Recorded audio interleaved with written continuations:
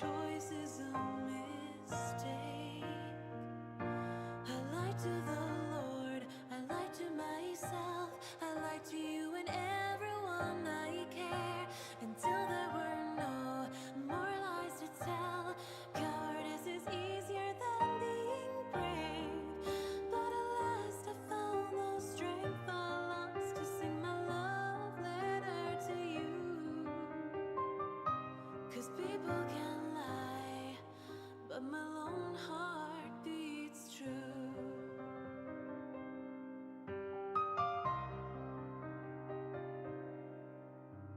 It was a simple question, my answer came too late, and every time I said no, I wanted to say yes. They say speak your mind, tell the truth, but there is room for each regret. So many fears to overcome, so little time to conquer them.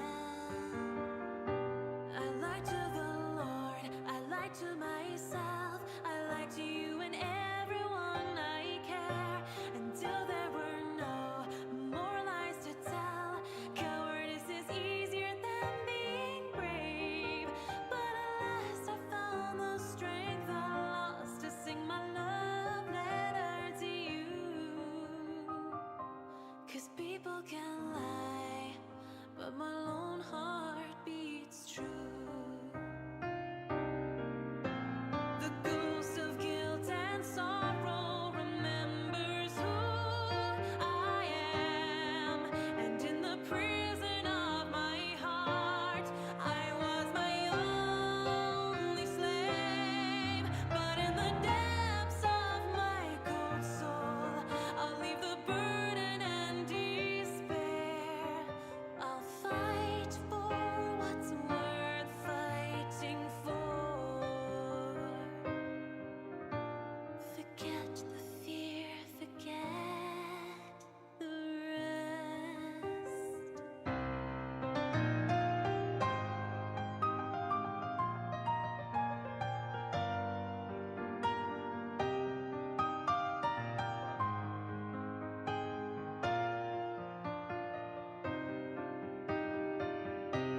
I lied to the Lord, I lied to myself, I lied to you and everyone I care, until there were no more lies to tell.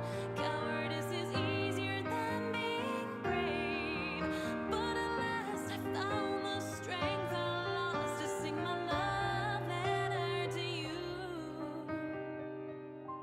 'Cause people can lie, but my lone heart beats true.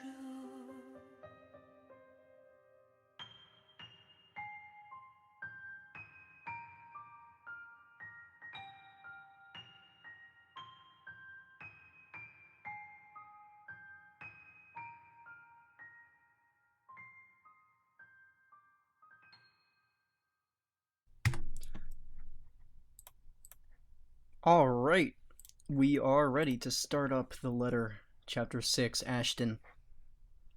We finished Rebecca last night, and what was perhaps one of the most horrific things that we yet saw, one of the most heartbreaking phone calls. Rebecca cornered on the roof by possessed Hannah. Nowhere to go. She calls Ashton and tells him thank you for being there for me. And that was the end of Rebecca. So now it's time for Ashton. Ashton's path. And like it was before, this is blood mode. So we're killing off everybody. Let's load the game. Here we are. Beginning of Ashton's route. Parties have never really been my thing. They're always such a hassle and take so much of my time off my day. Other prior plans and commitments cancelled, all for the sake of playing along with others. Welcome everyone. Aw, Hannah. I've hated them even as a child. Please, make yourselves at home. I think I will. But Mom often insisted on dressing me up for these when I was a little boy. She'd slick my hair back, put me in one of those stuffy dinner jackets, and if there were any children around, urged me to make friends. Never mind how utterly loud or tedious it can be. It was all for the sake of keeping up appearances, pretending to play nice with others. To some extent, lies and intrigues have already surrounded me long before I've chosen what I wanted to do with my life. Luckily, there are easy ways to tune everything out, and much to my mom's frustration, I've always managed to sneak my CD player along back then. I kept to myself and to my music, had my little own world. Until I learned to observe. Sure, all it took was my mom confiscating my player during one social function. But when left with nothing better to do, watching people appeared to a much interesting activity. Appeared to be, probably. More so than feigning a curious face while a snot-nosed kid babbled on about his shiny new toy. In fact, it still is. It's a simple matter of awareness, really. And for someone with keen eyes, a skewed necktie or a simple flick of the wrist alone can tell volumes about a person. I still don't like parties. Especially ones as big and fancy as the Wright's housewarming. However, when there's actual reason to go to them, I figure they're not too bad. Be careful with Shirley, alright? Besides, like it or not, it's all part of the job. I'm here on a mission. One that has the name Luke Wright plastered all over it. You'll think the man will want to remain inconspicuous after his name has been linked to several high-profile crimes across Luxborn. Granted, most of it had gone over cold over the years, having stagnated without any lead or evidence, but it still doesn't make him any less suspect. Yet, here he is, throwing a party in his own backyard. Although, having observed the man this past year, I'm not even shocked. He craves it, the damn spotlight. Constantly yearns for attention like a neglected puppy. It doesn't take a genius to figure out why he's nowhere to be found in his own party. He's likely waiting for an opportunity, a grand entrance. But that's not the problem here. What pisses me off is how far his reach extends, how close he has creeped into the lives of the people I care about. Again, like a stubborn itch you can't be rid of. First, Professor Clark. Then there's Isabella, and I've also spotted Z-Man around here a while ago, and now there's also Rebecca. Can't you at least act with a bit more shame? Let's check the journal. So, Ashton's profile. Ashton Ash Frey. He's 29 years old, 5'5", Detective Inspector, American-Japanese. And yeah, Rebecca was his one friend growing up. Took up law, but was quickly disillusioned, then went to forensic science, and now he's here. Becca, if I find a single scratch on Shirley, there will be hell to pay. There will also be hell to pay if he so much as harm a hair on either Zach's or Rebecca's heads. He might have already done so with Isabella, and I wasn't able to do a single thing to keep her safe. I can't let the same mistake happen. I doubt he'll attempt anything in front of other people, though. Any untoward action will tarnish his glorious reputation with his peers, and he values appearances more than anything. Prefers to do whatever disposal necessary as quietly as possible, away from the limelight. That doesn't necessarily mean he isn't capable of doing so. More than, in fact, and on the off chance he pulls a stunt, I won't be responsible for my actions. Those guys know what they're doing. They're handling cars worth more than your precious Shirley. For Zachary's and Rebecca's sakes, however, I really hope this will simply be another housewarming, even though something tells me it's anything but. This, despite freely sharing a brief laughter or two with the latter when the conversation has called for it. And yeah, Ashton is my favorite character. I said that last stream, but I'm really gonna enjoy this. Call it a detective's intuition or fate, whatever. When Luke Wright's involved, nothing good has ever come out of it. I simply can't let my guard down here, more so when nearby a familiar car slows to a stop and out comes... Chief? My presence here might be odd, at best, but I have an excuse. One that the man standing a few meters away from me handed himself a year ago. Served up on a plate, no less, along with a heavy helping of flattery for the new promoted detective inspector. Can't exactly say the same for my good old boss, can I? Although, to see him here chatting it up with Luxborn's rich and famous isn't such a big surprise in itself. No disrespect men, but the guy is obviously a social climber. What is surprising is the fact that he seems all too eager to mingle with a person of interest's wife. Just what the hell is he doing here? Ashton, what's... Sorry, Becca, I just saw someone I need to catch up with. Longtime friend. What the shit is going on here? Oh, wait, Ash! What about... This won't be long. Be careful while I'm gone, okay? Hey, be careful! About what exactly? I don't want to draw attention to myself either. At least not until he's given me proper reason to spoil his little party. Thank you for the invite, Anna. Yeah, thank you, Hannah. Husband still missing, I see. I should be saying the same of your darling Rochelle, Lee. The doctors again. For now, the best I can do is wait, blend in the crowd, and remain inconspicuous to cast less suspicions about myself. Gonna quick turn something off in the background, disable that. Alright. Got this up. Zach and Rebecca too, as much as possible. Even if it means to pretend I don't know them and forcing myself to rub elbows with people I barely know, let alone like. I can't involve them, especially with the added risk of having Chief here, whose motives are dubious at best. Wandering is out of the question this early as well, when there are guards and civvies stationed here and there, to make sure nosy guests don't go about unattended. Going past them is something I can do with ease, but I'd rather not now, when I'm one of the few snooping and roaming about. I want to see, why Ashton has an American accent rather than an English accent. If it says anything about American Japanese, yeah, so he's from America, obviously. It doesn't say anything about him moving over, though. I guess he did at some point. It'll be best to try and do so when there's a crowd of people, and if their interior designers' drunken claims are to be believed. Yes, well, what's about Luke? Flashback to that bar scene with frickin' Marianne going on and on about whiskey. Should we file a missing persons report now, or do you want to wait 24 hours? He's around. You know, I can tell if someone's bluffing. You can, eh? It'll all come down to how well I play my cards tonight. With a good hand, this party's gonna give me the breakthrough I need to crack Luke Wright, or something to prove my suspicions wrong, either or. Maybe find out what kind of game my boss is also playing. I've had an inkling before, a few hunches tempered down by how much of a bumbling fool the man appears, in spite of his rank in the force. But one does not simply deal with the Wrights and get invited to a party they host without wanting anything from either of the two. Or the other way around. So, with a last wary glance at the two, I head into the ballroom where the party is at. I just hope this will not complicate things further. Shit.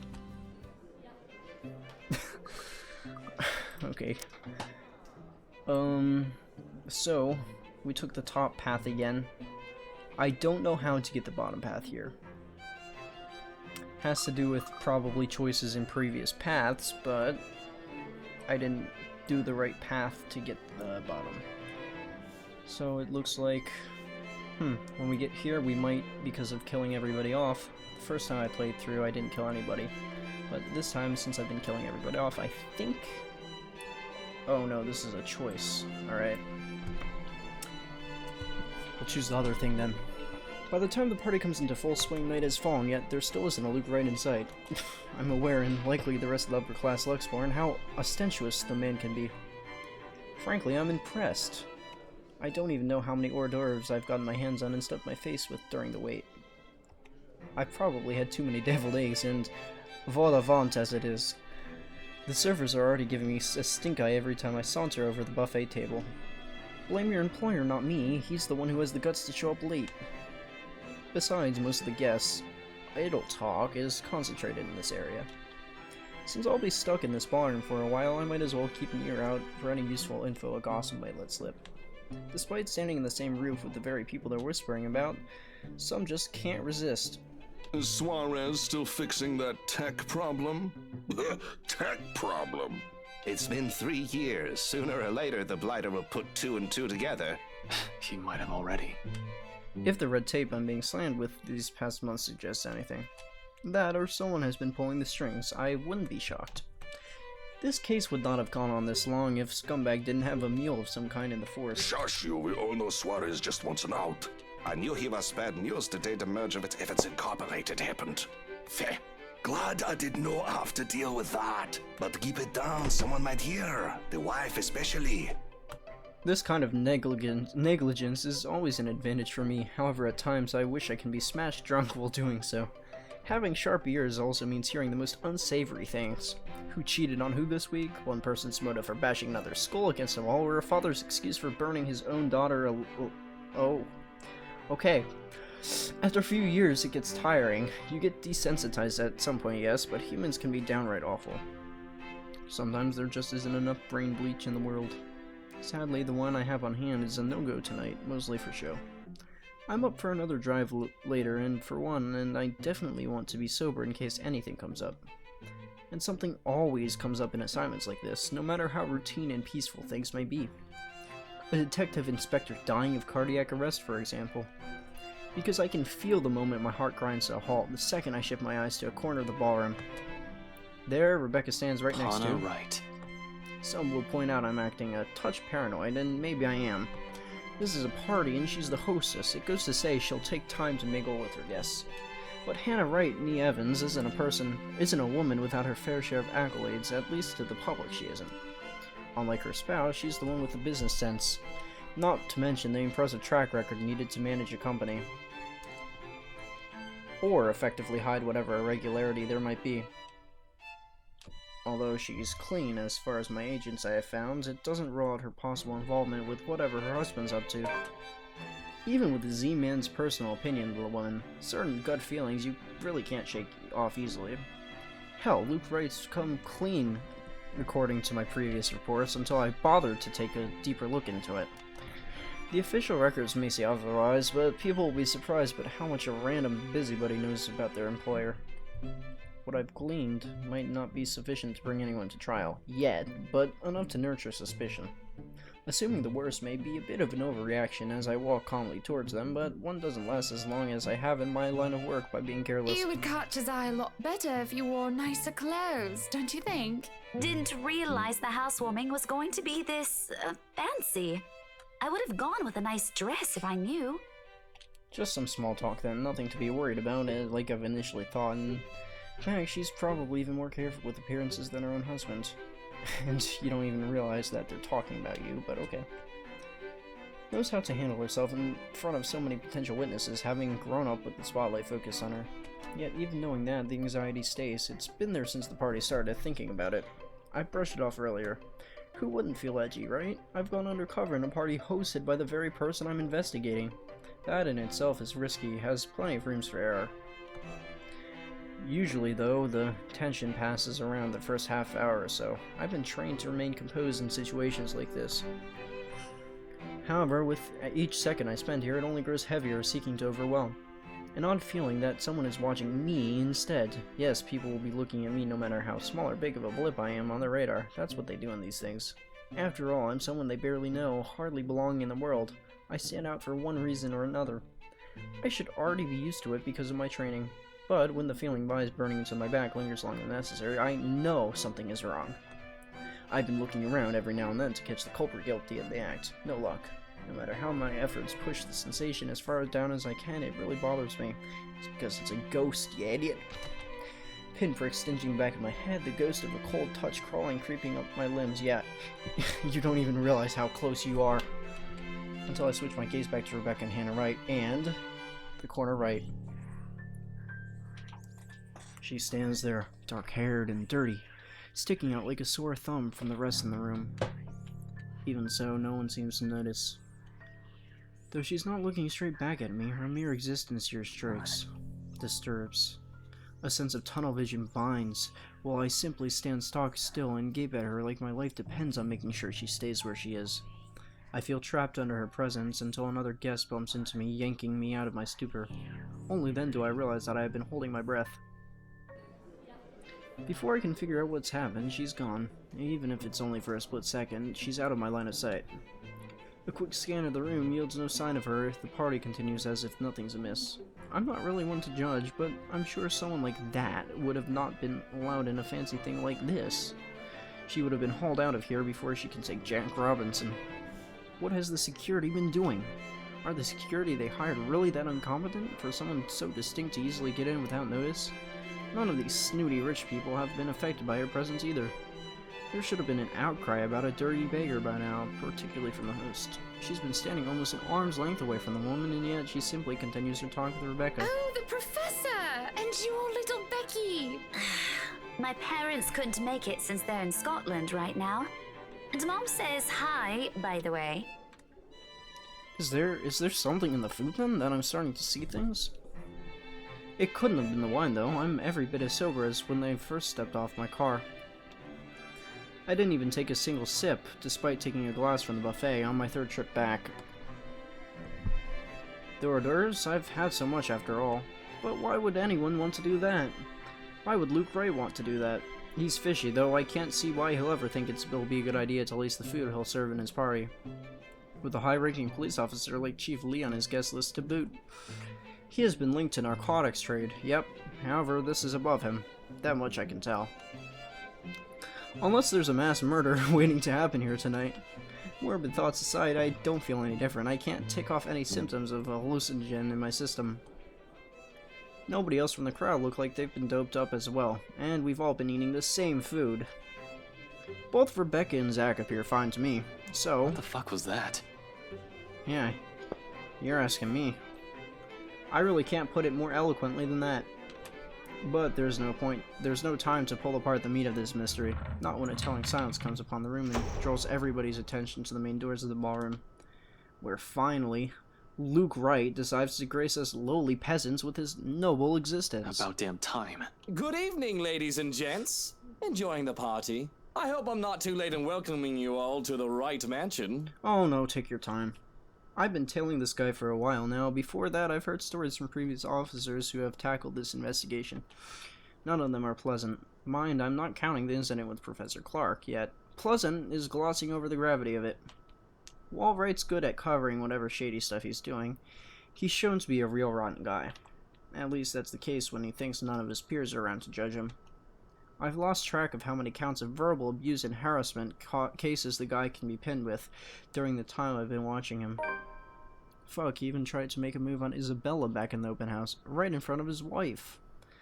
Standing in the same room as him now doesn't make me want to punch him any less. Actually, they were just stronger this time, but protocols. My case, first and foremost. My own opinion of the man shouldn't get ahead of my purpose here. If I want to put him in his place, it'll be in a court with all proper charges filed against him. I'll only be able to progress to that once I gather enough evidence to pin this bastard down. Welcome one and all to our humble abode. Tonight, if you have yet to find yourself in your roles, you are our ladies and lords of the court of your king and queen, if you would excuse my presumptuousness. So enjoy the feast that has been laid out for your senses, as we only allowed the best to be served. Oh yeah. Only the best to be served. Why would we serve creepy ghost people, right? Enjoy the rest of your night, everyone! Suppressing my annoyance, I prepare to step away from the crowd that has gathered around him. Amidst the cheers and claps, now is a good time as any to move. Try to find that something the McCullough woman talked about.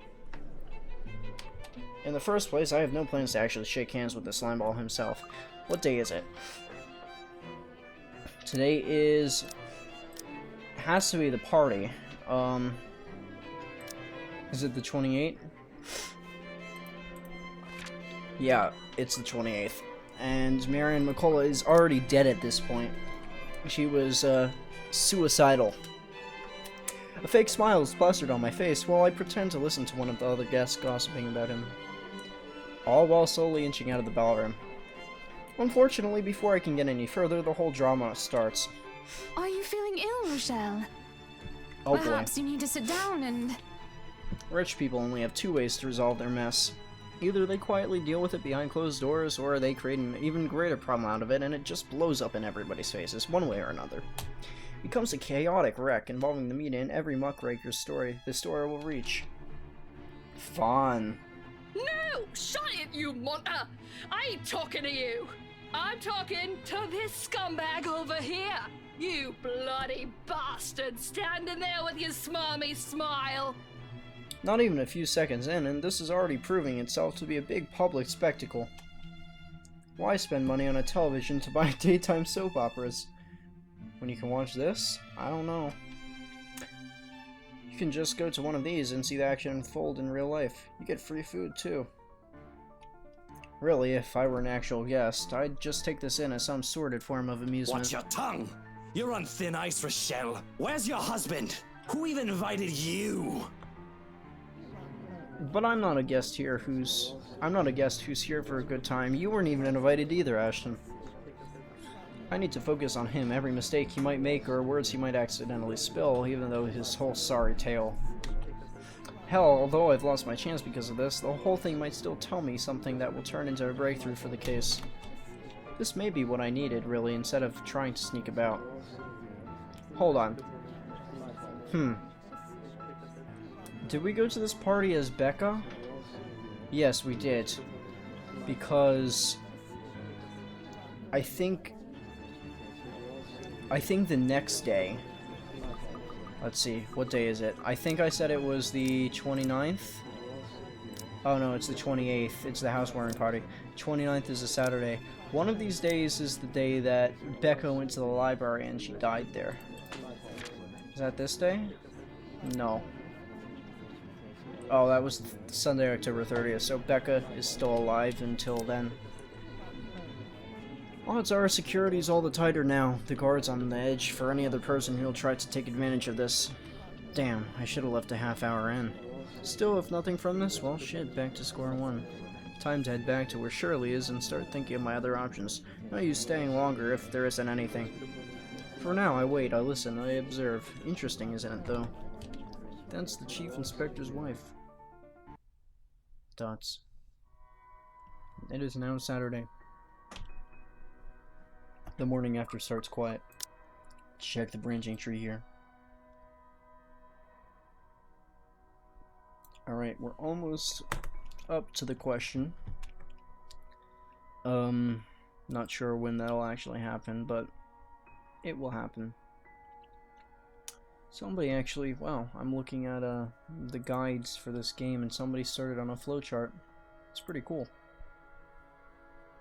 I have chapter 1 done. Ashton. Ashton does not have numbered endings. As his chapter blends into Luke's chapter. However, Ashton's fate can still be determined. Oh, okay. That's right.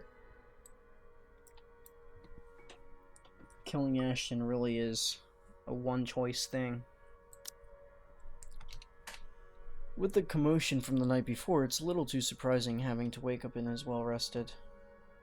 Even the whole Salem-well residence seems unusually still, the open hallway when I step out for a stretch, devoid of tenants out for the usual morning sweep of the grounds. No sounds coming from the other units either, or signs of other people just waking up. It's almost as if something's brewing on the horizon. A peaceful night's sleep still does wonders for the mood, though. I have Rebecca's unbelievably comfortable couch to thank for that, I guess.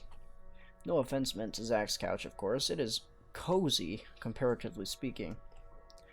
I can't even remember the last time I've slept without anything urgent interrupting. It's a nice break from all the bad news lately. If it isn't for the intermittent buzzing from my pocket waking me up, I'd readily sleep in, just to catch a few extra minutes of shut-eye. The ringing has stopped before I can move somewhere private, but sleep has also been effectively kicked out of my system by then. Pity.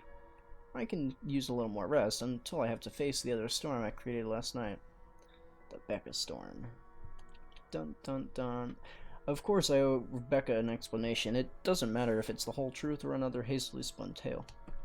Although I haven't really figured out the what in the how part yet. Unlike Zach and Izzy, who don't usually ask further questions and are content with what little I can share, Rebecca's rather quick on the trigger. Those Nancy Blue games we used to play as a children, she's taken well to them. Nancy Blue.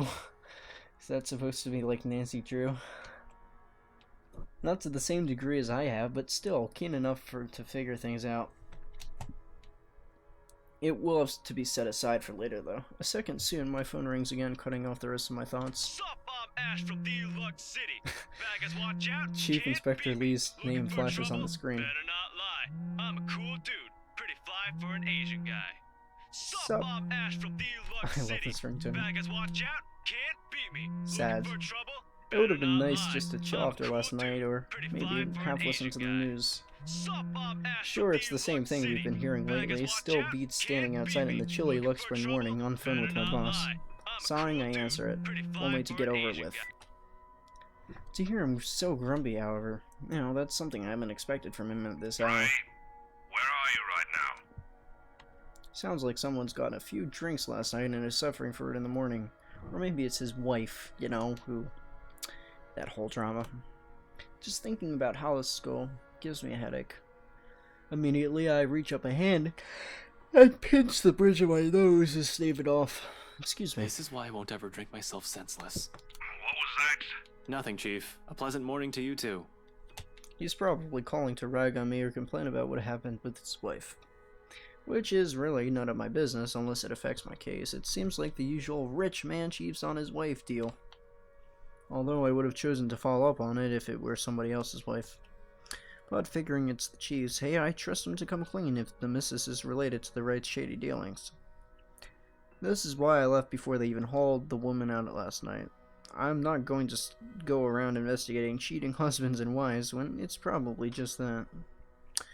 Chief appears to have a different idea in mind, though. There's nothing pleasant in the morning. Anyway, where are you? I told you millions of times before to keep your lines open. He did, and not only him. Zach, Rebecca, Isabella, all of them have said the same thing numerous times in the past. But I was undercover last night. A phone call is the last thing I would want to happen when there are other things I need to focus on at the time. Besides, we have the radios and the work-issued phones. Why isn't he calling me through those if this is urgent? Just woke up, sir. As awesome as it is to hear your voice this morning, it really is early. If you could give me a few minutes just to wake myself up, that'd be swell. No need for that. This won't take long. Is something wrong? Am I needed at the precinct ASAP? Oh no, everything's good over there. Just look, kid. Pray. Oh, Don't take this personally, they're taking alright? off the case. That's it. Okay, yeah, I'm skipping past that. Because I remember this. He's getting taken off the case. And he's really pissed off at the chief. But yeah, crap happens. And we're 2 parts away from the decision. First one. Chasing a real person is easier than chasing the supernatural things, and I hope to God I'm right on this one. I just want to know, sir, at the party, with Luke and Hannah Wright, you were... Monday, Detective Inspector. First thing in the morning. Every copy of the files you have, I want to see it all on my table, understood? This isn't... Frey, am I understood? What else can I do here other than smile and nod? With my own superior expecting an answer using that tone, brushing my questions off as easy as discarding a dead body. Yes, sir. He cuts the line as soon as the words are out. Let's see if I can skip this. Yeah, I can. Alright. So, this is the whole argument with Becca about last night. How he left her in the dust. You know what? I'm actually gonna save here. Just stretching the truth here. Becca went up. I think. I don't know. Let's see what happens if I... It's confidential, Rebecca. She goes up. If I do this relationship, it's at this point, I think stretching the truth makes it go down. Yeah, it does. Alright, well. It's confidential, Rebecca. Even though I did that before, just because I picked the other one, I think... Oh, no. Oh, no, I want to stretch the truth because I didn't go this path up here. What am I doing? Stretching the truth. Obviously, I can't just say, hey, Becca, you know the Wrights, they are suspected to be ringleaders of a crime syndicate and shit like that. Protocol or otherwise, there are so many things I'm not allowed to tell the others. Even if I'm able to share information with civilians, knowing what I could do very well put them in danger. That's why I keep it vague, obscure the facts, or when push comes to shove, stretch the truth and lie through my teeth. It's a necessity I've grown to deal with. It has already become a part of me, no matter how much I love doing it. I mentioned it, didn't I? I saw an old friend and I thought I'd catch up. Didn't really notice how long our chat got. You know what they say about time flying when you're having fun, and Lloyd is a fun guy. Oh yeah, Lloyd. She doesn't look convinced at all, though she's the very picture of someone who's at least willing to listen. Her glare effectively takes a good 20 off my current years. I feel like a kid again, being reprimanded by my junior high school teacher for sleeping in class.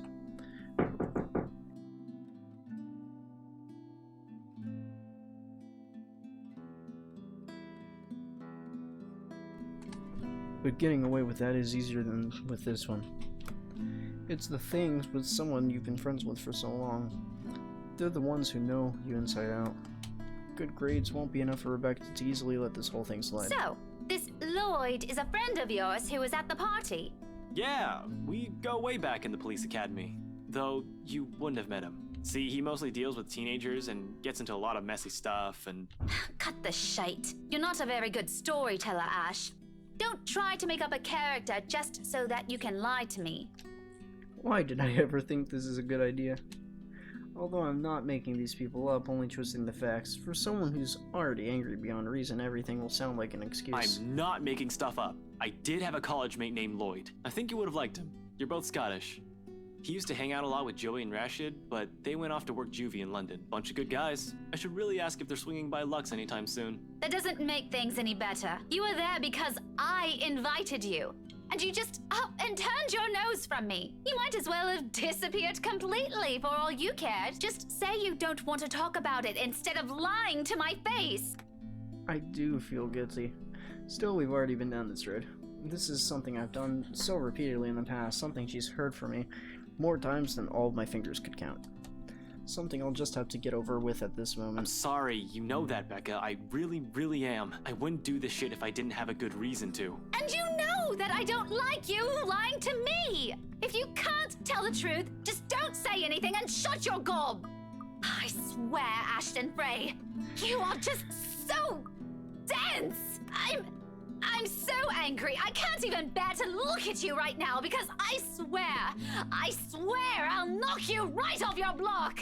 I mean, what good reason could you have to act like an antisocial asshole? The only time you did talk to me was to spout some vague nonsense about Luke. What was that all about? Were you somehow expecting me to just accept everything as it is? When she's ranting at him. You really shouldn't go near that man, Becca. Why? Because you don't trust him. And on the branching tree, we're up through here. And then we'll be back to the common route again. I wonder if you actually trust anyone, aside from the three of us, Zach, Isabella, and myself. Do you even have any other friends? If you're perfectly fine with that, then go ahead. No one is stopping you. I can have a life of my own. Friends that I don't necessarily share with you. I'm an adult, Ashton, and I can make my own bloody decisions. I sure as hell can choose the people I want to let into my life. Of course, she's allowed to do as she pleases. I never mentioned she can't.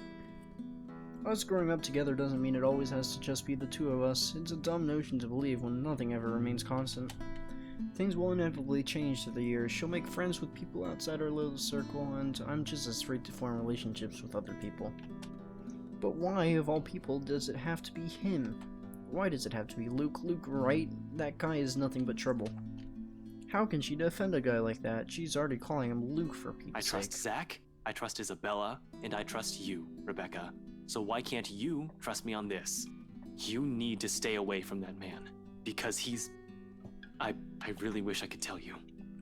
What was that saying Isabella mentioned before? A liar is a brother of a thief. People will look at me now will probably say I'm a hair's breadth away from being a criminal. Z-Man has mentioned that once a few years into our friendship. I left it off back then. But now, they're probably right. Little by little, I'm becoming the very kind of person I hate. How ironic. Dots. The silence afterward brings even heavier air between us. Something Rebecca thankfully doesn't allow to linger more than necessary. I suppose you have to go now, huh? The situation is already awkward as it is. Prolonging it will only make it more, difficult, messed up, as if it isn't already. In some way, the lack of words is already an understanding in itself, that it's better to leave things for now and talk about it when the wounds are no longer fresh in our minds. At least, it's something we both outwardly agree on at the moment. Back to your case again? I don't really have to. I have no case. As far as the job is concerned, I have until the weekend off until I have to report it to Chief on Monday. Although I don't want to just throw in the towel on this, orders are orders. This isn't like the movies. I don't get to say fuck off, throw my gun and badge at him, become some vigilante, save the day, and get my job back. I'll sooner get my ass thrown in jail than do any of that. But it's also not in my nature to sit still and do nothing. It'll drive me crazy if I just idle about. Besides, Professor Clark has to know about this whole Luke Wright thing. Yeah, I need to go talk to Professor Clark. And there's something else I need to look into. Can I skip? Yeah, oh. Same stuff that Zachary has also been trying to tell me. Things even the news have been blasting out to the general populace lately. Evening, afternoon, morning, with all deaths with the same motives blamed on a single serial killer. Or is it still the case? In the early hours of the morning today, the fire was contained within the room and no other tenants were harmed, according to Luxborn police. Frankly, there's only one lead we have on this at the moment. Oh, today is the 29th. The 30th, I think both Rebecca and Zach die. All of the crime scenes where the victims have been found have also been vandalized with the same message as that letter. It is something, though, nothing substantial to go by.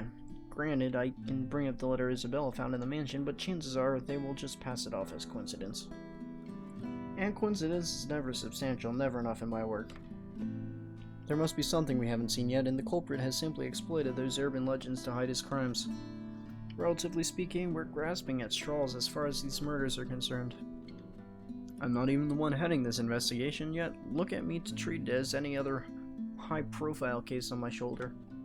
How sad is that? Even LPD doesn't have an inkling on what we're supposed to be looking for here. Although all three of my friends have mentioned seeing something strange, I don't want to go into that line of thinking for now. Particularly with how much every news outlet has blown this up. Not yet, not until I've exhausted every logical reasoning and argument as I can throw at it. To tell you the truth, though, I don't know how to take all of this anymore. But looking at the closed door of Isabella's apartment, I can't bring myself not to act. And after Rebecca's claims last night, if I lose another person important to me because I didn't listen, there wouldn't be enough regret in the world. Looks like back on the common route, and because Isabella died, we went the bottom path here. Ooh, looks quite different from the top path. Quite different. Fuck, I can still see her lifeless eyes staring back at me. Well, glad to hear you're talking to someone, at least. Even if it's not me. You sure you're not bothering the professor or anything? Don't you be a cheeky brat now. I'm sure he's a very busy man. You pointed that out yourself last night. Becca, even if he is, you know he'll make time for me. I'm his favorite after all, aren't I? In an attempt to keep things light again. Bad move, apparently. All I get in response to that is a roll of her eyes and a door shut on my face. I probably deserve that. We're just gonna have to mend this some other time. By then, her temper's sure to have cooled off significantly. Hopefully. Confronted Ashton about what happened at the party. Chose to stretch the truth, led to another argument, and Rebecca slamming the door at him. Great. For now, I can't laze around. Gotta attend things that matter more. Find Professor Clark first, deliver the bad news, and then maybe also drop by Zach's. Check on him, hear what he has to say. He's also read that damn letter. Has also been saying odd things about a bunch of photographs, and that you didn't check out, dude. I might as well while I'm here, playing a paranormal detective, or was it supernatural? I can't remember. This certainly isn't something I'll bother with on my free day.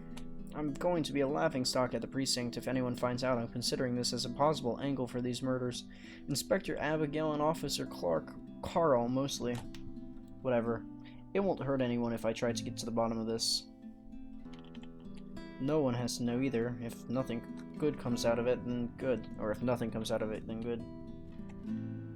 Everyone can shut up about stupid curses, and we'll finally get back on track with our lives, on to more important stuff. If there is something. I'll cross that bridge when I get there. And so, with the last deep draw of breath, I step into the morning, casting my own problems away for now, whilst carrying a new set of uncertainties within me. If I'm lucky and Professor Clark has no other obligations today, I know just where to find him. He's usually at the park on late Saturday mornings, as long as it isn't raining cats and dogs, and let's skip through this. Oh, we can't. That's right, because this is the bottom path. Keeps him young and healthy, he says, and he's certainly fit for a man of his age with a sedentary job. This place is only a few minutes off from Salem Well and gets plenty of foot traffic when it isn't drizzling. Now is a good time as any to get a few miles in. We've been having rather odd, pleasantly sunny days as opposed to the usual gloomy, rainy Luxembourg ones after all. If you want to run on the pavement rather than on a treadmill or without going home sopping wet, might as well take advantage of the strange weather. And like I've expected, it's not just those going on for a run who have the same mind. A moderate crowd dots the span of the park grounds by the hour I arrive. People walking their dogs, kids playing a game of tag, and a few are simply content to lay about in their blankets with a book in hand.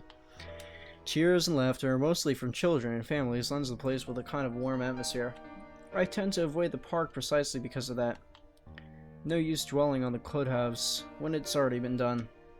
Mom's doing well with her career. Dad's also fine the last time I visited. Although neither remarried, they're both content with their lives as it is. I'm probably the only one caught up with it still, hence my aversion. But all in all, it's still a pleasant sight to see, if you're the kind that takes joy in such sights. Professor Clark is, and true to form, I find him enjoying a walk around the place. He stops as soon as he sees me, a small grin spreading across his face when I near, his hand raised in casual greeting. Not running today, Professor? Oh, no, not today. Just thought I'd enjoy the nice weather, before it takes a turn for the norm again. And to what do I owe the pleasure? This is one of my favorite soundtracks. The guy certainly looks happy right now, in any case. I almost don't want to break the news to him. The smile on him, I don't want to ruin that. But it's better to get this off quick as long as he doesn't shoot the messenger. He's not the type, however, a long-held resentment can change a person, even someone as mild-mannered as the professor. Last time we called him and talked to him on the phone. And this time it's in person. Maybe we should sit down first. With a slight gesture of my hand, I lead the two of us to a nearby bench away from anyone who might still want to listen in. Not that there's much to hear, it's just for the sake of his privacy. He's had enough of the city's tattlers 10 years ago. There's definitely no need to feed more fuel to a fire that has already died down years ago. I wait for him to take the empty space beside me before starting. Instead, he spares a moment to give me a once-over, quiet and unblinking during the scrutiny. The way he looks at me reminds me of all those times he has done so back at the university. I try not to flinch meanwhile. Once he's done, he simply raises a hand, reaching up to correct his glasses. A habit, as I've learned so many years ago. He does that when once he's found what he's searching for, a nervous tic or an odd stain on one's person. Something to tell him about the one in front of him. The art of keen observation? I've learned that from the man. It's likely he already has an idea what this might be about from my appearance and expression alone. Despite this, he allows me to speak first wordlessly, takes the open seat, a smile still on his face as he watches the scene in front of us. Funny how the simply word goes on, while we sit here with the shadow looming over us. I was hoping to talk to you about the case. I suppose I'm just a downer today. As soon as I say those words, a look of concern replaces the cheery expression on his face. You aren't in trouble, are you? For a second, I hesitate, looking at the dirt beneath my shoes, but I manage eventually. After a long, ragged draw of breath, I pick up where I've left off, though still fumbling with my phrasing. Well, I'm in a bit of trouble, if you can call it that. He quickly raises a questioning brow at that. But I'm not in danger or anything. You've said that same excuse a million times before, Detective Inspector. Oh boy. Those circles under your eyes... It's nothing like what you're thinking. Don't worry. I was just... I was taken off the Luxborn firm case. I expect anger, frustration, maybe even disappointment, but all he gives me is a small sigh of relief. Is that so? Well, at least you aren't in danger. Liz wouldn't be too happy as she saw you like this right now. Liz. Aunt Liz, she insisted I call her. His late wife, a sweet-tempered woman by so many standards, never blessed with kids, and contented herself simply with managing their newly opened bakery. But she's the closest I had to a mom for the few years I'd known her. The professor too. In the absence of my own parents in life, the two filled the ache and the separation left in me. Believe me, you'll get an earful if you show up looking like that on her doorstep. How many years has it been since? 9? 10? I can still remember it vividly. Two men primly dressed, briefcases in hand, and a stern look on each of their faces. They had been a frequent visitor to the bakery in the months prior, something about the lot being a prime property in downtown Luxbourne. I think they were hoping to settle a deal with them, but neither of the couple gave in to their demands. Why should they? That quaint little shop was a dream for them after all. Aunt Liz sent me home early that night after a fruitless wait for the professor. The next morning, news of a bakery razed to the ground has spread across the whole city. One casualty. A few weeks later, the property was sold to Wright. A fucking hotel now stands in its place. Of course, an investigation was launched after the incident. The name Luke Wright was briefly at the center of it, but with the lack of any evidence, the case ultimately went cold. The professor hides it well, however, I can tell that he hates that man to this day. It won't be too much of a stretch to think that he might blame Luke Wright for every tragedy that happens in the city. He has never blamed me, though, when I'm equally as responsible. I knew something off the moment those men stepped inside the shop. I could have saved her that night. I could have prevented anything from happening to her, called for help or whatever. I didn't. So it continues to eat at me this until today, the guilt. The Luxbourne firm case would have been our chance at reopening that old case if we can prove Luke Wright of his crimes. Instead, we're back to square one. Yet, all he has for me are words of comfort. To think he can still be this concerned about me after my carelessness, after I've broken another promise a second time. People never cease to amaze me. You might think that you have failed as an officer. Or maybe you think that you have failed me, and you know more than anyone. I would love to see that man taken down. If anyone deserves to be tried in high court, it's him. Goodness knows what awful things he's done. But I'm glad nothing's happened to you while you were working on this. That's what's most important. I'd hate to get news like that again.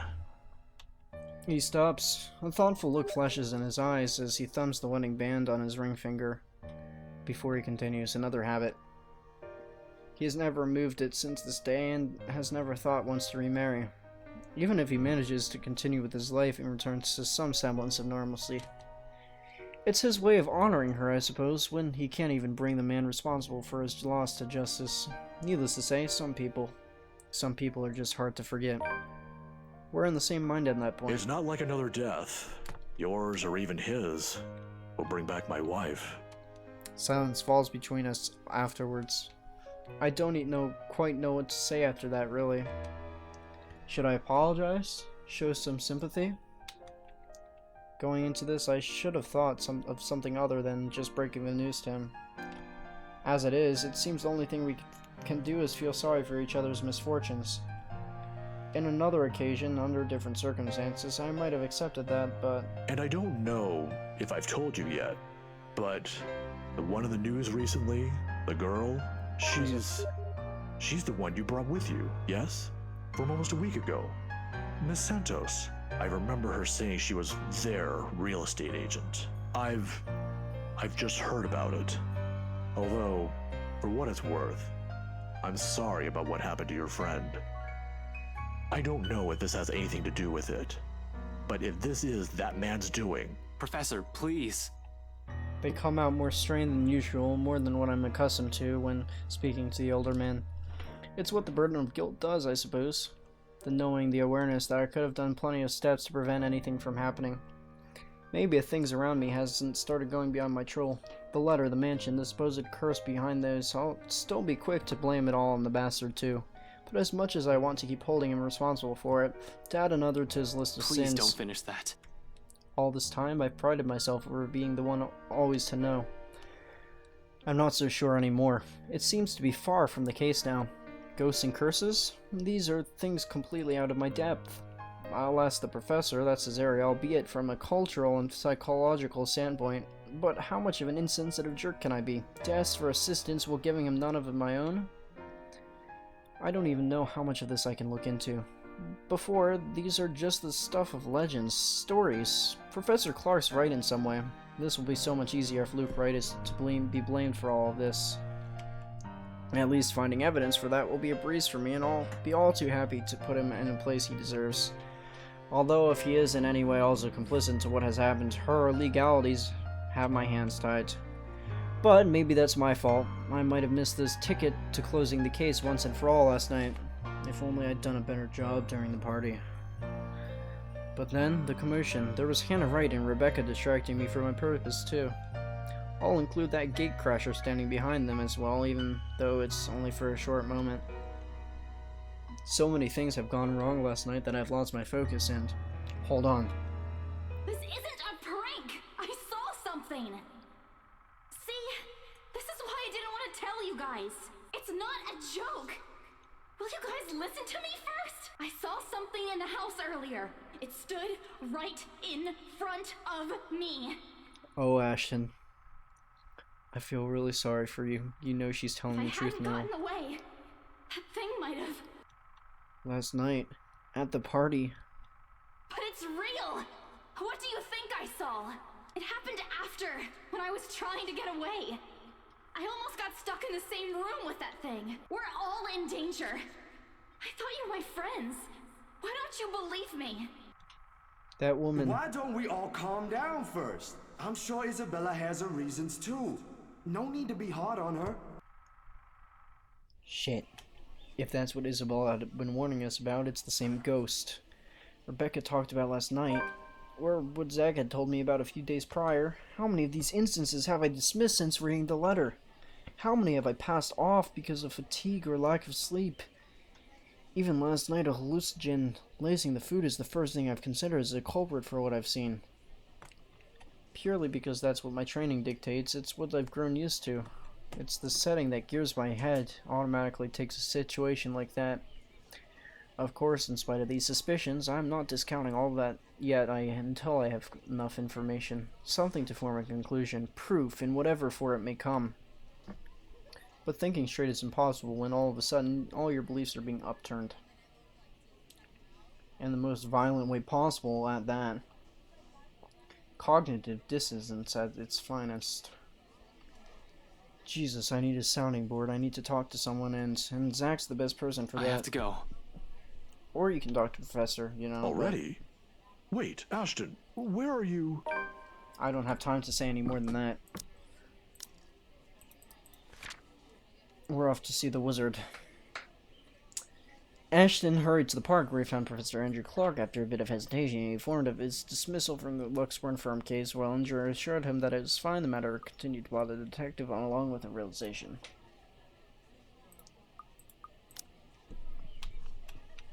No time to stop and listen to what the professor has to say as I bolt up and run like a bat out of hell.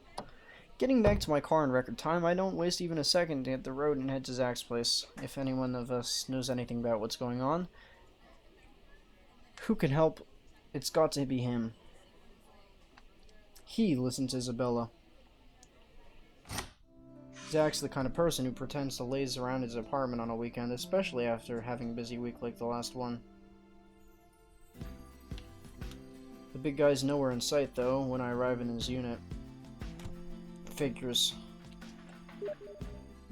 People don't seem to be where they should be when I need them. For it to happen now of all times, it frustrates me. I can see why Inspector Abigail and Rebecca sometimes tells me that I have a temper, though I always tell the latter that it isn't as bad as her fiery streaks. Looking around, I find no sign where he might have gone to. He usually leaves a note on his fridge if he's out for the day, just in case someone drops by. I think this is where he goes to, the mansion and just scopes it out in the morning. He goes and knocks on the door, and Luke yells at him to go away. And I forget what happens after that, but yeah. But seeing as there isn't one, he probably just went out for a quick walk. I hope. Maybe he ran out of eggs or something and went out to buy some? He is out of eggs after all. A peek into his fridge confirms this, and it puts my running mind to rest for a while. He always has to have some. Be it for an omelet or something he's baking, the guy always has a baker's dozen. Actually, I can go for a friggin' pie right now, but Zach's fridge is next to empty, save for a few leftovers from last night's dinner. All I can do is sigh as I close it behind me. I'm still worried for my friend, of course. The messy bed suggests he was out in a hurry. He didn't even bother to fold the sheets. And he left his phone, apparently. His cell phone's been left behind as well. Another odd thing when he has made it a habit to never leave it behind in case a client calls. I think this is where he bolted out of the room in the middle of the night because he took a picture of the freaking ghost in his apartment, maybe? At least the locked door points to the fact that it wasn't a forced exit. I can take comfort in that, but not so much. Anything might happen, and completely letting my guard down is out of the question. In hindsight, I shouldn't have let Rebecca alone too. I'll have to check on her later. In the meantime, there's Zach to worry about. But with no other clue where he is, without his phone with him, I have no choice but to wait. Sure, I can give the room another thorough run-through, but I don't think Zach will appreciate me upending his place. Besides, before I can think of snooping about anymore, my stomach growls, reminding me I haven't eaten anything yet today. Might as well cool down a bit, right? Anything to distract myself so that I don't have to just charge headfirst because of whatever paranoid scheme comes to mind. Returning to the kitchen, the first thing I see is a bag of chips when I rifle through his cupboards. After muttering a permission and an apology its owner won't hear, I grab it, set it myself on his old couch, and turn on the television. Last time I went through this part, he was with Isabella, because she was still alive. The screen lights up right as some awful noontime drama starts airing on Channel 9. Nothing like sitting in front of the TV with a mindless drone running in the background to waste away the time. And waste it away I do. The afternoon has hit its last few hours when movement comes from the other side of the door and Zach's heavy treads breaks the monotonous drivel from the TV. The lock clicks, the knob turns, and slowly it swings open to reveal a very exhausted looking Zach. What? Did he run a marathon? Sup, Z-Man? Light as my tone might be, his arrival eases the restless edge in me. Who knows what I would have done if something bad has happened to another one of my friends. Hearing his exasperated response is a good thing too. If another minute has gone by without him showing up, I might resort to unconventional methods. Thankfully, it doesn't have to come to that. Ash, how many times do I have to tell you not to call me Z-Man? And stop breaking into my apartment! Call the cops on you, but doing that feels like a joke in itself because you are one. I didn't. You gave me a key the last time I did that, remember? After the last one you broke, I can't keep replacing the knob just because you think it'd be amusing to lockpick the hell out of it. And hey, is that my... It's scary how the friendly banter and easy smile comes naturally. You ate all of it! I was saving that one for the weekend! I'll replace it. I do it even without thinking. And that speaks volumes about how comfortable I am around him. That's nice, isn't it? What makes me afraid of it, however, is the idea that a time might come where I might just do these on autopilot around him without even meaning to offend him in some way. The friendship we might have may be closer than most I've shared with others, but there are boundaries you can't cross without the other's permission. Zach's been respectful of that so far, neither asking about my parents or what happened to them. Me? Well, Bud will say not so much. It's also this easy banter that makes me wish we can just stay like this. No worries, no problems, just potato chips and the debate on whether or not I deserve them. But as always, I have business, and as soon as I see the chance, I take it. Straight to the point and ask him about the odd things that have been happening lately. I even think about being blunt, bringing up the letter. What did he say about the photographs? Huh? Oh, there's no guarantee it's a supernatural thing. It doesn't always happen. Looks like we're on a different path. We're still on the bottom path.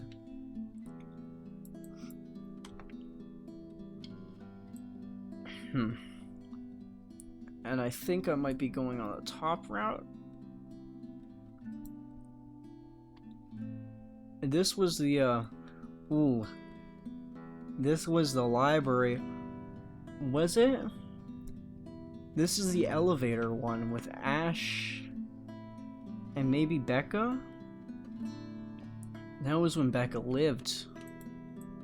Oh boy, but Becca's dead now. Or she will be when it gets to that point. Maybe. Or maybe, no, never mind. Becca ran out of the, I'm absolutely retarded. That was the one where Isabella and Ashton went back into the, offices of the, real estate offices to go look at all the notes she gathered. And then when they tried exiting, they took the elevator down, and Wynn and Miss Spooks stopped them, and they almost died. So, that's a dead end right there. But that can't happen either, because Isabella's dead. Now that I think about it, bothering that guy for this feels pretty silly now. But with the dreams lately... That's all? Did he say anything about the damn letter at all? Did you ask him even? Yeah, that's really everything. The letter kind of slipped my mind. The photos were more important at that time. There was some stuff about the local horror stories, though. Talked about the curses, and he was really fascinated with the story about a wraith asking for a sacrifice to move on. Kinda nasty if you ask me, but it does make sense if you simply go along with it. I'm not sure how this will help in the grand scheme of things. Why are you asking about this anyway? As expected, as we go through all this, Zach starts to look at me like I've grown a second head. Yeah, I will too. If there's ever a universe where I'm standing in front of myself, give him a piece of my mind. Insist the rumors surrounding the mansion are nothing but tales, and whatever happened to Isabella, whatever is happening lately, likely is a logical, more grounded explanation. Because, yes, I am a skeptic. Finally, the one time they spell skeptic right. All the other times they've spelled it with a C instead of a K. Even as a child, I never believed in ghost stories. The lucky charms and mystical objects from my mother have often been stored away or given as paltry gifts to those who will appreciate them more. The fact that I'm even considering this is crazy when every time Isabella has talked about her country's silly superstitions, I just brush it off. Point out every inaccuracy that I can see until it's all but exhausted. Granted, I haven't eliminated every single possibility here yet, but what else is there to go off on from here? I tried to stamp down the annoyance from that thought alone. The worried look Zach shoots my way doesn't help one bit in helping me gather my thoughts either, when that's what I came here for. Somehow everyone's just so suddenly worried about me. Rebecca, the professor, and Zach. It's not like I'm pulling any of this out of my ass. Even if Rebecca claims there's something shady going on, I'm inclined to believe there must be a scrap of truth to it. And when I look at those along with Isabella's warnings, what happened to her, what's occurring around Zach, what has taken place around Luxborn ever since Isabella found the letter... Have you seen the news this morning? His puzzled expression is enough answer. Of course he hasn't. Another night, another nightmare. The guy most likely went out as soon as he got to bed. To shake the images off. The memories have never really left him. So I show him, cycling through the channels until I find one doing a recap of these morning's reports. And there it is. The poor guy is unidentifiable with how badly his body's been burnt. Murder via arson? That's a logical explanation, as if I'm the officer looking into it. Except they can't find the source of the fire. Found Fire dead in didn't the even early spread. hours of the morning today. Just to show you how long this route is compared to Rebecca's and Marianne's and Zach's and Hannah's and Isabella's, and then there's Ashton's, which is like, The fire was contained within the room and no other tenants were harmed, according to Luxborn police. They're going to consider spontaneous human combustion soon enough if they don't find anything else. But what's important for everyone to note is the state of the room. Help me repeatedly scroll around the place. A similar writing was found in another victim's room from last week's incident. Both were employees of Briar Realty Corporation. LBN has reached out to the... Like what happened to Cooper and to Isabella. Hell, I wonder how many of any other deaths I missed. How many crime scenes have ended up in a similar state while I've been looking into Wright?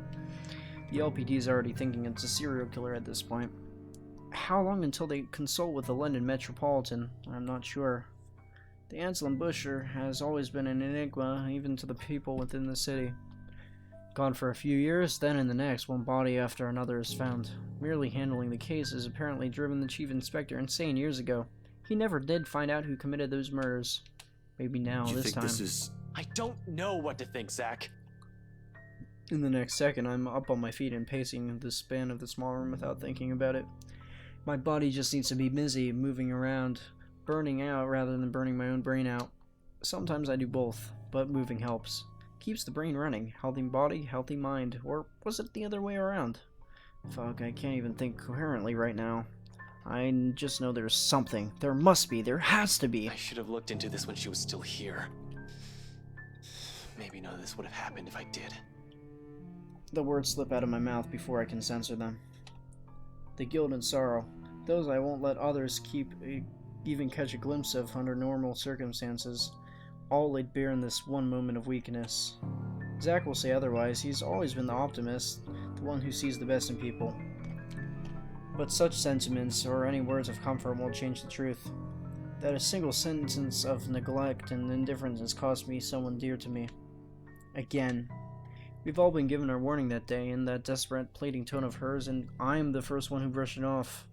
Still, like the usual, Zach tries. A benefit of the doubt I'm not worthy of. Rebecca and I are still here. Not for long. We'll manage, one way or another. Don't make it sound so easy. We have no idea what we're dealing with here. This is a whole fucking mess, and we're in it blind. The only way to make it worse is if we start running around like a bunch of headless chickens. But I have a concrete plan now. Aside from those ratings, there's another thing linking most, if not all, of these victims. The latter I'll still have to look deeper into, of course. However, this little detail has been bothering me ever since Inspector Abigail pointed it out during briefing. Even the news has picked up on it. Most of the victims are employees of the same company before their untimely deaths. Wright Realty Corporation. Inconsequential when one looks at the grand scheme of things, but maybe, just maybe, I'll be able to find something there. After all, despite the public's inquiries, the company has been quite suspiciously mum about the incidents. No matter where one looks at it, everything they're doing screams fishy, not just with the first sale of the mansion. This entire time I've been ignoring it and treating it as a separate matter, but what if? I don't mention this all to Zach, of course. My suspicions are mine for the moment. The details are something he doesn't need to know about until I have something to show. It's enough that he's aware that I have an idea in mind. For his part, Zach doesn't push it, and nothing but a heavy silence leads my departure hours later. Though from the looks of it, he has a plan of his own too. This despite my insistence for him to stay put. Zach always means well, but I'll worry less if he's not moving about without my knowledge. There are so many unknown variables here at play already.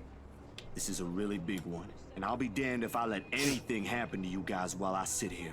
I'm done running when things get tough. What? You think you have a better plan? Who knows if it's better? At least it's something. Which doesn't particularly excite me if I'm going to be honest. I trust him to be reasonable. What I don't trust is the uncertainty that we aren't simply jumping out of a frying pan and into a fire. Anyway, what can I do? Short of cuffing him, which will present problems of his own and leave him terribly vulnerable. It's not like I can keep him leashed. He's an adult man of his own. I just hope this whole thing doesn't get any more FUBAR than it already is. Do what you want. If you can check in with Rebecca, I'd appreciate it. I want to say more than that, but I don't want to state the obvious. Zach's not an idiot. He knows I mean more. He knows not to run in things recklessly a lot more than I do. He knows to keep his lines of communication open, always ready to call for help when he needs it. And he knows not to get in over his head. Seriously, he'll probably make a more responsible police officer than me, if he only has the heart to join the force. We certainly can use more kind people like him. Though, as good as that thought, I push all of it back into the back of my mind as I step out onto the pavement. Tonight, I can't stay distracted. The drive to BRC is a quiet affair. Oh, so it looks like we're breaking in. Because we went with Isabella's card last time. And she meant that friendly security guard that we talked to. Holy jeez, this is a long chapter. Oh gosh. Oh gosh.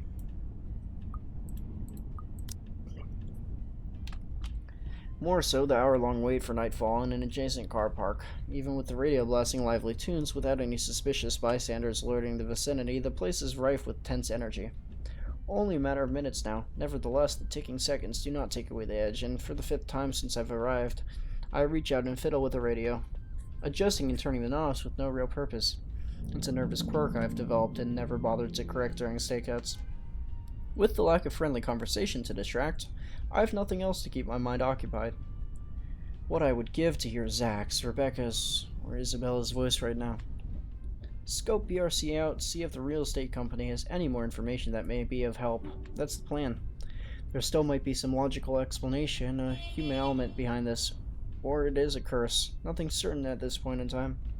The only way to find out is to investigate. Things about Cooper, things about Isabella, the two estate agents assigned to the Ermengarde mansion. They both worked on it before. Not that one. A name. You mentioned a name. Cook? Combs? The Cooper woman? Oh yeah, you went there. Christ, Frey, at least check the reports for the other cases. Let's see. Rose Pamela Cooper, real estate agent, found dead in her flat the other day. Same modus operandi. Scene was clean, blood and entrails everywhere, whoop-de-doo, there goes my lunch, and a message written in blood. The job. Her job. Where did you say she was working? I didn't say anything, but it's Briar Realty, same one as this girl. They were the agents who handled the sale of the mansion to the Wrights. Yep. Big news, that one property. Got a relative working in that real estate company once. He was laid off a year ago, along with a few dozen employees. I actually thought they're about to go under. Guess not. But 2 employees from the same company dead in the span of a week. If I didn't know any better, I'd say they did something fishy with a deal and things somehow got awkward with the client, if you know what I mean. This might be the result.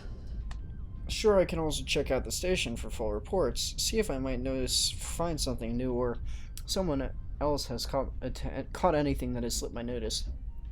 That's the easy, semi-legal way. But I don't want to bump into Chief right now. The guys at the precinct will definitely throw me out as soon as they see me on his orders. Someone else has probably filed it under the Luke Wright case too for further inspection. I'm not the only one working on it after all, and those are off limits to me now. Yeah, no matter what authority I hold, I'll have to break into my own precinct if I want to so much as take a peek at anything. Not that my plan right now is any better, I'm just breaking into a different place, more or less. Honestly, it's a toss-up between breaking into the office or into the Wright's mansion. News of BRC's downsizing and rumors that they might be going under isn't exactly restricted info. Even if someone's of Isabella's position within their company has been aware of it. If that's the case, I'll have an easier time getting in there first. After all, why would someone want to break into a realty company? Been here many times before anyway, for a few casual visits when I wanted to bug Scaredy Cat. Over the years, I've more or less grown familiar with their security group and how badly staffed their personnel is. Plus, it's an old building, means their access protocols are old if not outdated. It gives me confidence as I exit my car, carefully march towards the building, and assess the situation. No side entrances, unfortunately. I'm going to have to do this the hard way. Sure, they've likely hired a guard, but talking my way through or slipping past should be easy. Those things considered, though, it feels like it might go smoothly. Except nothing ever does, and short of stepping into the building's lobby, a different voice blasts from the nearby intercom. Gruff, still rough with sleep, a man likely in his late 40s to early 50s speaks from out their line, possibly the one currently assigned to the night shift. And where do you think you're going, young man? Hey there, sir. A nice night we're having, eh? Hello yourself. It's late. Most offices in this building have already closed up shop for the weekend. He seems friendly enough, though one can't really tell from his voice alone. He might be the wary sort for all I know. Keeping an unconcerned face and aloof air won't hurt until I've figured out how to wiggle myself out of this situation. Just come back on Monday if you have important business. He's probably been working here for a few months already. I'll give it about 4 to 6 months max. Otherwise, he would have recognized me at first glance. I haven't shown my face here since I've been assigned to the firm case a year ago. In the first place, none of their security offices ever listed a year in service. The longest was around 7.5. I'll give this guy around that before he gets fired or finds a better paying job. For the moment, his too friendly attitude is almost a gift. Really? Damn. Boss man won't be too happy to hear that. Boss man? Sorry, it's my boss, Mr. John. He asked me to get a few things from his table. Important work stuff, you know. John? From Briar Realty? The one and only. But this sucks. I didn't realize the office closes early on weekends. Shouldn't have stayed for another movie. Damn, I'm gonna get an earful later. New hire, you see? Good thing Isabella's been quite open with stories from her office, no matter how mundane they are. Granted, she rarely talks about her boss, but what I've gleaned from it is enough to fabricate a decent, believable story. Sure enough, he buys it. New hires are always so dumb and clueless, I swear. Oh, well that's rude. I'm so sorry. I'm just new here. You guys come and go a lot these days, but I suppose that's because they pay you a lot less in commission than the older agents, huh? You can say that again. But it's nothing hard work can't fix. Sure, you can do that, if this branch stays afloat. What do you mean? Well, you know, stuff in the news. You mean what happened with Rose Cooper? Patience is the key. I can't rush this one or he'll get suspicious, or I might make a mistake. Besides, if I'm going to be stuck here with him for a while, I might as well try to gather as much intel as I can. He may just be a guard, someone with no real authority, but most of the time people like him are the ones that know more than they let on. A few carefully worded phrases is usually enough to get them talking, so long as you appear friendly and pretend like you're not smart enough nor too interested. Yeah, but even before that, we've got a couple of good blokes we never saw again. There was this one kid too, Santillian? Sanchez? Santos, he means Isabella. Really? Those guys could have just resigned for all you know. Dunno, I only catch tidbits of stuff from over here. Though seriously, I heard the branch is getting flushed soon, but that's no excuse for anarchy. You're the third newbie he's sent running errands this week. I can't keep letting you all in after office hours. I'll get in trouble too, you know? Come on, just a few minutes. There's a long pause from his end as he's contemplating his options. When they turn like this, a little push is all it needs before they give You know in. how fickle the boss's moods can be. Well, yeah.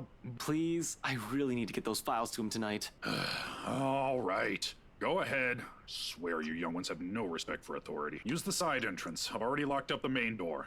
I'm not gonna open that even if you give me puppy eyes. Thanks. I owe you one. Using the side door presents a different problem, however. It needs an access card, one I don't have. I can always pry it open and use a gecko, but right under the guard's watch, that's a surefire way to blow my cover. There's just this one problem. How's this gonna work? You don't even have an access card. What is it again? I forgot my access card.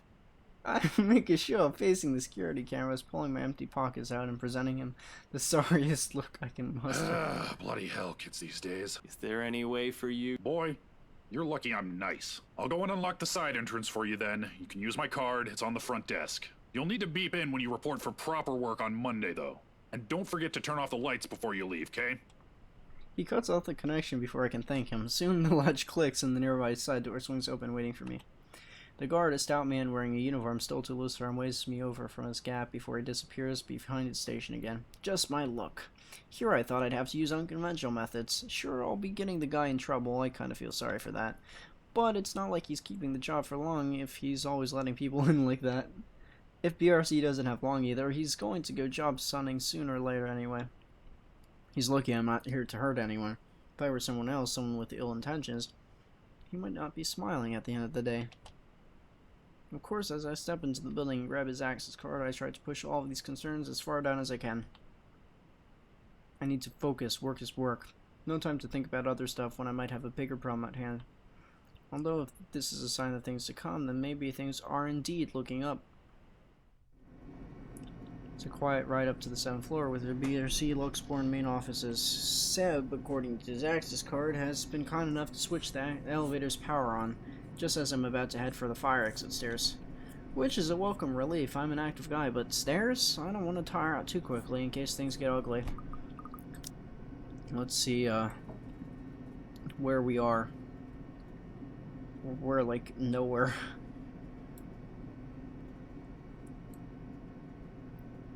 It's gonna be a long time. There probably won't be any trouble with the building this quiet, but you never know. Besides, the whole place still feels eerie this time of night. The occasional thought of ghosts lurking about certainly doesn't help. Though there is no wind, I swear I can hear whispering. Every shadow is suspect, and with the low light every time I see my reflection is a daunting affair. I have to firmly remind myself, until I've confirmed anything, those are still just stories. Worse things can happen, no need to scare myself with whatever image my head conjures. I have a mission. Going about it as calmly as I can means fewer mistakes. Oh, I sure am fucking gutsy, especially with what I'm doing. I'm breaking a lot of laws here. Best thing that can come of this is that Isabella was right all along. That this whole fiasco does point to a curse, and I make sure no one else dies to the damn thing. Worst case scenario, I find evidence that will implicate BRC or Luke Wright in a crime in my meddling. If I'm not careful enough to hide my tracks, makes it inadmissible in court. Or is it the other way around? Both certainly don't sound better than the other, though, right now. The latter seems very enticing to wish for. In the first place, this whole deal with curses is crazy. I'll be honest, I strongly prefer losing my job or facing Wright over some spirit or ghost, whatever it is all my friends have claimed they've seen. And at least if there will be problems with the former, I can always work around it. Fighting off a phantom? How does one even do that? Do guns even work with them? Probably not. I'm crazy just going here, but what choice do I have? I can't just say, oh, hey chief, you know about these strange incidents lately? It's probably a curse or a ghost or something like that. Yeah, not going to happen. This whole thing already has spiraled out of our hands. This is simply damage control, working with what I have and can still do. Get to the bottom of this and see how I can fix this whole mess. If I can do it without anybody knowing, without leaving a trail, all the better. It's a good thing that that's what I'm good at. The immediate area beyond the elevator doors east of the agent stations. And we are... where? Still far back, of course. We might have a QTE. I think the quick time event is right here. It's that one with the lock pointing down. Just like the QTE there. Damn, I'll be by myself when that happens. There's a lot more to the floor, of course, but first order of business as soon as I'm in, locate the records room and security. Passing the sea of cubicles, I can't help but take in everything in their office, a force of habit for the most part. As far as I know, BRC Luxbarn used to own this whole building. Offices in several floors once upon a time when real estate is still a lucrative business for the company on this side of the country. Then competition showed up and suddenly everything's not so good anymore. It only got worse as the years went by, so according to the rumors. Years later, the whole of the branch is just this floor, despite what the huge sign in the building's facade implies. Frankly, it's not too hard to believe when one looks at the state of this room now. Almost empty in every sense of the word. Not only because it's beyond business hours, but most of the cubicles are devoid of any signs that speaks about their owners. Desks have been cleared out, not even a single indication of the person who once worked there remains, with the exception for the occasional company notice left behind tacked onto the wall. Oh, yeah, that's right. He went to the security room with when he was with Isabella, and she was still alive, and he saw in the cameras the ghost in the room with Isabella. So then he gets her and they run to the elevator and they go down the elevator and she's at the bottom. I think I died a whole bunch of times that time too. It was pretty insane of a QTE. I might just skip it. Personal mementos are scarce as if they've gone through a mass exodus. That'll be the downsizing, probably. With what's in the news, what happened to Isabella, it's impossible for my mind not to speculate and veer off to a more ominous territory. Searching for what I need would be a whole lot easier if Isabella were here. She'd tell me more about what plagues my curiosity as well. She's always been... With what's in the news, what happened to Isabella, it's impossible not to speculate and veer off to more ominous territory. Searching for what I need would be a whole lot easier if Isabella were here. She'd tell me more about what plagues my curiosity as well. Didn't you just say that? She had always Focus, Frey. There's no point in whining or dwelling any longer on it. That's why I'm here in the first place. You literally just said that. Without her, I'll just have to investigate and find out the old-fashioned way. I'm a detective, aren't I? Even if it means having to read through a shit ton of real estate papers and documents I normally won't be interested in. Besides, the longer I take here, the riskier the situation becomes. With that in mind, I immediately get to work. On the far wall of the main workplace, plaques label most of the doors for easy identification. The staff lounge and branch manager's office are places I'm familiar with, and they're easily the most accessible of the private rooms. To the right of the manager's office is the meeting room and human resources. To its far left, the records, followed by security further back. Easy as pie. What will be tricky, though, is getting inside both rooms. Gingerly, I check on the security room first. The fact that no one has walked out when I entered means the room is either empty or the guards sound asleep. I'm banking more on the former. If they're cutting corners and firing agents, I have no doubt in my mind that they fired the guy stationed in there.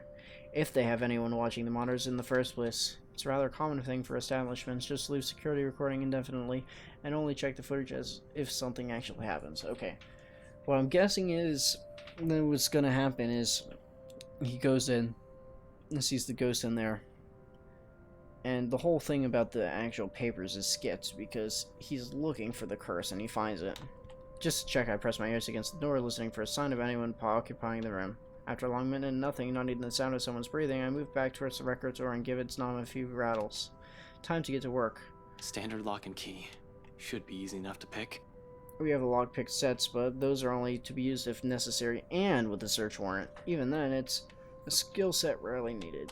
Subtlety isn't on a cop's priority if they have authority to search the premises. Bolt cutters and brute force are the favored methods. If those fail, we call a locksmith. Me, I prefer the good old hairpin trick when those options aren't available. Besides, they're easy to hide and store for emergencies. Running my hand through my hair, I pull out a pair of bobby pins. 2 of these I can just open any standard lock. One makes a lever and the other makes a handle.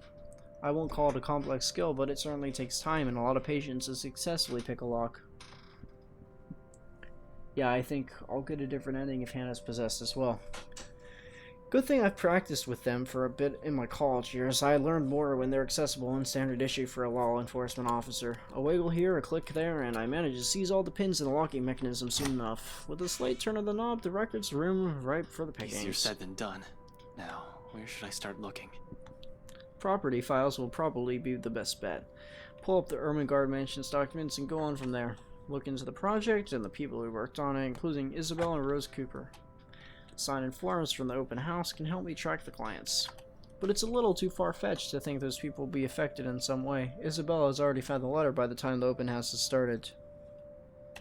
Should there be people from their guests who have been affected? It would have been news by now. Besides, out of all the visitors, it's only with the Wright couple Isabella and Cooper has had a notable interaction with. Something that has led to the sale of the mansion.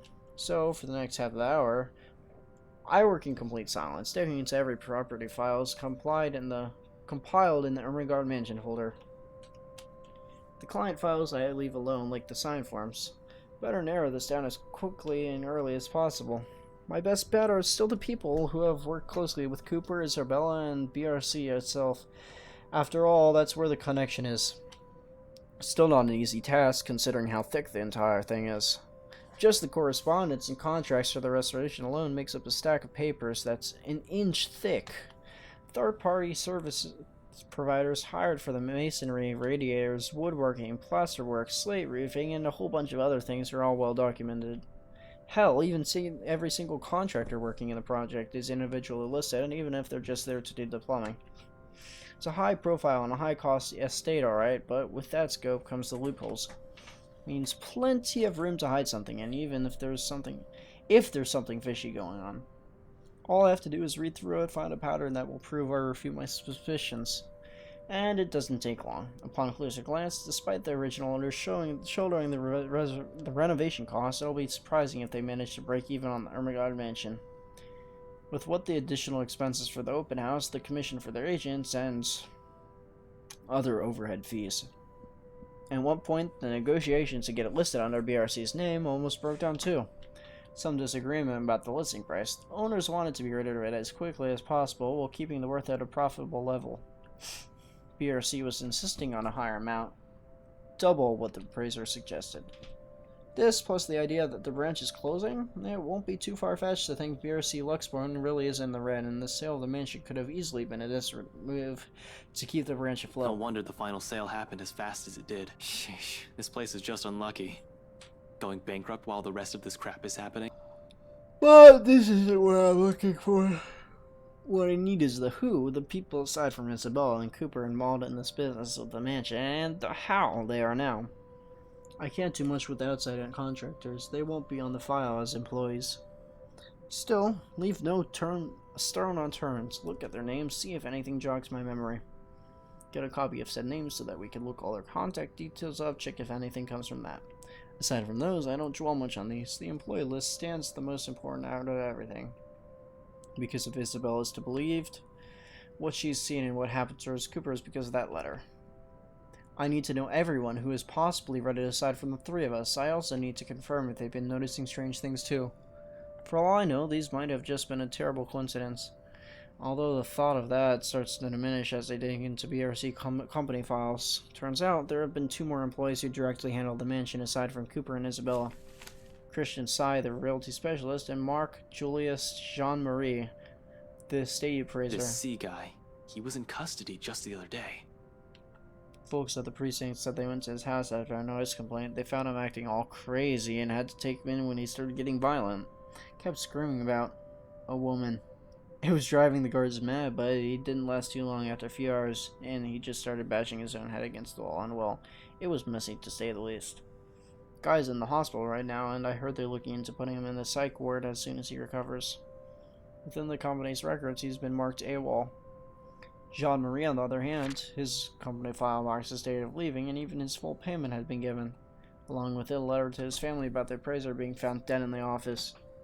Communication is hush-hush, and there was mention of compensation if they don't talk about it to the media. Inspector Abigail has often scolded me for not reading the reports on a regular basis, but I try to keep up to date as much as I can. When I do, I make sure I'm aware of the gist of what's going on in my city. This has never reached the police's ears or the health and safety executive. Business going under and someone dies while working here? Of course they want to keep that quiet. It's bad publicity. This whole thing is just getting freakier by the minute. I continue flipping through the documents for a while more. It's a quarter of an hour later when I put down the papers with the sign and begin placing the folders back where they belong. Aside from those two, I found nothing of note. I feel like I'm missing a whole lot of things here. 1, you are, and 2, Spooks is gonna go get you now. Where are we? Oh, we're almost at the QuickTime event. But it's about time I leave. I've taken too long. Hastily, I put everything in copier, making short work of creating duplicates out of everything I deemed important. Pages with the names, addresses, and contact numbers will do. I'll start with the ones who live within the city. Once I finish with the copier, I tuck the duplicates under my arm and bring the originals back to their proper place. With that done, I lock the door behind me, tucking it twice to make sure. I have my work cut out for me. It's not like I can ask for backup from the force. Whatever. This isn't the time to think. Now on to the next order of business. Removing the evidence of my little extortion in here. Can't have my face plastered on the security footage, showing me breaking the law, as it were. I'm going to have to wipe the data for Seb's access card entries too, so I won't incriminate the poor guy. Alright. And, coming up, I really don't like the, spooky spooks, but same with the records. The security is also using a standard lock and key. Good thing my trusty bobbies are always here for me. Without much difficulty, I find myself using the security monitors. The room's odor hits me first, a sharp, nauseating stench as if someone accidentally spilled a gratuitous gallon of bleach in the room. I've spent a copious amount of time in morgues, labs, hospitals, and crime scenes, but this is downright nasty. Regardless of how desensitized I've grown to certain smells, a whiff of the air in the room just burns the lungs. When was the last time they opened this place? This place smells awful. Jesus, it's worse than the forensics lab on a bad day. This is probably because of badly botched effort to clean the place up. Even in the dark, I can spy disgusting stains on the walls. I really don't have the time to try and decipher what they are, though. Can't play, is this ketchup or soda right now? But I have a strange gut feeling who the mess might belong to. As expected, no security personnel mans the office's CCTV controls, and the standalone DVR setup is open for anyone. Normally, I'd have a heap of things to say about the sloppy security setup, but right now their negligence makes the whole task of erasing evidence easier. It's as simple as going to the menu, searching for file tonight's recording, and, well, deleting it. No fuss, no muss. Next one should be the access card data. Hopefully getting to the computer won't be too much of a hassle. Everything up to now has been smooth sailing. There have been hiccups, I'll give it that, though just nothing to dampen the good mood I'm in. Once I shift my attention to the machine sitting next to the DVR as set up, all of it swiftly evaporates. I am no computer buff, but I definitely recognize one more than a decade old. Simply looking at it makes me feel younger. I have no other choice, however, unless I pull this douche card and leave Seb to whatever trouble he might get into. Unfortunately, I don't have the heart for such thing after all the help the old man has unwillingly lent me tonight. With a heavy sigh, I power it up and mentally prepare myself for a slow slug. Slow, apparently, remains an understatement here. It takes a whole 3 minutes for the thing to start up. The OS hasn't even started loading, and in my boredom, I started inspecting all the light seats on the cams. Only 2 of them works. One for the view outside, everything seems to be in order here. And the other for the main work, I swear. It's a fleeting glimpse, a cursory glance, but the sight of it stops me. Oh boy. The image is a bit blurry, but standing right in the middle of the room by one of the cubicles, I can make out the form of a person. What the hell is... I don't get too far into that line of thought. A few seconds after my words have slipped out with any sort of warning while I'm still trying to make sense of what it is. The figure moves. Not across the floor, but right towards the camera. Gradually, it nears her figures grow clearer. deathly pale skin and hair like ink, too real and too close, stands out in stark contrast to images shown on the monitor. Every single time I go through this, it puts me on edge. Like, I haven't gotten used to having to deal with this. It's creepy every single time. A moment of paralysis hits me when she stops right in front of the camera. Like a damn rookie, I go still in the face of danger. Nothing but an odd clicking noise and the pounding of my own heart echoes in my eardrums. I definitely haven't been trained to handle the supernatural, and this is one, isn't it? And, oh fuck, her eyes bore into me, the malice in them piercing. Even beyond the screen, it's enough to make me go numb. Only the mug crashing to the floor of my hand accidentally swipes snaps me out of the trance. Without second thought, I back away from the controls to the room ready to be done with this place. But before my foot even crosses the threshold, without any sort of warning, she disappears from the screen. Son of a... Oh gosh! It startled me again. I knew that was coming. Oh god. Instinct instantly takes over my hand, quickly reaches the gun at my side, only to meet empty air. Though authorized, I always leave it in my car. A mistake that costs me a few precious seconds, while the paperwork I brought with me threatens to scatter everywhere at the same time. Gathering them in myself once more, with no weapon to protect myself, my sense of self-preservation kicks in next, and I lunge towards the door. I sprint across the office floor without daring to look back. As soon as I push myself out of the office, I practically throw myself into the open elevator and slam the button for the ground floor. Sigh of relief escapes my lips when the elevator starts its descent, but it goes down to the basement, and clicking noise that seems to announce the ghost's presence fades out in the distance. Shifting the stack of papers under my arm, I lean back and wait in attempts to compose myself. Breathe in, out. In a matter of seconds, the elevator stops and the door opens. Instead of stopping at the ground floor, however, completely skips and just drops me into the building's basement. There's a moment's pause while I take in my surroundings. Confusion's understandably there, along with frustration. Are you kidding me? They should just replace this whole thing. I'm quite sure I pressed for the ground floor, though. But it's an old building. The elevator always did have problems when I visited in the past. It probably didn't register right when I pressed the floor number, or even Isabella has become so angry whenever we tried to get to her floor, and she'll have to repeatedly smash the button for the elevator even to move. That was always for a good laugh. I wasn't too worried then. All of it completely changes when I hear a clicking noise again. From the distance, beyond the light's reach, echoing in my ears, along with a rapid pounding in my chest. It's a quick time event. Anyone there? No answer. I can hear you moving from here. Show yourself. I'm gonna go screw this up. I'm gonna try it, but I'm gonna die, because it took me about 5 tries to get this right when I did it the first time. Only the soft sound of something scurrying across the floor and the walls in a slow, deliberate movement, faint, though still audible enough, until it stops. A moment. Until then. A wail. This time I'm certain it isn't my imagination. Against my training, my whole body stiffens. Hands still mid-pressed on the button, eyes growing wide while waiting for any sort of movement from further back, and ears strained for the source of the sound.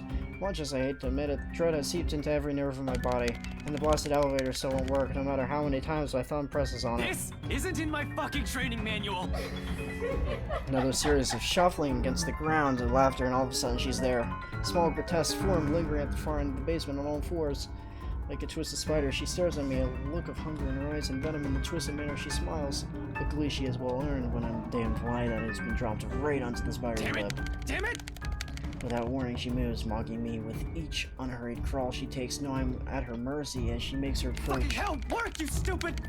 But this isn't funny. My life is in the hands of a crummy elevator, literally hanging between life and death, whether or not this stupid thing works. I'm not going to die here, not in a damn elevator.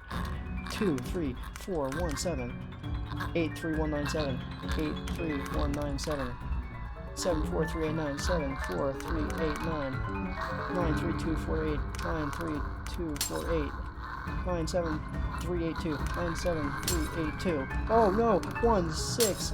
Oh gosh! Oh no. I messed that up.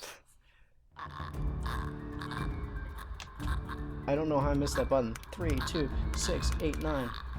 2, 3, 6, 8, 7. 2, 3, 6, 8, 7. 8, 7, 1, 5, 6. 8, 7, 1, 5, 6. 1, 5, 7, 3, 4. 1, 5, 7, 3, 4. 3, 6, 1, 5, 7. 3, 6, 1, 5, 7. Okay, got it that time. As if a divine power has heard me swearing up a storm in my head, and the doors close just as that thing looms near. Soon the elevator, that blasted thing, is headed up. And this is the most I've been tired my whole damn life. Not during training, when my superior first asked me to drop 100, not after a stakeout. But after smashing a fucking elevator button repeatedly, I slumped to the ground, worn out. But I don't let myself feel relief after again. And not until I'm out of here. Still, I find myself running out a shaky sigh. Fuck, I should have taken the goddamn stairs. Yeah, you should have. Twice I've seen it, thrice if I include the party, unless I'm tripping balls without realizing it. There's no doubt in my mind that this is actually happening. I seriously don't want to believe it. But with the truth staring at me in the face, it will be stupidity to deny the reality of the matter. Well, we're alive. As soon as the lift hit the ground floor and the door slides open, I hightail out the building. Seb's sound asleep when I pass by his station. So, having found what he needed for the office, Ashton made a quick exit, making sure not to leave evidence of his break-in. On his way out, however, the elevator malfunctioned and dropped in the building's basement parking lot inside, where a familiar face welcomed him. Familiar face, alright. The spookity spooks. If we look here, Hannah is possessed on Saturday, October 29th, on the right thing when she grabs that pendant.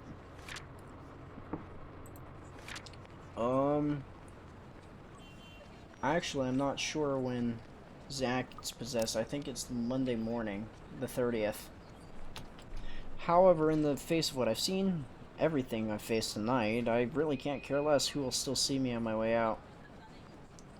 This will be interesting, having only Ash left. The sooner I get away from this place, the farther the better. I'm just not sure if that also means being safe. She almost got me, damn it, that fucking thing almost had me. Hell, I haven't even sorted everything running inside my head right now. All I can see is her face, her horrid smile as she's about to reach us. Oh, memory fragments. Alright.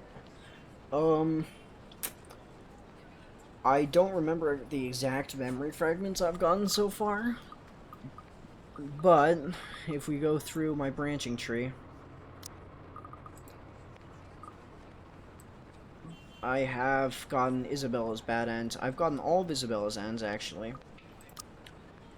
I've gotten all of Hannah's ends. I've gotten all of Zach's ends. I've gotten all of Marianne's ends. And I've gotten all of Rebecca's ends. Did I not get this? Ending 2 variant A. How do I get ending 2 variant B? Rebecca ending 2. Investigating the ground floor of the first room. Oh. Oh, she will live here in this ending. She'll live, and I won't get a memory fragment. All right.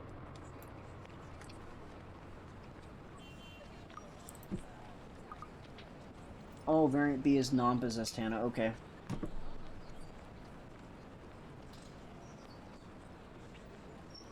I'm not too sure about the memory fragments, actually. It's still a surprise to me. I'm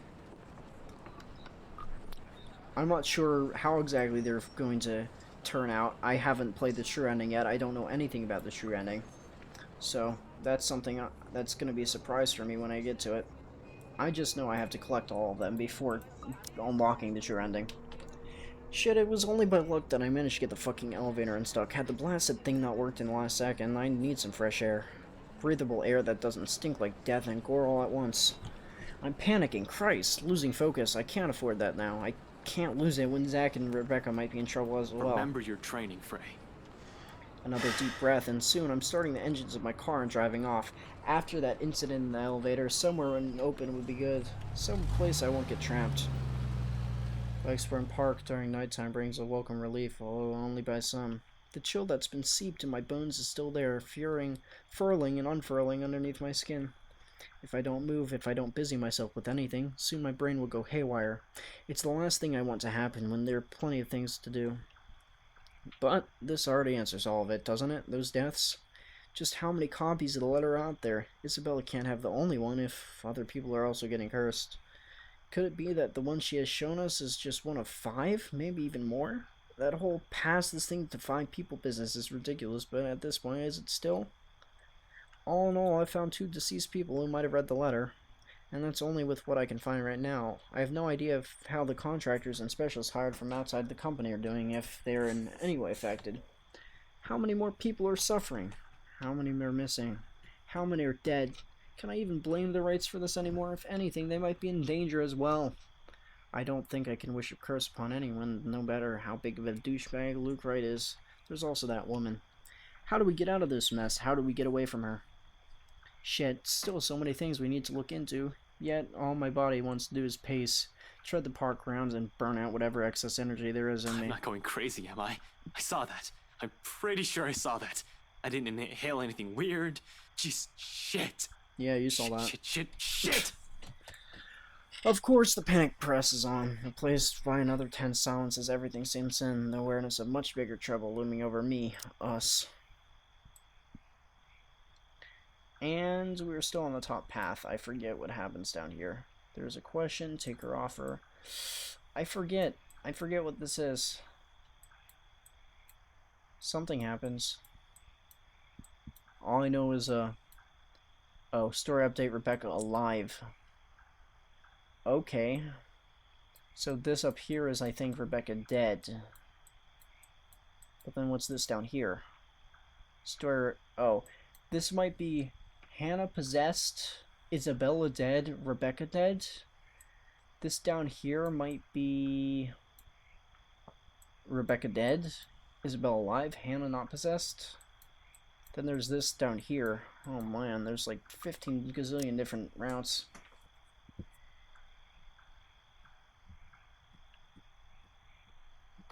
We're in deep shit, and it's finally caught up and hit me like a ton of bricks. Because Isabella has been warning of us this since day one, and I'm the first person to brush it off. Suddenly exhausted, I slumped down on a bench and buried my face in my hands as every regret bears down on me. Can I skip this? No. In the stillness of a park, I whispered, please slips out. Isabella, what am I supposed to do? Tell me, please. In desperation. After all my failures, after all the things I've disregarded, at all cost of people I care about,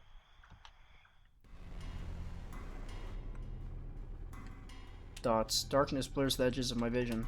Black tendrils twist and coil around my limbs. Soft footfalls echo from the far distance, scurrying, scampering, moving in odd rhythm with the sharp, piercing notes of her laughter.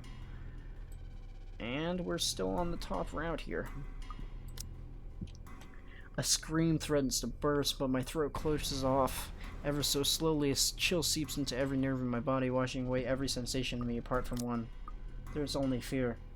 Once again, her laughter echoes, a sound both bitter and unforgiving. It is the last thing I hear before she reaches for me. The ground trembles. The world slows to a stop. Oh, he fell asleep in the park. Nice. Morning breaks in a blurry mess of vivid shapes and colors. Oddly, there's no feeling of terror or confusion gripping me, despite the vague images that have driven me from sleep. The 30th. Zachary...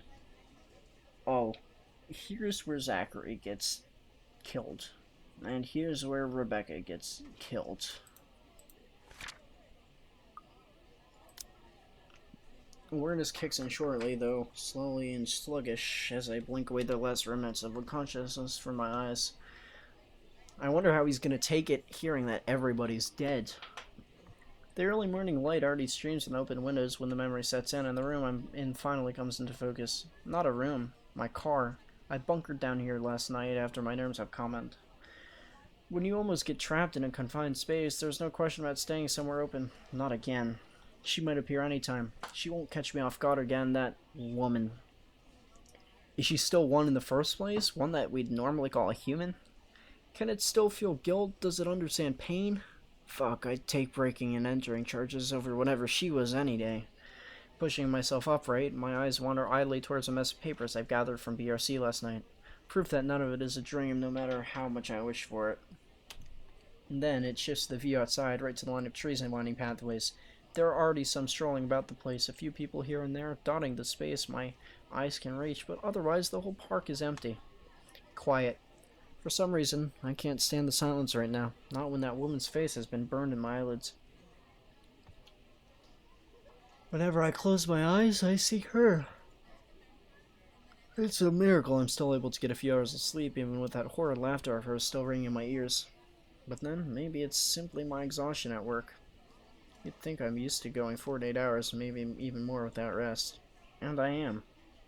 But what happened at BRC has me shaken up like nothing else has. Thugs and criminals, hell, even crime lords I can deal with, but ghouls and I undead? didn't sign up for that. No, I didn't. This better not be the start of some sort of zombie apocalypse. Actually, maybe a zombie thing would be preferable. At least I'd like to know what I need to do. Shoot dead stuff until they're dead for good, and leave figuring out how everything went to hell to the scientists. Thinking about it won't change anything, though. She's just toying with our lives. She's dangerous. If we don't do anything about her, and this curse will definitely be pushing daisies soon. I can't let what happened to Isabella happen to the others as well. I've dallied on this long enough, left all my friends in harm's way after the warnings they've given me. I do admit I'm afraid, but beneath the terror, adrenaline keeps me running, compels me to take action. To do something. I still have 2 other people I need to check with. Isabella would definitely get in a tizzy if I don't check on them. God, I should have listened to Isabella. Maybe I don't need to outright believe her, but I should have listened. Then maybe she wouldn't be. There's no point in dwelling on what-ifs and should-haves. I can't do anything about the past. What I should be caring about is what might happen. That I can do something about. With one last sigh, I start my car and slowly pull off the parking lot. Zach has already been warned yesterday. I trust him not to do anything stupid. Well, too bad for you, because poor Zach is curtains for him. Rebecca, on the other hand, we ended on a bad note last time. Might as well mend things with her first. Cold Luxburn air meets me upon slipping out of my car. Not unusual in itself. This is what Luxburn's weather is supposed to be. A bit cold, damp for the most part, and more often than not, terribly drab with an occasional sprinkling of rain every few hours. The sky is still clear, but I'll give it a day or two before the weather takes a turn for the worse. I've complained about the awful rains for years, despite having lived here my entire life. I have to admit, though, seeing it return to the usual feels extremely reassuring. At least something's still normal in the world, when I can no longer think the same for the situation we're in. A nightmare. That's probably all this is. Usually I'll say, I've been through worse, but that's simply another lie I've often told myself, isn't it? And I've fed myself a great deal of lies through the years, just so I won't have to think about it the next day. Maybe we won't even have this problem if I haven't been running away and ignoring things, hiding them someplace no one will see, because I've since believed doing so is a show of weakness. Z-Man has showed me photographs, mentioned weird things happening around him in these past few days. Bottom line, he likely knows as much about this as I do. Why else would he approach me? The guy who knows stuff, according to him. Still on the top route. In the end, all I've done is given him the brush off. Some reliable guy I am. Hell, Rebecca's probably in the same boat, grasping for anything that might provide an answer, a way out of this. What can any of us do when all of us lacks an understanding of what's happening? One thing's clear about this, however. That thing is after us because of the letter. Isabella already died because of it. Yet here I am walking up to Becca's front door, a slow step at a time, a stalling tactic to allow myself some time to put the mess in my head in a better order. How to phrase this, when there's a 90% chance she's still pissed about a whole different matter. It's the only reason I didn't check on her last night. I'll only alarm her by showing up in the home in the middle of the night acting like a babbling lunatic. And her anger can last quite a while. These past years, it seemed the only one she had been able to easily forgive was Isabella. I kinda wish she were here to help me talk to her. I run my hand through my hair and straighten out my jacket before knocking. Once, twice, and 3 times just to be sure Becca has heard me, even if she is asleep. Wow, we're moving fast through this one. She's usually awake by now, Hey, though. Becca, it's Ash. Open up. Don't tell me you're still in bed. I have a feeling he's gonna get the phone call soon, in a second. I will be right back. I'm gonna get a can of soda for some caffeine. 30 seconds.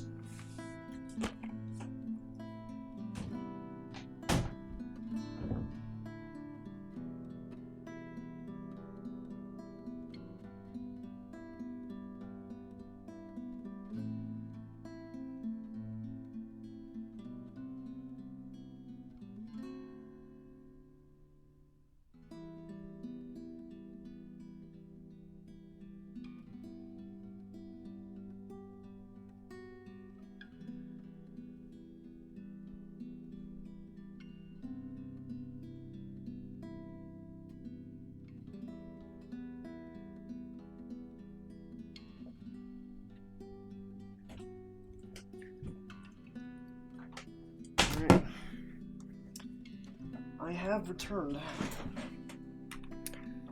Seconds tick by. No answers from her, and dread has started to creep up. I've been trained to handle dire situations, but the feeling has been doing that quite frequently since last night. My mind begins to anticipate the worst, and the next minute, concern has mixed in with my thoughts, and I bang my fist on the door. Louder this time. She'll definitely be livid, but I'd rather face her with wrath than a dead body. Back up! It's Ash! There's something we need to talk about right away. Open up, I know you're— Your girlfriend left early this morning, pretty boy. So if you could do us a bloody favor and shut up, that'd be real fucking polite. My hand pauses short of landing another heavy knock. From the other unit, Rebecca's other neighbor peeks in through his door, though I see nothing but a bundle of blankets. I'll say they need help from being devoured by the sheets, but it sounds like he's just fine. He's a huge asshole, too.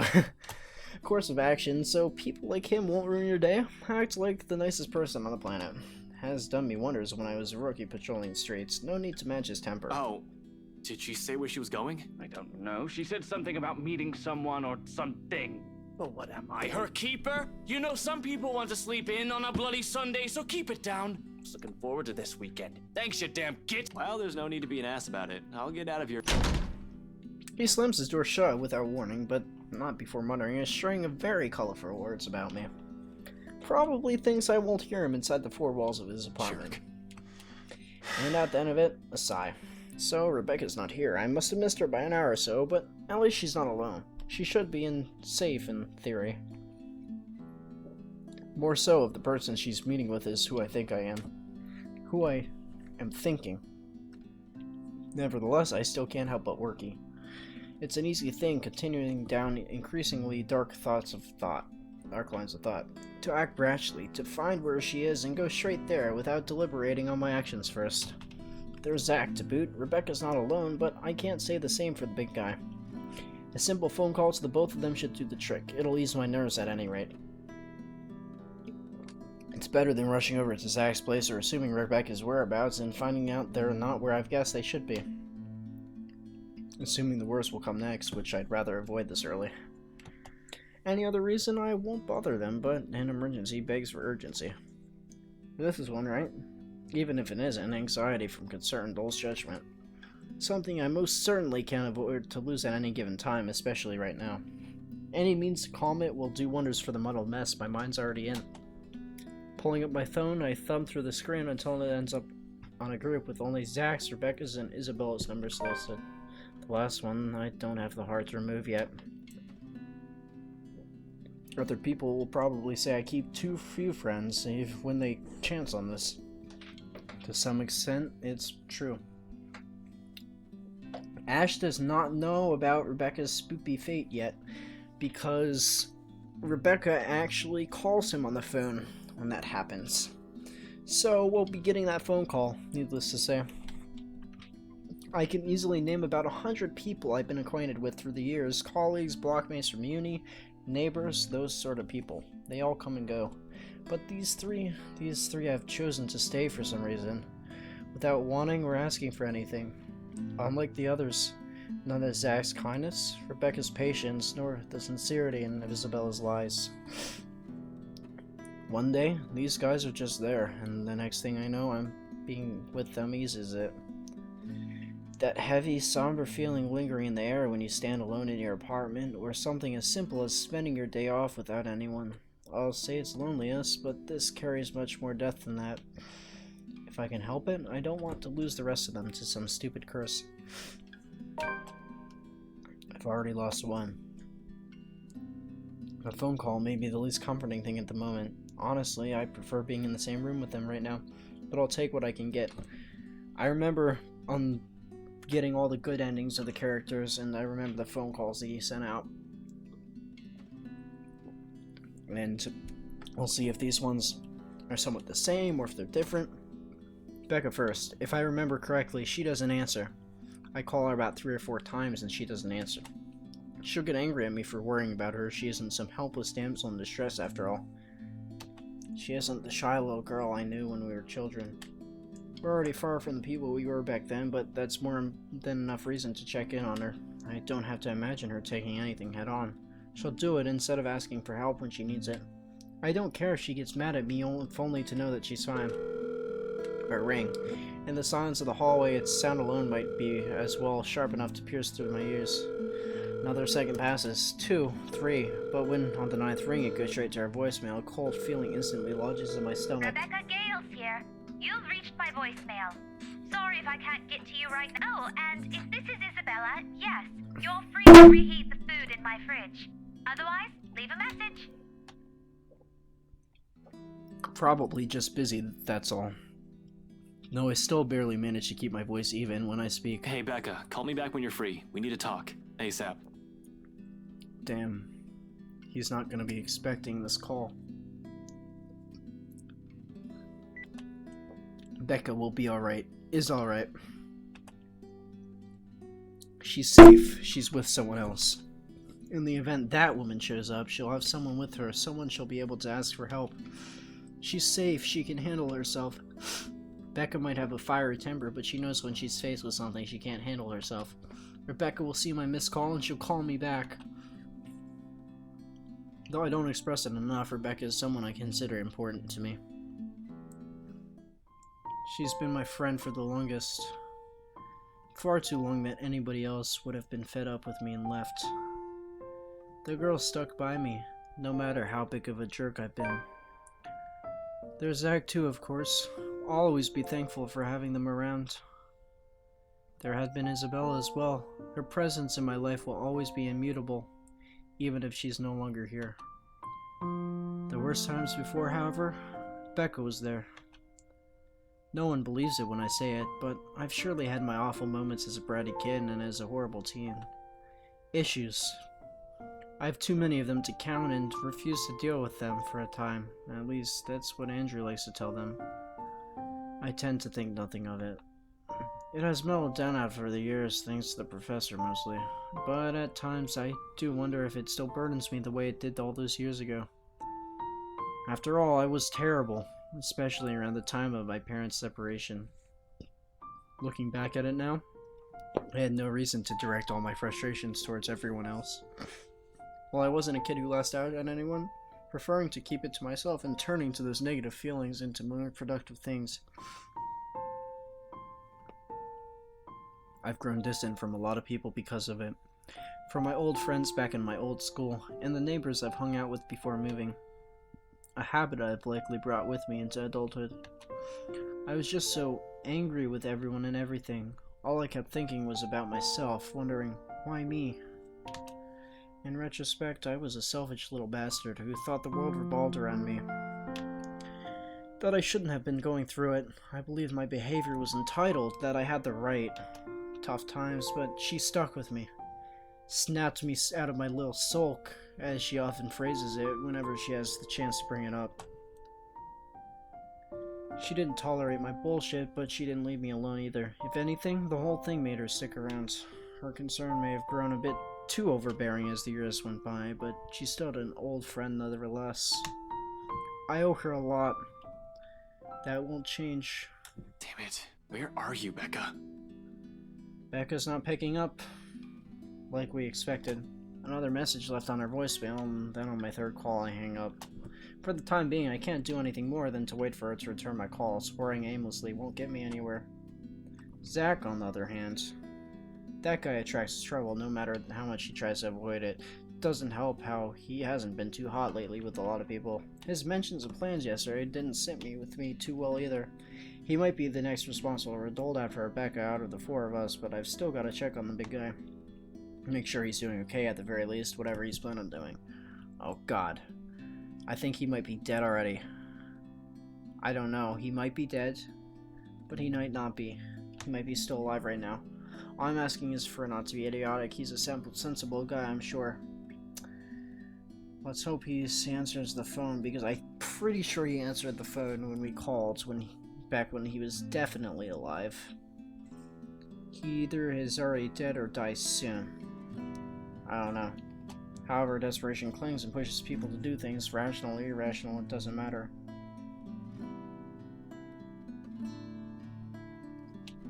Clear thinking flies out the window the moment you're in danger, and I sincerely hope he has not found himself in a tricky situation. His phone doesn't even ring before he answers, or his voicemail at least. Hey, it's Zach. Well, a voicemail anyway. I'll get back to you as soon as I can.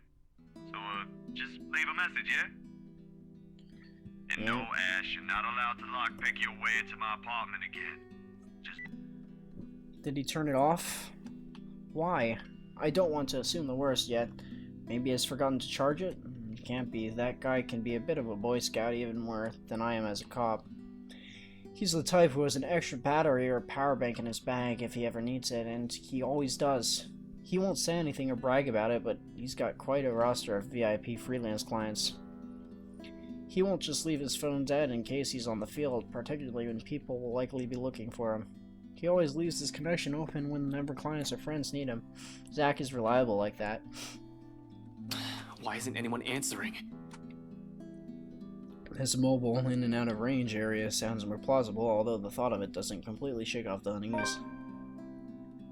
Unlike Rebecca and I, he took the time to listen to what Isabella said, and even if he didn't believe it, he was definitely the first to offer to help or try to do something. Damn. We're close to this, and then we skip ahead all the way to here. Although it looks like a lot, it's really not, because there's still all of this left to go. There's a lot in Ashton's route. If he ends up trouble doing whatever it is, so help me, I'm going to... Well, I can't be rash, I'm aware of that. Been running the same reminder in my head since last night. But if something happens, I'm certain my reaction won't be pretty. The added guilt from those times I've repeatedly dismissed him will surely haunt me. Yo, Zach, call me back, alright? I wanted to check in and, yeah, just please call me back. It's usually a joke between us when I say he's the Watson to my Sherlock. I don't see him as some assistant to put aside until he's needed, like some people who like to believe, though. He's not some pity friend I keep around just to make myself look good. If anything, he's the one who stayed by me out of pity. Zach's the one who puts up with me most of the time, even when he doesn't need to. It's not the case of a cool cop who has helped out a minority. In truth, I was a hard-headed, hot-tempered, and reckless rookie, up until I met him. It wasn't anything sudden, and some part of me is still that rookie. But I've grown thanks to him. He tempers that part of me. Considering how our first impressions went, I'm lucky he stuck around. Becky and I may have spent a lot of years together as children, but Zach, he's probably the closest thing I'll call to the best friend, though it's more than that. It's a camaraderie no words can express. He has my back and I'll always have his. He's a brother I've never had the luck of ever having. Only child and all. And I have every reason to worry about my brother. Becca's neighbor did say she went out to meet with someone, no specific names. If I'm wrong and she's not with Professor Clark, then maybe it's with Zach. They've never been close, but it's not the kind of awkward friendship where meeting together remains out of the question. Regardless, I continue on dying his phone for another 3 times like I've done with Becca's. In the end, after the 3rd attempt with no one answering, I stop and cut the call with a ragged exhale. I'm pretty sure when he was still alive, he answered on the 3rd. And now he didn't answer. Oh boy. The great skip has happened. We are here. Waiting game it is, then. Waiting game it is. Nobody answers the phone. I've been trained for those. Hell, I'm just used to them. Just not when it comes to people I'm close to. Much as I keep reminding myself to maintain a level-headed, it's a whole different matter when it's someone you know. So what happens first? He gets the news of Zach's death, or Becca calls him and, thanks him. Isabella's death has proven that. Personal feelings will likely get involved at some point. It's starting now, actually, with the anxious strings coiling and uncoiling and causing a racket inside my stomach. It still annoys me that all I can do right now is grit my teeth and trudge back to Isabella's apartment. Useless. That's what I am in the face of this. A mad dash around looks born and ain't slim isn't going to help things. It's not like I'll simply stumble across them on the side of the road during a drive. This city's a too big place for one person to go searching only for two people. That'd be like finding a needle in a haystack. With one last frustrated glance towards the open skies, I prepare myself for the long wait. Might have already grown used to this, but the waiting will always be the hardest part. More so when it's the people you care about, and sure enough, boredom strikes minutes later, followed closely by anxiety. My bet is it's Isabella's phone call that's gonna come. I need to be doing something, but what? I've already gone through those papers from BRC last night, twice in fact, and I'm still at a dead end if Rebecca were here. Hell, if Isabella were still here. Unconsciously, my attention drifts towards the closed door of her apartment, and it hits me the second my eyes lay on it. Split second of idea.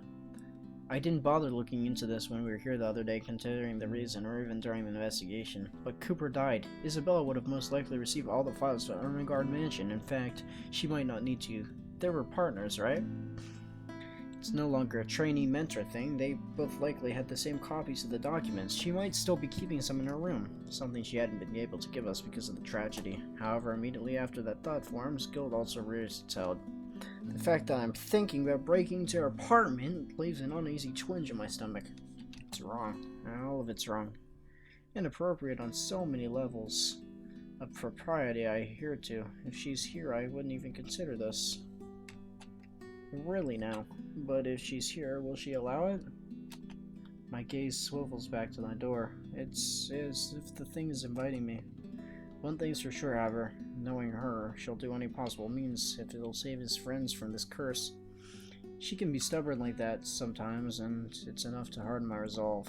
So, muttering in silent apology to her and swallowing my guilt, I reach up for my bobby pins and begin my work on the lock. Shit. Are you gonna run into spooky spooks in there? Spooky spooks is gonna go after you? Another minute, the knob clicks, and I quietly slip into her apartment. Whatever I am to find at the end of this, I hope it'll point me in the right direction. Despite all the packing we did all the other day, her room's still a mess of things she had accumulated over the years. Papers, instant noodle cups, a few photographs and posters we never got to include in the boxes for shipment. No matter when you look at this, the place simply has Isabella written in it. Just 5 years and she's left this big of a mark in our lives. I'd be lying if I say her presence didn't change a lot of things. In Zach, in Rebecca, in me. However, there's no time to reminisce about all this. As nice and nostalgic these memories are, there's work to do. Things to find, even if there's any in here. I will know that by simply standing here acting nostalgic. Wasting no time, I head straight for a study table where a chaos of papers and folders clutter the top. There are instant noodle cups still, plus a few empty pens and crumpled paper littering the table. All points of interest in the room, but my focus veers on the laptop first. No malice intended, I'm simply looking for work files. Besides, I doubt she has anything to hide, and if it still means anything, that's exactly why I thoughts. Isabella has always worn her heart on her sleeve.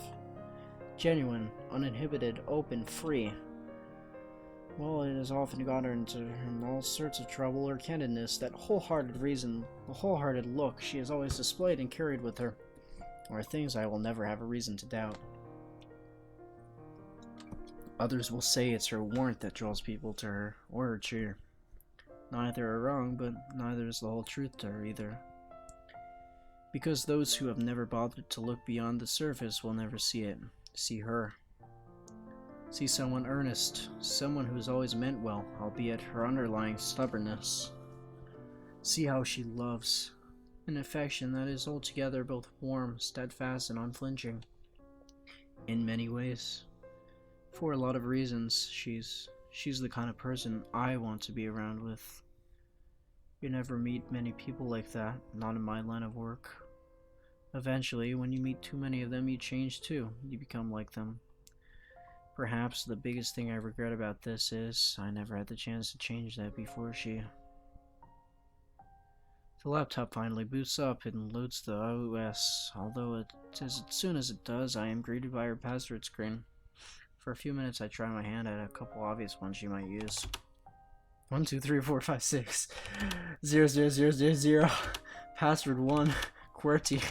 Admin. Cinnamon rolls. Oh. None of it works. At least she knows how to use the most common ones. This adds a new layer of problem, though. Knowing her, she must have written it somewhere. Not in the mess of papers here, but someplace she can quickly check. It's probably something she'll bring with her, not necessarily a diary, but close to one. I have noticed one on her person several times before. Never saw its contents, but I've seen her write regularly on them while waiting for a meal in a restaurant, or during lulls in a conversation.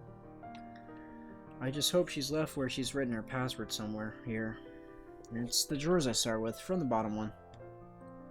It takes a while going through the pile on each of the 3 layers, the bottom 2 yielding nothing but old records she's been keeping.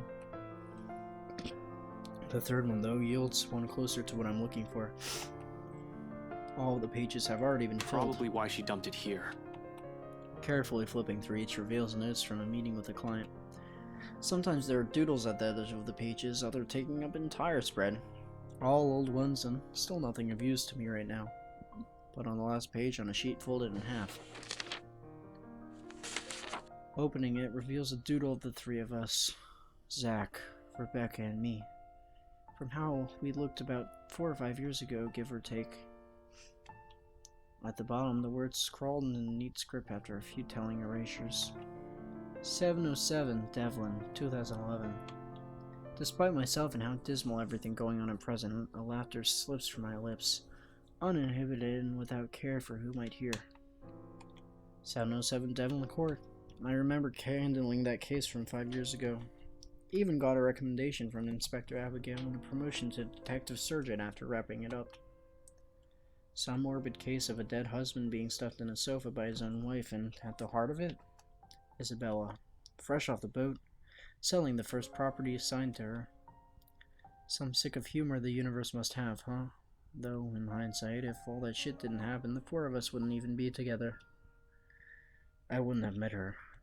Yet, in the end, I can't even tell her. Instead, choosing to hide behind teasing words and friendly jibes because I'm a coward who can't even convey his feelings properly.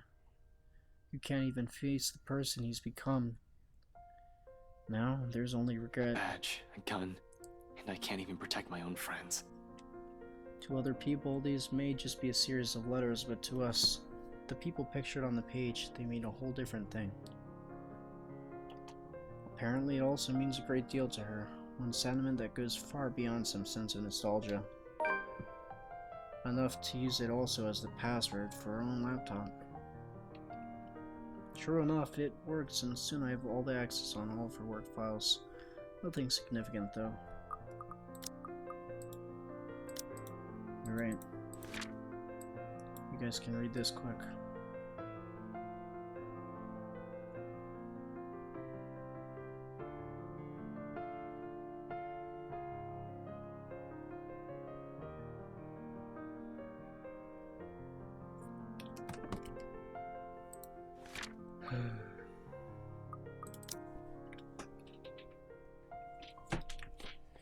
Nothing I haven't already found last night. Perhaps the most noteworthy out of everything is the log she's left the night that night. She has taken note of every client who attended the open house and worked on the mansion, even the outside contractors. Although for what purpose, I have no idea. Should I have also looked into those last night? They didn't seem that important, though. If anything, I get the more looking into the deaths of these employees than some random people. Adding these clients to my list will only broaden my scope. But what if Isabella's onto something here, like with the leather? Shit. There's no more room for regret, however. All of a sudden, my ringtone breaks the moment, and my attention shifts to the shores. Oh no. Oh no. Oh no. God, this is Rebecca, isn't it? Looking for trouble? Better not lie. I'm a cool dude. I can't pretty even fly press for an Asian guy. go forward. Sup, I'm Ash from Deluxe City. Bad guys, watch out. Can't beat me. Looking for trouble? Better not lie. I'm a cool dude. Pretty fly for an Asian guy. Sup, I'm Ash from Deluxe City. Before I can even wallow in my mistakes, I hastily put everything back together, turn Isabella's laptop, and leave the room to answer the phone. Hopefully there will be some good news this time. Unknown? Oh god. Is this Rebecca? Unrelated frustrations aside, once I step out of the room and accept the call, the stone that has been stuck in my stomach simultaneously lodges itself in my throat. Oh. This is Rebecca and the help me. The person on the other side of the line isn't who I'm expecting. It's right. It's Officer Wright over at the precinct.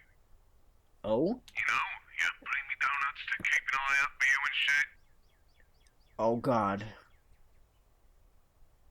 He's gonna...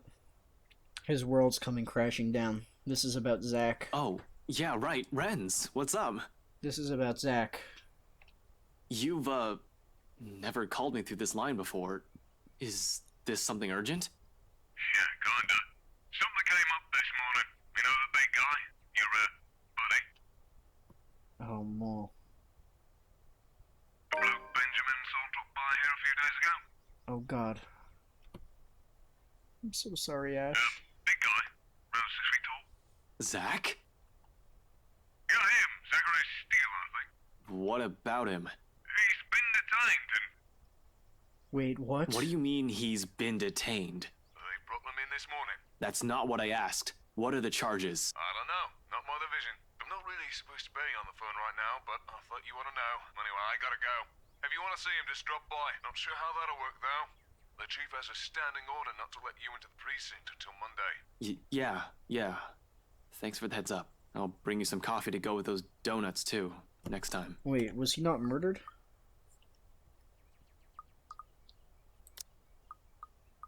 Was he? Was he not murdered? I thought he died. Yeah, he died. He's dead. The call ends with a click while I'm left here reeling, staring blankly at my phone. What the hell did you do, Zach? Still no word on Rebecca either. It looks like a trip to the precinct is in order today. I might as well make sure the big guy is okay. What other choice do I have? Sign and lock the door to Isabella's apartment within 5 on my way to LPD. At least I know where Zach is now. That explains why he's not answering his phone. But how did he get himself in this mess? He said he had a plan that might help, but if it got him into enough trouble to get himself in the cell, I don't think I like the plan of his. And yeah, I'm mad. I'm absolutely furious. I doubt Zach will get himself arrested because of an actual crime. But whatever stupid stunt he pulled to get there isn't any better. The only good thing so far is the fact that the streets are nearly empty so early on a Sunday morning. Very few pedestrians and virtually no other car on the roads get in the way of me rushing to the precinct. Within the speed limit, of course. A whirlwind of activity welcomes me as soon as I waltz into LPD HQ. Fellow officers running here and there, pushing around paperwork and answering calls. It's almost Halloween and troublemakers are abound. But didn't Zach get killed in the middle of the night? Cells about pranks gone wrong make up most of it this time of the year, along with the occasional altercation or missing dog. Some of the other officers who work with me look up from their desks and wave. Though none of them moves to stop me like I'm expecting. Standing order my ass, it probably didn't last a whole day. Although I'd like to have a chat with them sooner or later about official matters, I'm not here for them right now. Zach's dead. Of course, it never hurts to see what they have for me, and the best person to ask for details is the precinct. In this precinct is the guy behind the booking window. What are we gonna find out here? He glances up at me once I approach, and then immediately returns to his task, indifferent. Not that I need his full attention, as long as he talks, Hey, I'm good. I heard there's a new guy in the holding cells. Not many here know Zach, and if they've seen him, they don't pay too much attention. I try to keep my work and personal life as far away from each other as possibly can. Each one of them is quick to chat, gossip, be the one to talk about the new detainee, and have everybody's attention. This flies fast, huh? They just brought him in this morning. Any info on him? Got his ass handed by some rich bloke's bodyguard. Or butler. Whatever. When we got to the scene, he's already been strung up and ready for pickup. Hard to imagine how a guy like him could have been taken down. But the butler has this creepy air to him. I'd rather not ask. I'm pretty sure he's not alive. Maybe he lived. Feel sorry for the bloke. He could have fought back. But I know Zach wouldn't hurt a fly. He's not that kind of a person, and knowing he might be in a bad state, whatever little anger I felt for him on the way here dissolves into thin air. Has he been booked yet? No, still sleeping. Creepy butler probably hit him hard. Which is a good thing. if they slip up and forget, we get him a writ of habeas corpus and take him out of there, depending on what he's actually been charged with. Okay, so he screams out that he's being attacked, and the security guard tells him to go back to sleep, and now nobody checks up on him. So Ash is going to find his best friend dead in his cell. Oh god. But at the same time, it's bad. How long is he going to be unconscious? I won't be worried about a serious injury if he's out cold for too long. Whoever hurt him has a lot of explaining to do. To me. What's he in for then? Must have been something if we got a rich fat cat involved. Your friend was caught on Wright property, and you better believe I'm not happy about this. Not one bit. I want to say that there must have been some sort of misunderstanding. Zach isn't the type to do such a thing unless it was his plan all along. In that case, I couldn't just charge blindly into this without all the details, no matter how much I want to believe my friend's innocence. And Luke Wright? What on earth was Zach thinking? In any case, it doesn't look like Chief is happy, even if I don't protest and give him a salute. Not pleased at all with the fact that he grabs me and pulls me aside is any indication. If I were to describe his expression, he looks ready to kill me. I swear, Frey, if you're behind this, if you told Steele to stalk the Wrights because you were taken off the case, I'm not stupid enough to ignore chain of command and go against official orders. Give me some credit, Chief. And you better be sure you didn't. Luke Wright is coming here, and we both know he's trouble. I'd consider your friend lucky if he only gets charges put against him. Maybe if we can make sure he's in a good mood, he won't escalate the situation. Hell, maybe we'll have a bloody miracle and Steele only gets a slap on the wrist, but Lord knows it's unlikely with that man. You know how when you have that feeling of dread build up, and you have that sinking feeling at the pit of your stomach, knowing that in just a few seconds everything's gonna fall apart, like, real fast. Yeah. You know him well, Chief. An observation, not an accusation, but it might as well be with how things panned out from the night of housewarming party to the morning that followed. His wife's familiar with them too. Who's to say that friendship hasn't colored the investigation into Luke Wright? I don't want to accuse my superior, but damn it, he makes it difficult. Of course I do, shouldn't you? You've been looking into the guy for so long. I'd call you a bad detective if you can't even tell me whether he's right or left-handed. That's an easy one. He's left-handed, but he's been taught to use his right. You can tell when he picks something up with his left hand, but when he realizes that, he moves it to the right. Well, at least I don't have to question your ability. Anyway, if I were you, I'd either go and make myself scarce or sit down and shut up. Don't go aggravating people, basically. Because you have a knack for that at the worst of times. As much as I hate to say that, but he's right. It's better to keep my mouth shut and not make things worse for Zach. There's not too much to do now, but hope for the best. They don't actually call for an investigation when it comes to petty felonies. Worst case scenario, he's looking at a fine worth £5,000 and 6 months in jail. Best case scenario, we get the charges bumped down to trespassing, a misdemeanor, and a juvenile offense, and he'll be given probation and will be charged for restitution. At this point, those seem to be the most likely outcome. I don't see how he could have been framed for breaking and entering unless he was taken into somebody's property against his will. Even in my head, that sounds unlikely. I don't know what you're talking about, sir. I think I'm a delight to be around. Tell that to my blood pressure pills. Anyway, let me handle him, alright? Right on cue, the moment Chief says that, you know who arrives. I hope all three of them go to that jail cell and see. And like the arrogant show-off that he is, he makes sure his arrival is well noticed by everyone within the immediate vicinity. The guy ignores the front desk even when Benjamin tries to greet him. He just blows past and walks all on high mighty as if he owns the place. Meanwhile, that creepy butler of his trails behind like the tame dog on a leash. Doesn't help either that the officers stop by whatever they're doing and stare.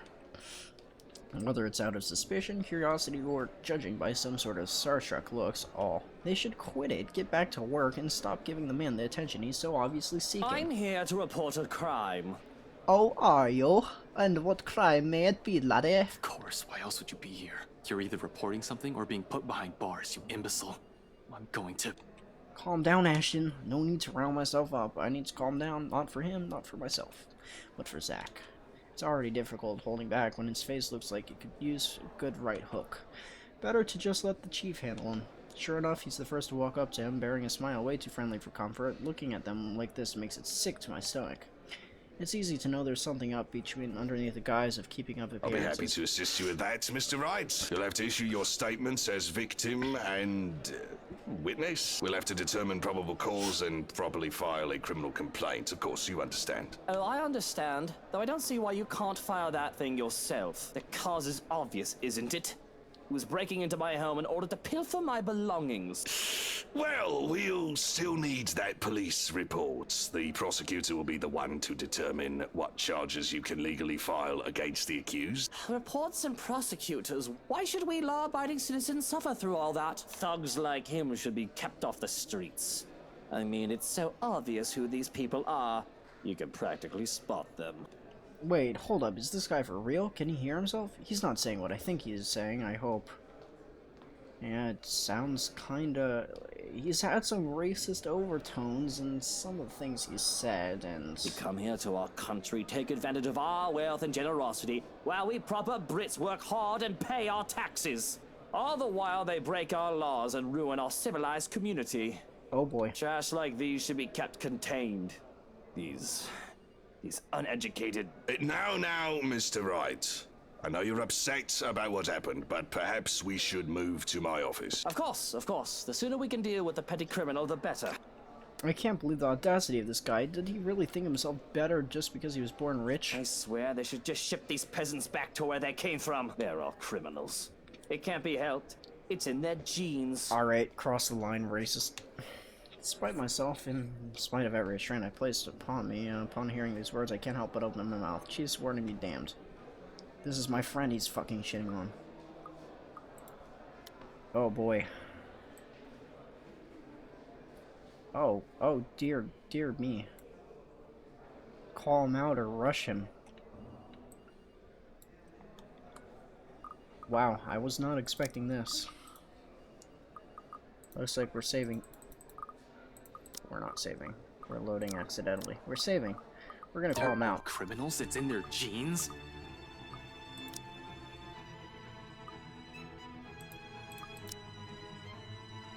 Come here and say that to my face, you bastard! I realize my mistake only after the words have tumbled out of my mouth. True, I shouldn't have put myself out on the spotlight like that. But this guy, this fucking guy... Oh, and who is this loud young man? Should have kept my mouth shut. He glances at me like I'm a flea, a pest. But it's more disgusting how everyone here can't see how even rotten he is. Looks like I took the northern route. Frey, stand down! I'm so sorry, Mr. Wright. Luke, you have to excuse him. He's under a lot of stress. Just got removed from a case, and the man is an acquaintance, you see. I can't believe you're all just listening to his shit. But I'm not taking any of my words back because he is an underbastard.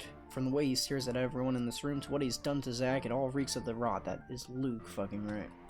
Even after so many years, nothing has changed. He's still the same slimeball who does everything to get what he wants. A thief is a friend of a cop? Now that is the start of a joke if I've ever heard one. A thief and a cop walk into a bar. He's not a thief! And yet we found him trespassing on my property. There are eyewitnesses, and his grubby prints are probably all over my pristine walls as he was breaking in. Face the facts, little policeman.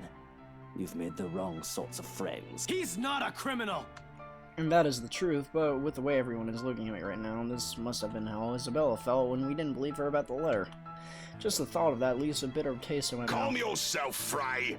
Unless you want me to throw you in a cell myself. I understand you're upset that your friend is locked up, but the law is the law. And don't you worry, I won't be pressing charges against you. I don't know what charge, but I'm sure I can think of something if I need to. Do put a leash on your people, Chief Inspector. He might hurt himself. Being that angry can't be that good for his health. I'm livid. I wonder what happens if I rush him. LPD officer informed Ashton of Zachary's attention. Immediately he rushed the precinct where he met Luke Wright, there to file charges against Zach. When the detective confronted him, he was immediately ordered to stand down, much to his anger.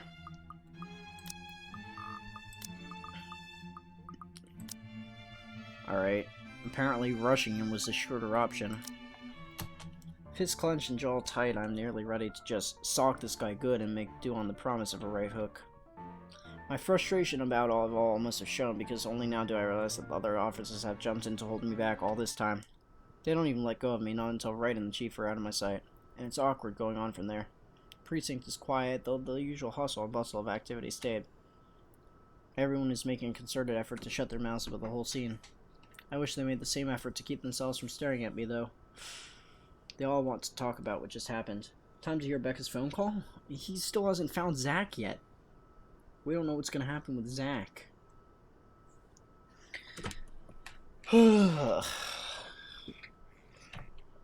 But at the same time, they don't even want to acknowledge that it did happen and refuse to even make eye contact with me. See, Zach's in a cell, probably decapitated, and nobody knows. They think he's just sleeping. If I hear a scream, we know it's Zach. I don't give any of them the chance to talk about it anyway, only leaving a stern order with the nearest officer. Look out for Zach while he's locked up, will you? That's it. I have no further business here. You didn't even go check on him. You didn't even go check on him. Are you serious? I have no case, no assignment, and I sure as hell am not going to stick around to see what the chief has for my bad behavior. Winding myself down, I march out of this place as quickly as possible before anything else happens. Sup, I'm Ash from Deluxe City. Baggers, watch out, can't beat me. Looking for trouble? Better not lie. This is I'm Rebecca. A cool dude, pretty fly for an Asian guy. Sup, I'm Ash from Deluxe City. Baggers, watch out, can't beat me. Looking for trouble? Better not lie. No. I'm a cool dude, pretty fly for an Asian guy. Sup, I'm Ash from Deluxe City. Baggers, God. watch out, can't beat me. Looking for trouble? Better not lie. I'm a cool dude, pretty fly for an A Asian quick guy. glance at the caller ID shows Rebecca's name blinking on the screen. Baggers, watch out. Without wasting any time, I answered the call. Oh no. However, this tone she assumes isn't what I'm hoping to hear. Becca? Hey, did I wake you up?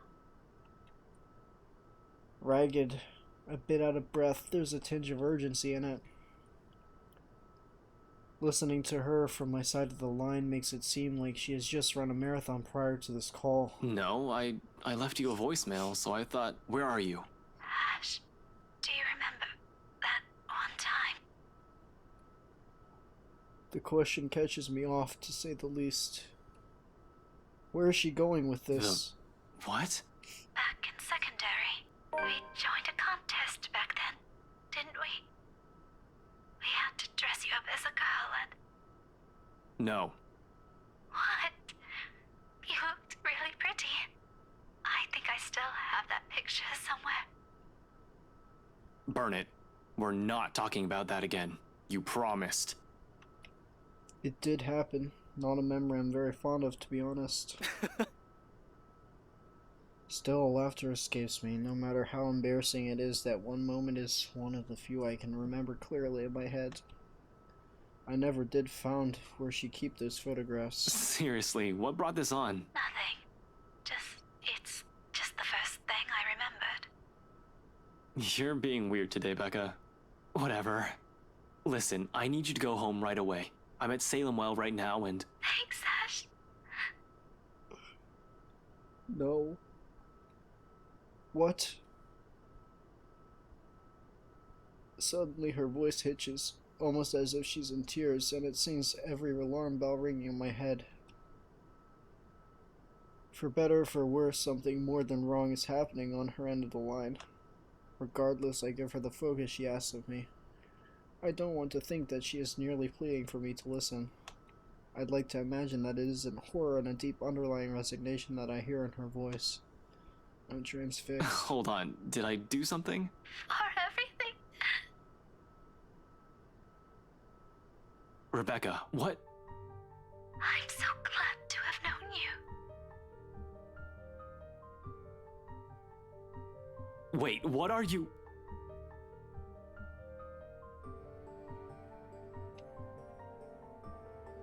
Damn it. Damn it. Whatever her words mean or feelings they carry ceases to matter in this instant. They're all inconsequential when Rebecca's life might be in danger. This whole thing isn't just wrong. Wherever she is, something fucked up is going on, and I'm here listening to it right now, helpless. God damn it, Rebecca, where are you? All laughter and the line drops Becca? dead. Rebecca!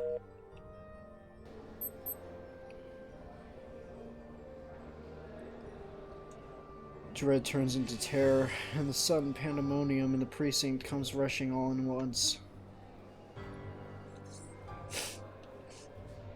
Officers barking orders, the rapid tapping of foot against the floor, and people shouting for dispatch. There's a split second where I'm torn between trying to figure out where Becca is and finding out what happened to inspire such chaos all of a sudden. His world is just caving in all at once, and that's the whole thing with Zach. See, Luxborn is peaceful as cities go. If there's any crime, it's usually low-key and out of public eye as quickly as they come. Things are kept private and on a need-to-know basis unless the media catches wind of a high-profile case or if something really odd happens. Of course, there's gossip and people talk, but everybody reminds their own business most of the time. So when commotion happens and people are shouting for dispatch, you know there's trouble. 2 words broadcasting over every police video all over the city, including the one on front desk to fire everything up. Jump her up. The emergency service unit is assembling, each one hoping they'll be able to talk this one down. Ambulance will already have been placed on standby. The library isn't too far from the hospital. Regardless of spars, something Copy like that. Can we get a 1020? The cold, hard feeling that tells me I should be Jumper there. was spotted on the rooftop of the city library. Need dispatch immediately. I broke into a run.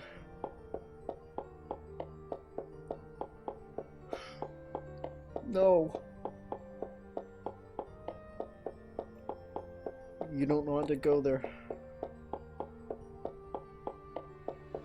The library isn't too far from the precinct. In cases like these, however, every minute counts, each second critical. A cold and cruel voice already whispers in my head, "You're too late." I want to believe it isn't. I hope and wish it isn't who I think it is. Because I don't want to be someone who has been so useless in that exact moment. Frozen useless by apprehension when I heard her speak.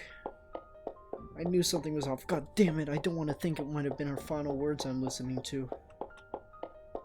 But the horrifying possibility that what I fear is real drowns out everything else. You're too late. Anything and everything in front of me are mere obstacles in my way, and I run, jump, push everything aside as I try to make a beeline for my destination. I don't even have the time to let go of mindless apologies or to explain that there's an emergency to the bystanders I've shoved aside. But even with all that... Oh my god! Holy crap!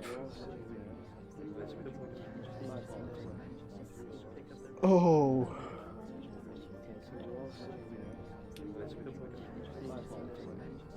Jumper is down. I repeat, Jumper is down. We've got a 1046 to the library. Over. Copy that. Can we have identification of the body? We've got a bystander here who says he knows the woman, Rebecca Gales from the local high school. Becca. I'll recognize her anywhere, even from a mile away, and for once, that isn't a welcome fact. Too clear, too vivid, her broken body lies on the sidewalk in just one bloody mess. Her hair fans out and stands in stark contrast to the pavement, slick with blood and redder than it's ever been. The right side of her head has caved in from the impact, and her right arm is twisted and mangled. And there are those words again around her. Help me, just like the letter. 10-4. Medical personnel are on their way. Resume securing the immediate area for investigation and cleanup. All available officers have been dispatched for crowd control. Over. She's gone. Over and out. And I wasn't able to do a damn thing about it. Shortly, officers moved to pull the bystanders away from the scene. People have witnessed the fall. Passerbys just want to see what's interesting on. Someone screaming, weeping, crying.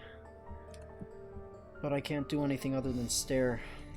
I can't even bring myself to come closer, only to stand among the crowd as just another civilian. The world has come to a standstill. Numb is an understatement. No. I feel dead inside. Isabella's gone and Rebecca's. The weight of my own failures has never been felt as palpable as it did right now. One by one, everything I'm hanging onto has slipped from my grasp right in front of me. Dots. Dots. I have no idea how long I've stood there, how many seconds, minutes have passed. simply watching the commotion. All I know is the bitter taste of ash in my tongue and the sharp tang of blood hanging in the air. But even with the world coming off sharply to my senses, never even registers as an officer starts pushing me away from the scene. But I have to be there. Without Isabella, without Zach, she's the last person I trusted to stay through this. And yet, the simple show of my badge will get me through the scene. Struggling, I reach into my pocket forward until somebody places a hand on my shoulder and pulls me back gently. Despite the gesture, my annoyance still flares at the interruption. This person does not understand that I'm slowly losing everything, everyone I have ever cared about. However, before I can ever tell them I'd like to piss off, recognition sets in, topping me short of snapping at Professor Clark. Ashton, why don't we take a walk? Professor? I'm just... Rebecca, I need to see her. No, Ashton, you don't. Leave it to them. You don't need to see any more of that. Crap got real. And when he finds out about Zach, his whole world is just gonna be dead. He speaks in that firm and commanding tone that makes me feel like a college brat all over again. But it's that look in his eyes that make him comply with his order, and quietly I follow. The professor really does have a way of making me feel like a child at the worst of times. The fact that he's pulling me away from a crime scene in front of my colleagues is humiliating at best and a cause for concern at worst. At least I don't have to endure against the agonizing and awkward silence for as long as he leads me into the cafe across the street. On an ordinary Sunday, perhaps I would have had a clear view of the library from here. But the more the LPD tried to suppress the crowd and clear the area, the more they've gathered out with morbid curiosity. That did nothing to stop the image of Rebecca's bloody body popping into my head at the mere thought of her name. Burned into my mind like the image of Isabella's torn up body. Like the image of the woman's sickening smile. Why don't you get something from the menu? It's on me. I'm sorry, Professor. Now, isn't exactly a good time. I know it isn't the best time, but you should have something, at the very least. You look like you're about to pass out back there. Healthy mind, healthy body, right? You'll always need it in your work. Professor Clark is the spooky spooks. Professor Clark is the killer. I know, as a matter of fact, that their hot chocolate is exquisite here. Releases endorphins, which are good to fight off thoughts and feelings of distress. It should do you some good. A chat and some chocolate. I should make some hot chocolate. I'm willing to listen. Chatting and chocolate. Unorthodox in the face of death. Why are you doing this, Professor? I don't mean to interrogate. He has done nothing to deserve the brunt of my mood. I know he only means well and that this gesture has good intentions. More than anything, he's the one who understands grief. Far longer than I've ever carried the guilt from that. So when he smiles a wistful one, I already have my answer. In the end, we simply let the silence pass us, the sorrow to hang over us. He orders for me, but the food remains untouched. For a few more hours, we go on like this. Silent, wordless, unable to phrase the ache that has been brought on by loss. He does break it after his third cup, if only to check on me. How are you feeling? You haven't touched your food. Not good, to be honest, but that doesn't mean you had to pull me away. It's not the first time I've seen a dead body, you know. In a typical crime scene, where the victim is a stranger, yes. But what if it's a friend? It flashes in my mind fleetingly, still too clear, still too vivid. The iron tang of blood still lingers in my nose as if it were yesterday when I entered that room. I'll keep that in mind. You're not that bad after all. We're all in danger. I thought you were my friends. Why don't you believe me? She's the first one, and I've never forgiven myself for it. I'd rather not talk about that, Professor. I know you well enough, Ashton.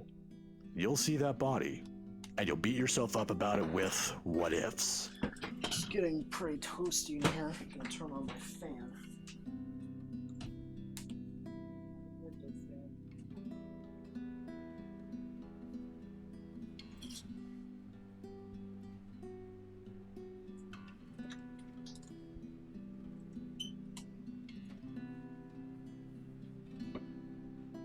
Alright, let me know in the comments in the chat if you can hear my window fan and if it's really loud, okay?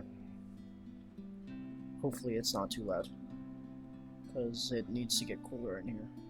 Scold yourself about what you could have done to prevent it. I don't want you to blame yourself. Not when I know how awful that feeling is. It's not a healthy way to live. Don't make the same mistakes I did. I know it's not my fault, but to an extent, is it? It is, isn't it? I'm a police officer. I'm supposed to stop things like this. To serve and to protect, that's what I swore when I joined the police force. I've got a badge, months of training, and even a gun to do it. But I can't even protect my own friends. Isabella, Rebecca, Zach. Have I been of any help to them at all? Besides, I should have kept a closer eye on them after what happened to Isabella. Why are you telling me this? I just want you to realize that it isn't your fault. It is not. You can't be everywhere. How hasn't he heard about Zach yet? It's gonna kill him when he does. Oh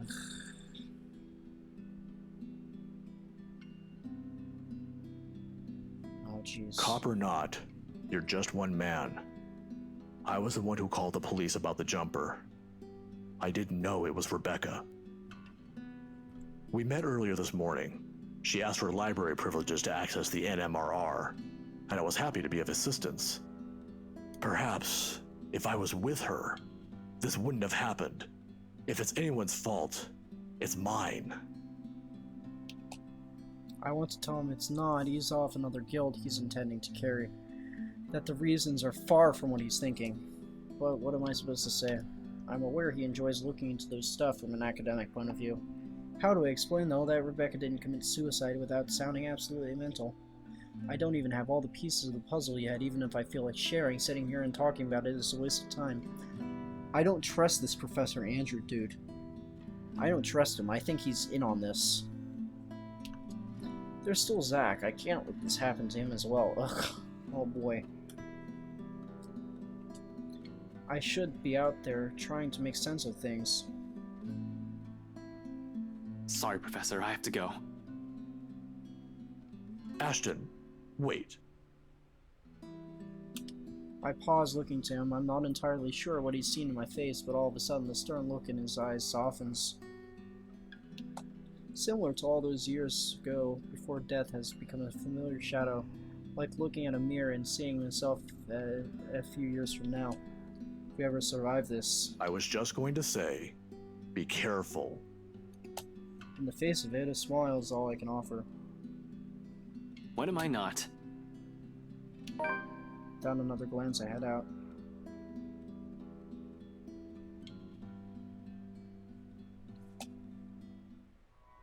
Dots.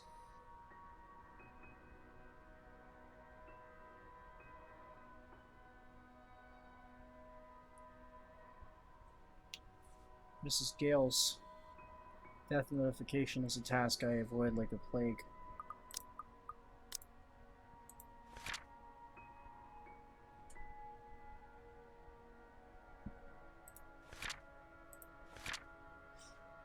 Ashton found himself following after emergency service unit in a daze. Soon his fears turned real. Rebecca was already lifeless. Before he could understand what was happening, concerned Professor Andrew Clark pulled him away from the scene. Despite the older man's warnings, he pushed on. Although I've known Rebecca since childhood, there are plenty of reasons why I shouldn't be the one breaking the bad news to her parents. 1, protocol states you're always supposed to do this in person. 2, protocol also states you're supposed to do this with a partner. And 3, I've never been good with words. But here I am, unceremoniously thrusted into the task, all because there's no other one. As expected, everything goes as well as my blunt mouth can take. Mrs. Gale's relentless sobs loudly echo through the receiver when I'm finished informing them, while all I can say before ending the call is an empty. I'm really sorry, Miss Gales. Before ending the call with a click and heading back inside Isabella's apartment. Her mom's voice still rings in my ears as I leave it all in the hallway behind me. Here, though, even though there's only stillness, heavy, deafening, suffocating. Wordlessly, I take the empty space on the edge of the bed. Despite how peaceful this all seems, the gravity of that news has hit hard. It's in the dense air now lingering in this room. It's in the deafening silence left by the absence of this room's occupant. Most of all, it's in the heavy feeling that has made its home in the pit of my stomach. Becca's the last person I need to account for, damn it. Although Zach's in holding cell right now, he's safe. Where did it go wrong with her? I'm really sorry, man. I'm really, really sorry. You're not gonna be happy when you find out about this. Where are we? Still back at the beginning. When does he find out about Zach, though? There's a lot of possibilities here. I've already lost Isabella. How could I make the same mistake again? What do I do now? It's a question I've been dreading to ask myself, if only because I don't have an answer to it, uncertain as I am. How many more close calls do we have to go through? How many deaths do we have to witness? How long can we keep this up? We're bound to break at one point. No normal human being with a sane mind can last like this, losing people important to them one by one right in front of them. I don't even know how I can keep myself safe. Quietly, he reaches for the papers I brought me, sifting through the pages before laying them out on the table and getting down to business all at once. Everything with brushed off, carelessly ignored, and rudely dismissed have been laid out for close scrutiny. Zach encounters with the women in his dreams, Rebecca's close brushes to death every time she appears, the dread, the fear, the terror she brings out in even the bravest of us. Everything. Because no matter how bleak this seems, there must still be a way out of it. There has to be, logic damned. Or at least that's what I would like to believe. Yet even as the cold morning light shifts to the warm hues of late afternoon and eventually night, none of this still makes a fucking damn sense. Darkness has fallen, but I'm still nowhere near figuring things out. If anything, I'm more at a loss than we've ever been before I even started this. Next thing I know, frustration rears its ugly head, and the sheets of paper I've been holding smacks the table harder than I've intended. The sound of it echoes loudly in the small room, and everybody simply falls silent. Along with it is the release of another long-held breath. Everyone? Who's with you? Perhaps the 100th since this morning. I'm not getting anywhere useful with this. I'm also missing a lot of things here, and there's still a gap, a huge one. Somehow, even with all this information in hand, it still feels like there's someone I'm overlooking. All I have to go with is the letter and the stuff selfish people have been keeping from the public, but what else? Where all this started? The Armor Guard mansion? Well, bringing the letter back there fix everything? Fuck. How do I? The mansion's a private property now, just can't just waltz in there. I'd rather die before I even think beg of Wright to let me in and investigate the place. After what he did to Zach? Not gonna happen. Over my dead body. One thing's very clear after these last 2 days, however. We're not safe anywhere, and I have to act fast if I want to keep Zach alive. Can't keep running away. Sooner or later she'll get us like she did with Rebecca and Isabella. Before that happens, I have to put an end to this. Sighing, I stand up and stretch out the kinks of my back after several hours of sitting. I've been at this for too long. A break is needed. Time to let everything sink in, or else I'll burn out. I know I will, and it's another thing I cannot let happen when there's still another person counting on me like this. Just a thought. Maybe Zach was knocked out. And he was knocked out for like all of the day after getting hit by the butler. I don't know. That seems weird to be unconscious for a whole day, but maybe he just woke up and it's about now, the middle of the night, when he ends up dying. Maybe I should check in on Zach. Oh god, the rest of it never makes it out of my mouth. Something heavy and grating sounds from far in the room. A harsh booming noise renders through the eardrums of everyone in the room. Everyone? It's only you, dude. All at once I'm on my feet, while I quickly palm from my gum on the table. However, before I can pull it up and remove the safety, the whole racket stops. Stillness descends on the room, and amidst the sudden hush, I swoop an anxious glance around the room. So much for a break. There's no time for a pause now. Quickly I gather up the documents I've been reading through, but before I can either finish, another noise ups the tension already gripping the place. Suddenly the lights go out and the wardrobe at the end of the room rattles as if something inside begs for freedom. Cautiously, eyes glued to it, I take a step forward and I release the Glock from my gun. I'm a trigger-happy person. I'm not even sure if this will work on a ghost, but right now it's the smooth surface against my palm and the trigger on my finger, providing the closest thing I have to relief as I approach the closet. Who's there? Who's there? No answer, and the ruckus simply continues. In 2 deep breaths, I cross the room and stand in front of the closet. Whatever's inside has yet to stop thrashing. Instead, is now banging at the door louder and louder and longer daily. Another shallow intake of breath. I glance at the door, my only exit. An exhale. Something freaks. Then in the next moment, gasping at the handle, swinging the doors wide open to reveal nothing. Yeah, but she's under the dresser, dude, right away. I part the clothes hanging on, and still none. No ghost, no woman, not a single trace of whoever's inside. Confused, I glance her back around the room and around in my face. The noise has finally stopped, but I'm quite sure it isn't my imagination, or maybe it is. I'm too strung up in my head, and my head's now making things up.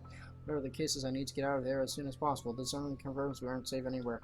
I have to warn Zach. Without bothering to close, I move back, ready to leave. Adrenaline now coursing through every vein in my body. You're gonna see her. In the next second, I'm grabbing the paper with the table. I'm sent falling on my back as something cold catches my ankle and yanks. The resulting fall knocks the wind out of me. Pain racks my whole body and spine in the back of my head as it collides against the floor with force enough to dislodge my own brain from the skull. One blast before stars fade from my vision, and then I sense it. Cold tendrils twisting around my ankles. The smell of vile rot is holding my nose. Nauseating, sickening. The foul smell draining every feeling in my body. The moment of her horrid laughter, still unpleasant and vicious as last time as I heard it, reaches my ears. My eyes snap open. Perhaps it's just inexperience, or maybe my mind's still attempting to comprehend this. Regardless, the minute my eyes land on her, the whole of my body freezes. The gun in my hand turns useless as my grip on it slackens. It's in the manner her gaze bores on me, I'll say, the look of utter hatred and malice. I've seen it loads of times. From suspects, mostly murderers, who never regretted their actions despite being caught. This is the face of someone you can no longer reason with. And I know the moment she laughs again and starts dragging me towards her, it's already going to be the... Snap out of it! No. I can't die here. Not yet. The haze fades from my mind and instinct kicks in there. Let go, you! With one powerful tug, I yank my foot out of her grasp and scramble back to my feet, ignoring the piercing wail she fills the rooms with. And in the span of a second, I'm gunning for the door. Into the hallway. Down a flight of steps, and right inside my car. I waste no time flooring on the gas pedal the second I close the door behind me, and in a short while I'm dragging out a sound well. Don't even entertain the thought of winding it down just yet. Even at the last of women's painful cries fade into the night.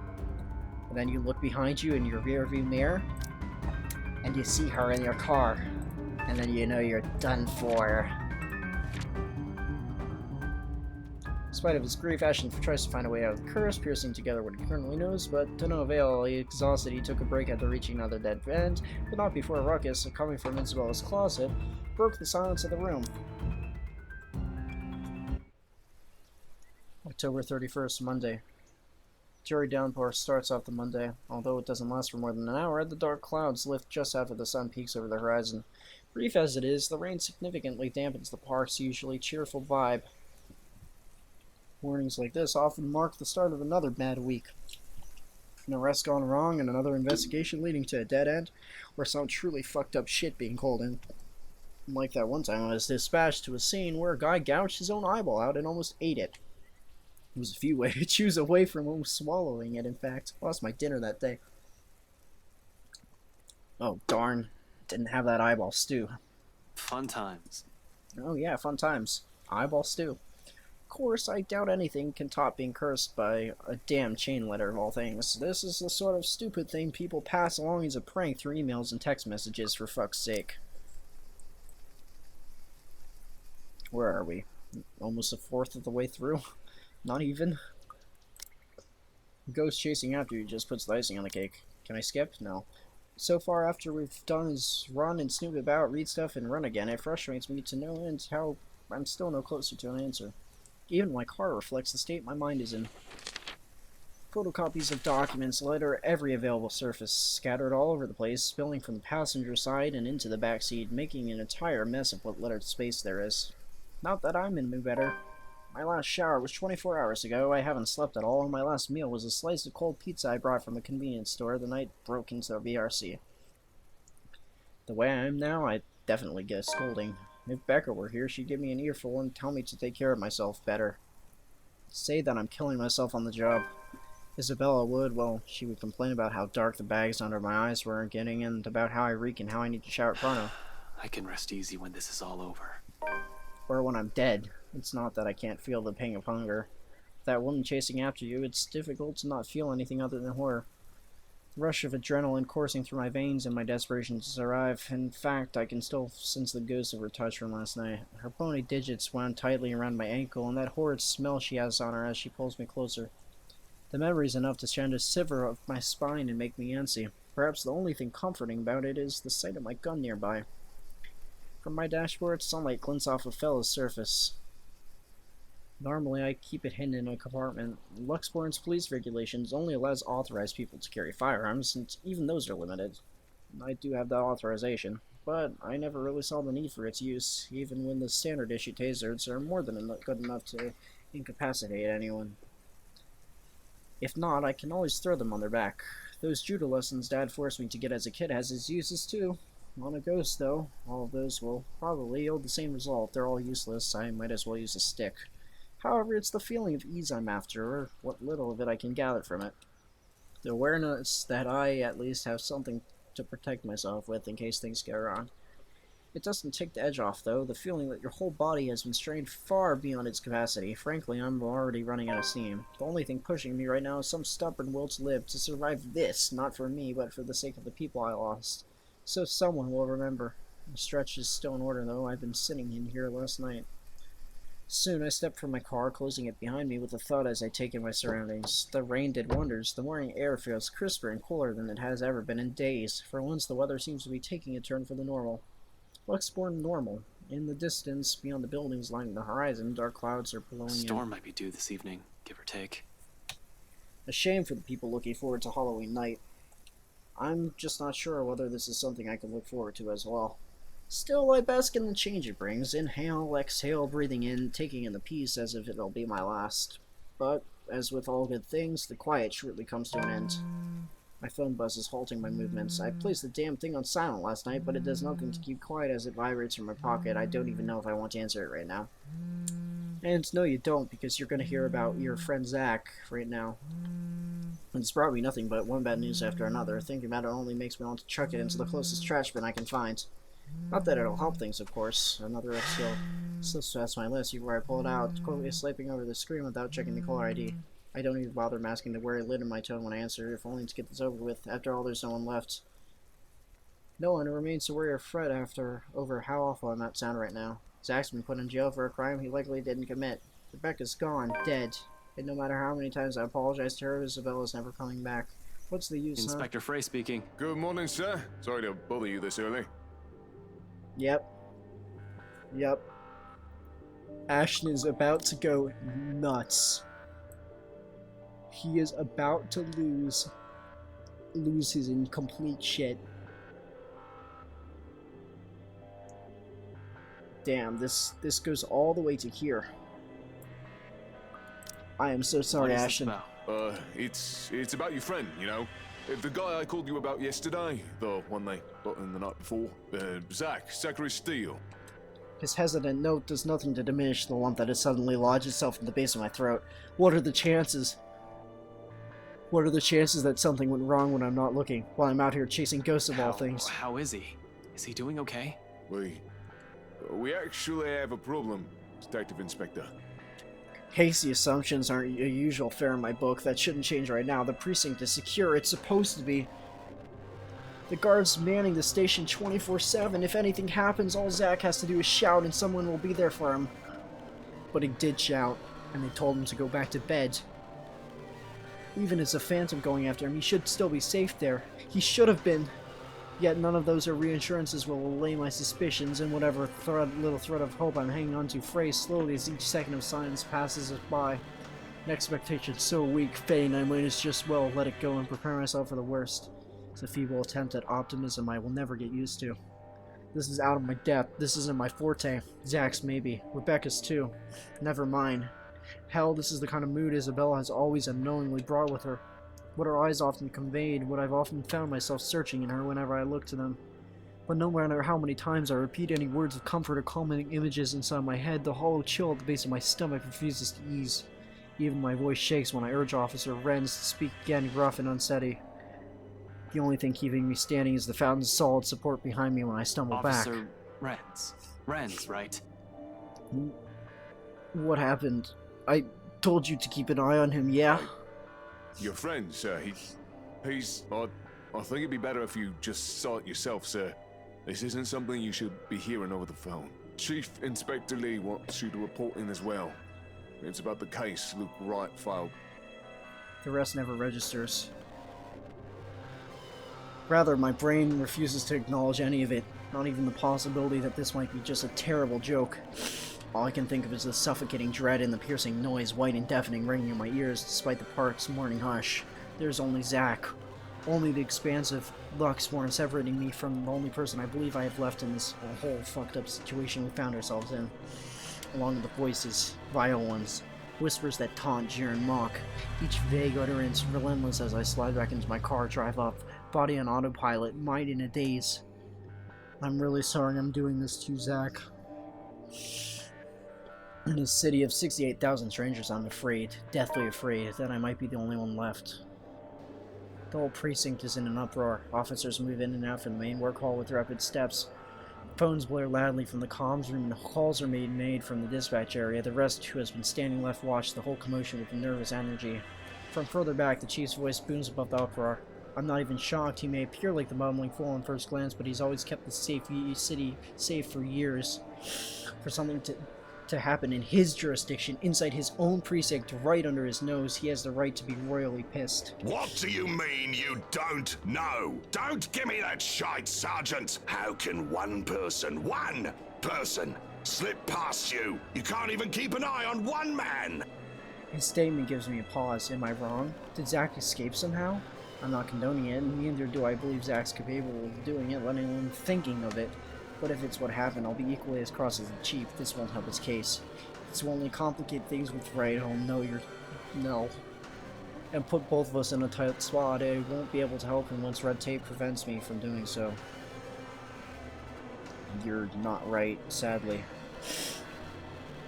Yet a hint of relief still washes over me as I walk closer to my boss, mentally preparing myself for whatever reprimand he's about to dish out. What's happening, Chief?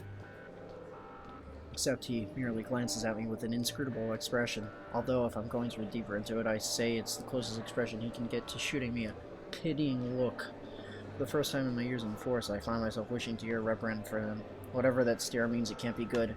Coupled with the Officer Rance's tone this morning, does nothing to calm the uneasiest feeling in me. Fuck, boss even seems relieved to see me. After the last few exchanges we've had these past weeks, you think the man doesn't want to see me right now. That time you got in here. I got caught up in something. Sorry, Chief. What's going on? Is there a problem with Zach? He hesitates for a second before his own frown eases with a long, dragged-out exhale. I'm not sure if you can call this a problem, Frey, but I'll let you be the judge of that. Follow me. And you! I want your full report about this by the end of the day. It better be good or you are kissing that badge goodbye. The officer he's addressing, the surgeon, a man in his late 20s to 30s who transferred here last year, shrinks back in his chair. I don't quite remember his name. I've only seen him quite a number of times since I'm often out of precinct. But if my memory serves me right, he's the guy currently assigned to late night shift, at least until this month ends. Depending on how bad this is, he'll either be in a verbal warning, suspension, or a dismissal. It's not a position I envy for him being in right now. Although there's not really much time left to feel sorry for him either. As soon as Chief's done roasting the other officers beyond the guy, he gestures for me to follow, straight towards the precinct's holding cells. And if it's the switch been turned off, the moment he steps away from the small crowd, the entire main lobby goes silent. For one reason or another, it feels like everyone's simply waiting for the metaphorical hammer to fall. Even their stares before we turn to an adjacent hallway exude the same pitying vibe as the Chief's. All of which I might have easily ignored any other day. People here can be a bunch of gossip mongers. It's only a significant glance Chief throws my way before pushing the open door that stops me. Not that there's even a need to mull it over, because the moment it swims it open, it strikes me a sharp, dry, metallic scent.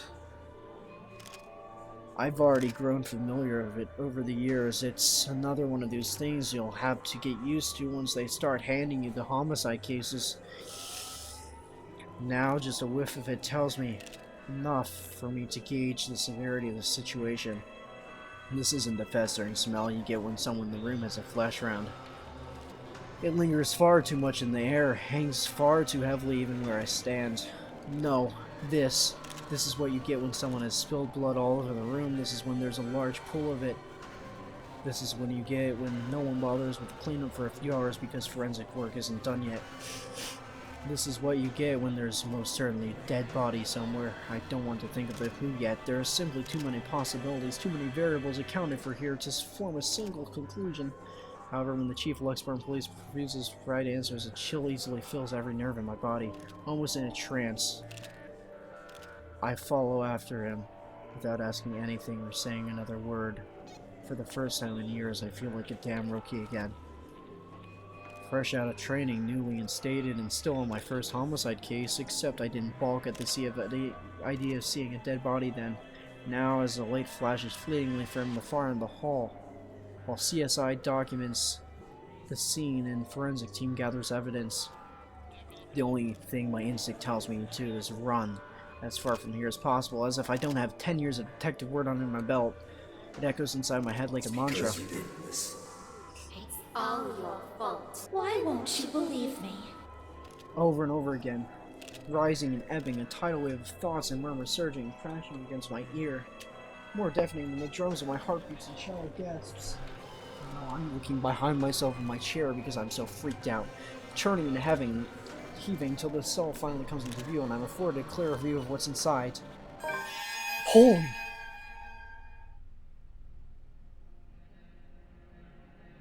Oh God.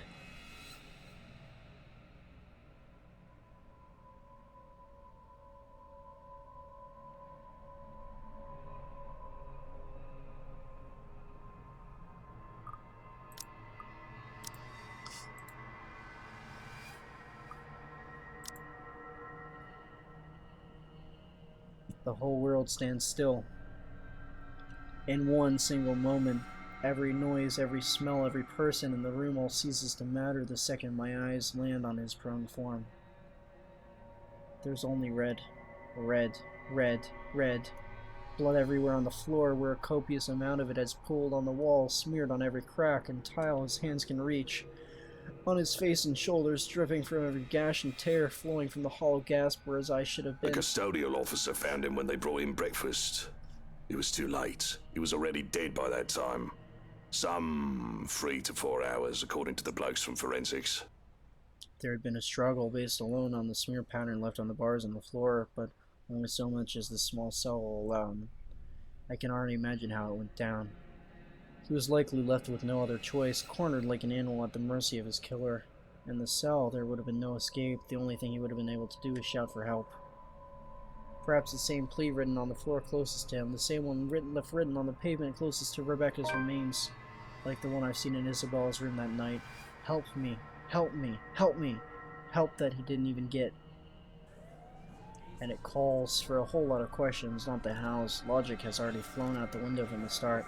She has the means to get to us, get to all of us, bars and walls notwithstanding. Except this time it's Hannah possessed. The whys, though. No one heard him? Not even one from the guys on duty last night? Because Zach's not an idiot, he would have asked for help, he would have yelled. Oh, one of them did, but thought nothing of it. Then why didn't they do anything? He's just a room away! They must have assumed your friend's just asking for attention. Henry wasn't clear on the details when I questioned him about it. You've been serving in this precinct for more than a decade, though. You should be aware by now how rowdy the folks we detain here can become. But that's not the only problem we have here. Someone got in and out of this place without anyone noticing. Even the surveillance footage is a bust. Tech's going over it now, but I don't think we'll get anything from it. The media will have a field day when they learn of this fray. Keep it mum for now. I'll let you know because he's your... well, you deserve to know. The poor bloke's your friend, after all. I just don't want the commissioner hearing of this before I can tell him anything. Or at least, until we've figured out how the butcher got in. You think this is an inside job? What else can it be? It's either that or we have a damn good criminal mastermind walking this city. Really, I want to say something. I want to tell him that this isn't what he's thinking. That all this time the Anselm Butcher never existed. This is a curse of the people. The people of the city have been laughing up for centuries. The way things are going, we'll simply find ourselves at a dead end. Chances are they'll have to find an innocent chap to blame for everything, like what Wright did to Zach. The scapegoat for things they can't explain. But how am I supposed to tell anyone, let alone give them to believe my words? I'll sound like an idiot. They'll likely brush me off the same way I've done with Isabella's warnings. In the end, clenching my fists at my side and gritting my teeth is all I'm able to do. Zach's lifeless face stares back at me, and accusations in them sharp and searing. An expression that etches itself deep within my mind once the first officer waves us both out of the room. Another ghastly image I will never be able to forget. Damn, this is rough. Poor Ash. Just like Rebecca's bleeding corpse on the pavement. Just like Isabella's mangled body in her room. Another memory will probably haunt me until my last dying breath. Another regret. Chief dismisses me barely an hour later, sending me off with nothing but a light pat and another sorry expression. I'm not entirely sure if that's supposed to be reassuring. There's plenty more to do, a lot of more people to call and tell, and all of it falls on me. No matter how awful the news I will bring, it will be better if it comes from a person his family and friends knows. Still, my body refuses any notion of movement. I don't even want to imagine what his grandparents will say. They're good, kind, warm-hearted people who have given me another family without me even asking for it. Without even asking me for it. They welcomed me, invited me every time, easily reminded me of what having a whole family home feels like. I thought I've already forgotten it. Zach's older sister will definitely show up in my apartment, though, ring my doorbell and punch me as soon as I open the door, just like the last time. She's right. I'm the kind of person who brings nothing but trouble. She's known all along that Zach should have stopped hanging out with me, warned him several times. Zach has often laughed her concerns off. I used to think it's because he enjoys the friendship as much as I do, despite a huge part of it going unspoken between us throughout the years. Now he's dead. Another person brutally taken from me. I thought I had more time. I thought he'd be safe. The shock and the grief I felt yesterday is nothing compared to what I'm feeling now, because the people I care about the most are all gone, and I couldn't do a damn thing to save any of them. Let's take a look at the branching tree here. Well, we're more than halfway. Somehow. I acted too late. And in the deafening silence of my car, the only thing I'm able to do is close my eyes, rest my forehead against the cold surface of the steering wheel, and scream. Scream until my throat bleeds raw. Scream until my lungs burn. Scream until all that remains are the guilt and tears. Dots, dots. The sun hangs lower when I stumble back into consciousness. With a late afternoon slant digging through my windows of my car and painting the city outside with a vibrant shade of orange and reds, it's almost as if no misfortune has befallen on us. Why the frickin' creepy voices on me? But they're all gone, all of them. Out here, alone in bright daylight, the idea feels too palpable, too real. It's a painful truth I have to wake up to now. Every day from now on, if I ever survive a curse by some awful stroke of luck, hell, I can almost see her at the corner of my eyes, glaring me at with that cruel smile of hers. I can just hear her mocking me in my head, laughing. Why didn't she go after me first? I saw the letter before Rebecca and Zach did. Why can't she just kill me after she's finished with others so we can be done with this? Why are you doing this? Do you even know what you're doing? How many people you've hurt? Do you even understand? Do you even realize what you've... But it's inane to ask questions of it. It's not even human. It doesn't understand pain. It doesn't feel guilt. It's irrational to even expect an explanation from her. Just like how irrational it is for me to reach my gun and decide to keep pushing at this. Light glints briefly on its surface as an agreement before I holster it, because no matter how bleak and hopeless everything appears now, the people I've lost, they won't want me sitting here. I've got to do something, if not for my sake, then for theirs, for their memory. I'm getting nowhere dallying like this. I'll have to move. I still have one more lead I can look into. The mansion. Including the people currently residing there, the Wrights. Especially if my assumption's correct, and the reason Zach was there was because of the curse.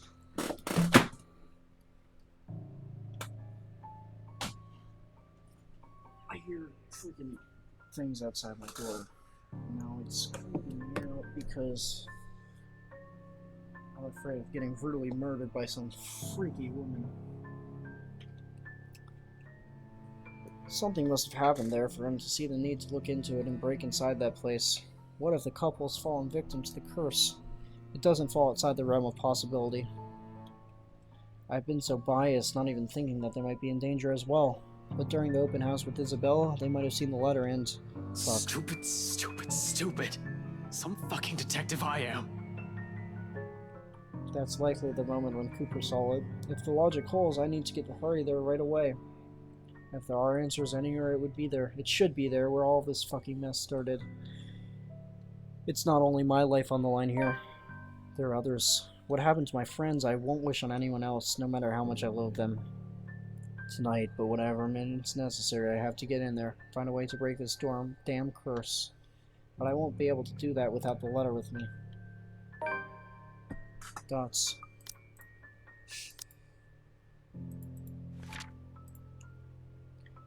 With all of his friends gone and the shadow of the curse looming over, Ashton was at a loss. In a desperate decision, Ashton chose to head to the Ermengarde mansion that night, a bit to end the curse and hopefully be able to at least save someone.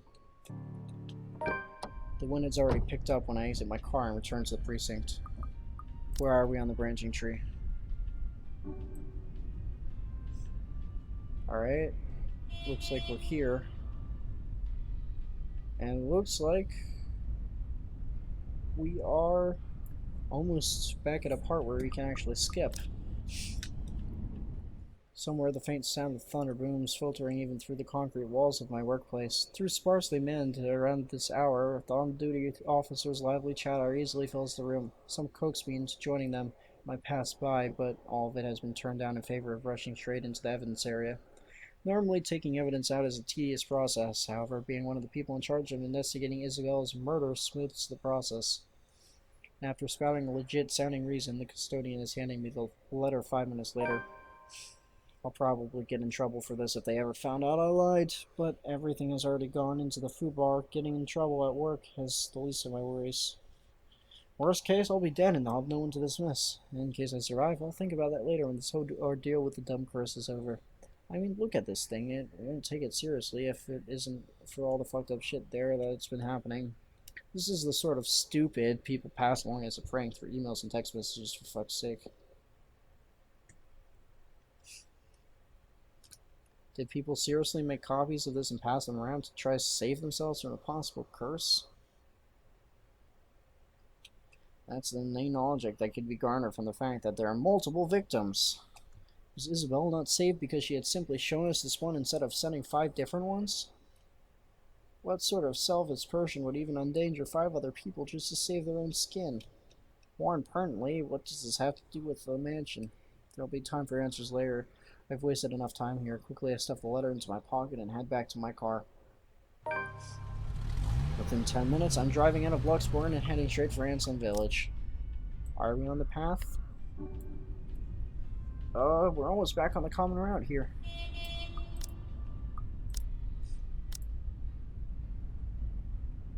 So we have 4 viewers. Nice. I might try and keep going until the end of this path. I really don't want to stop it here. In the distance, flashes of lightning light up on the horizon, white and sharp against the black curtain of the night. Thunder threatens with a rumble seconds later, echoing long against the heavens, and with one last roar, the skies open in earnest. It is now November 1st. It is Tuesday. The rain falls in fast, steady sheets, creating shallow puddles on a dirt patch, drenching everything the eyes can reach. And we can skip here. Likely because of what Zach did. The guard is now stationed in every possible point of entry. The main entryway, the back door leading to the kitchens. Hell, it's almost a miracle no one has spotted me once I entered the property, although it's probably because I've kept close to the forest. Or worse, Hannah Wright. Oh, we hear the crying. It's coming from the forest? Just right up ahead, in fact. Not too far from our house. Regardless, I give the place a quick, wary glance before following the noise. Oh, crap. Why do I have to deal with this crap? Possessed Hannah, carefully keeping the shadows, one cautious step after another. Louder and louder it goes as they near. Till it abruptly turns into a loud, desperate anguish cry. I break into a run. One nervous hand ready on the gun holster under my hip, and the other race for balance as I scurry across the dense understory. Dead leaves crunch on my shoes, but I pay it no mind. There's only the voice, the woman, and nothing. Abruptly, it all stops, and I'm met with a sudden hush. Blank. empty, almost deafening in its stillness, even with my labored breathing and pounding heart rates.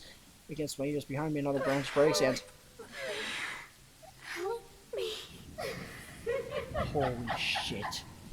Dread surges within me while I spin around and take his hard step back, ignoring the chilly pinpricks crawling at the back of my neck. I have chilly pinpricks crawling at the back of my neck, too. Before I can even meet her eyes, the world unexpectedly pitches sideways, tilting and tilting till the ground beneath me finally crumbles. My hands fight for purchase, only to meet air, but then it's too late.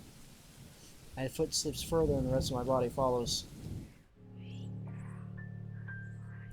Why does this game have to be so creepy? We've fallen into the, underground prison. No.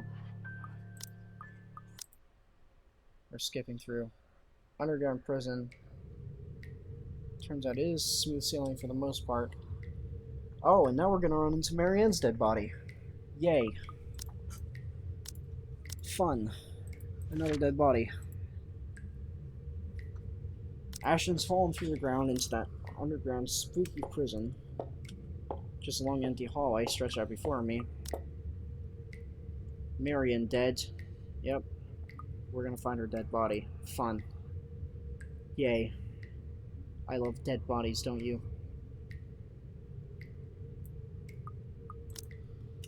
The only problem is having an overactive imagination, walking amidst a place shadowed by death. Every sound, every sudden movement, even the faintest of it spurs it. At times there are still scampering, small noises that abruptly rises above my footfalls. The pounding of the hollow walls and echoing inaudibly across the whole span of the tunnel before fading away just as swiftly as it rang. It's probably just some animal. A rat, maybe, I hope. I pause nevertheless, straining my ears for more of it while I gradually move my handle to the side. Slow and steady until the tips of my fingers brush off the gun's handle. Although cold against my skin, it's the closest thing I have to comfort at the moment. For a long moment I wait, holding my breath, watching every form, edge, and shadow at the corners of my vision for any movement. Is this freaking anybody else out? Because it's sure freaking me out.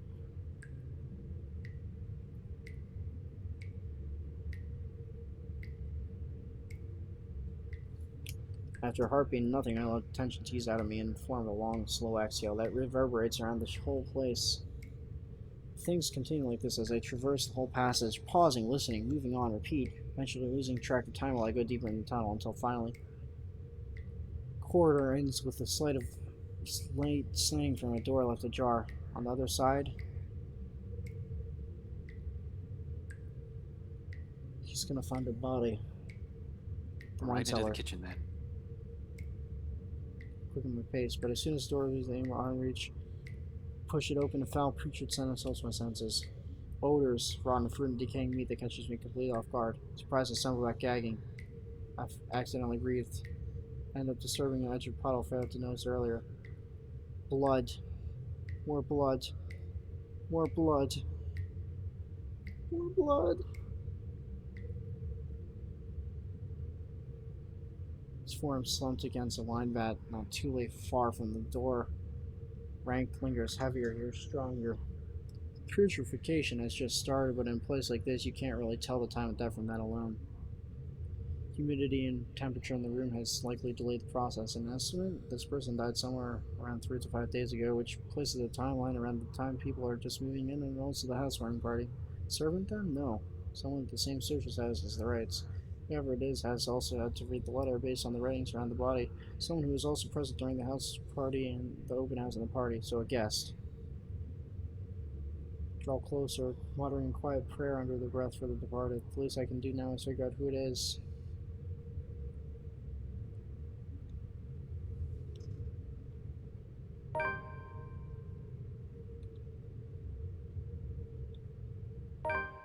Oh god, oh god, oh god. Oh god. I'm sorry, if I'm not reading, it's because this is seriously getting to me.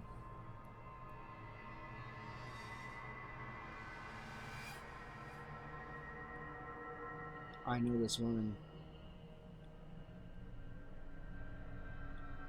Marianne McCullough.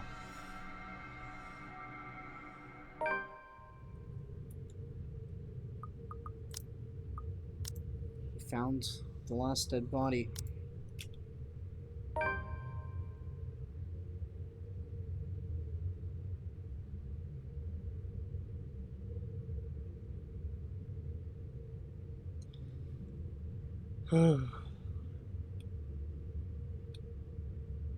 You really believe it?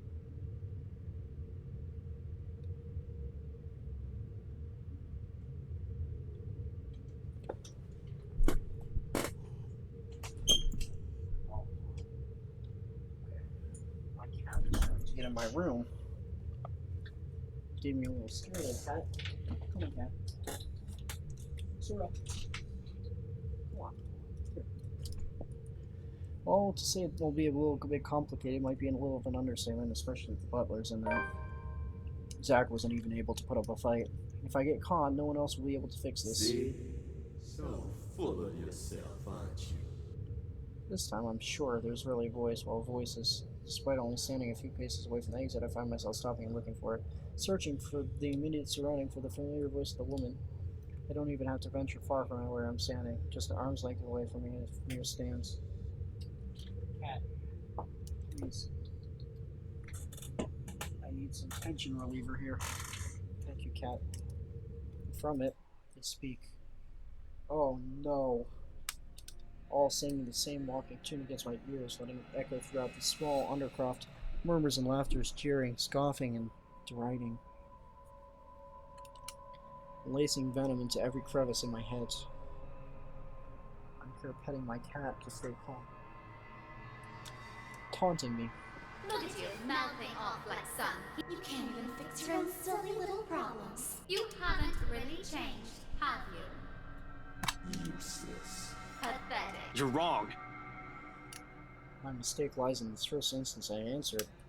Very second denial has slipped from my mouth. The words have also seeped into my heart, allowing it to prod, add, and rouse my temper. Despite knowing they are merely doing this to goad me, each word, each syllable trickled into me, spurring the guilt I've hoped long buried. Are we? Or is that simply what you've been telling yourself all this time? Something to make yourself feel better, perhaps. What about Zach? Oh boy. Wrongfully accused. And you couldn't even get him out. What about Becca? Oh, the way she fell to her death. While all you did was watch.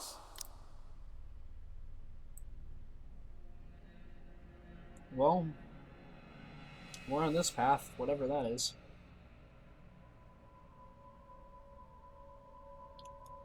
Holy shit, there's still a crap ton left.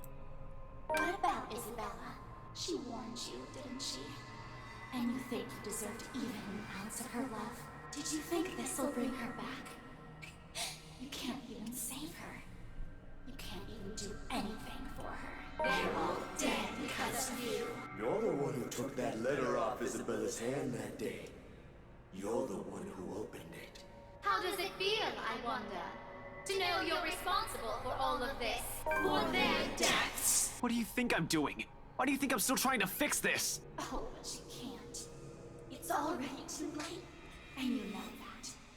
You know all of this is futile. Just face it, Ashton Frey. You're a failure, and they are the ones who have to pay for it. A badge and a gun, and you still can't protect your own friends. Can't even solve a case for an old man. Can't even bring Luke Wright to justice. Can't even keep his own family together. No wonder they left you. Before you do the same thing to them. Mom and Dad are better off without little old you, aren't they? It's a good thing they had the sense. Pitiful, isn't it? Some detective you are. Some friend you are. Some son you are. You might as well just throw that rank away. You're no use to people either way. Shut it! I hate this. I hate how this monster can easily get through to me, every weakness, every insecurity it knows. To hear what it said in my friend's voice even more so. But what I hate above all of it is... You know it's true, though. All of it. It's why all you can do is tell us to shut up. You don't want to hear a single word, because you're already aware of it. You can't even admit it to yourself. Who's the coward now? But no matter how hard you try, you're not gonna be able to save anyone. Shut it! Not a single word anymore! Cat, stay here. I need some comfort here.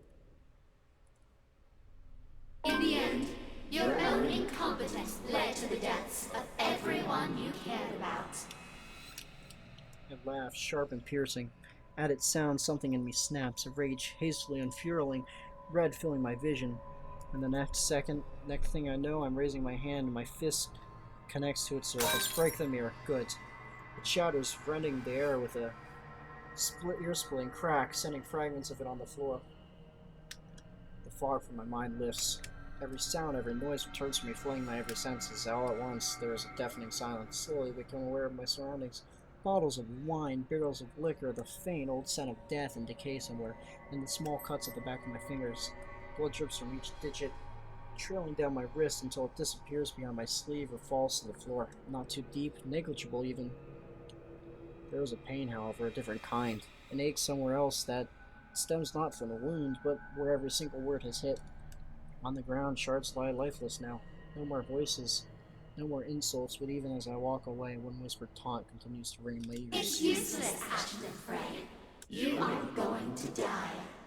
And you are going to die alone. A fear.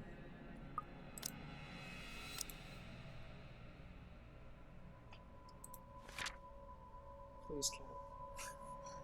Before he could go deeper into the wine cellar, Ashton began to hear voices coming from a mirror, mocking him for his failures. It hit a sore spot in him, and losing his temper, he smashed the mirror with his own fist. One that has been long kept in the darkest place in my heart. One that a small part of me wishes for. The trapdoor swings open without much fuss. It isn't even locked, perhaps left open for when Wright asks for some midnight snack. I make sure the coast is clear, of course, before I pull myself up. The butler of theirs is nowhere to be seen. He's probably sleeping, attending to his master, or doing some extra late night work before turning in for the night. Meanwhile, Wright won't touch anything to do with manual chores, not even with a 10-foot pole. It's next to impossible for him to linger here. No servants, no anyone. And just as easy as that, I'm in. Gently I close the hatch. If things go well, the same path will be my way out. If my luck doesn't hold, that's not an option now, is it? I really don't want to think about what might happen. Sometimes it's best if I simply revel in the little victories. Cat, I'm not ready to leave. Not until this is over. Yep, Death Run is pretty heartbreaking. There are great blessings when everyone else is going against you. And in a place like this fraught with unknown dangers, it's a feeling that lasts only but a second, suddenly a sob. Oh God. Ringing out from some distant part of the house, echoing through its empty halls. My shoulders immediately tenses, my hair raising at the back of my neck as a sudden chill passes. This, despite myself and the beliefs I've long held. Because as much as I want to convince myself that nothing's wrong, my experience tells a wholly different story. What are the chances I'll be able to leave this place alive? Next to none. Cat, you can go.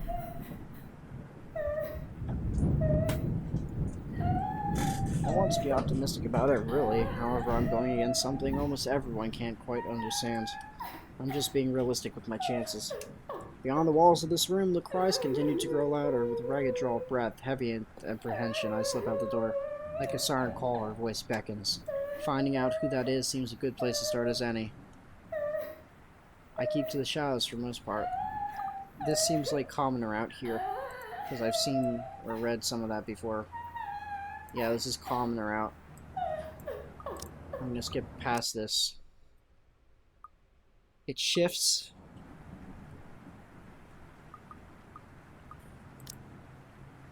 Where are we? We're right here. Alright. Maybe the wife, though one can't really tell if it's her, the way the walls echo her voice. Nevertheless, it pushes me to move. 2 steps at a time, lurking behind a shadow. Skip. Turns red again. Push the door open.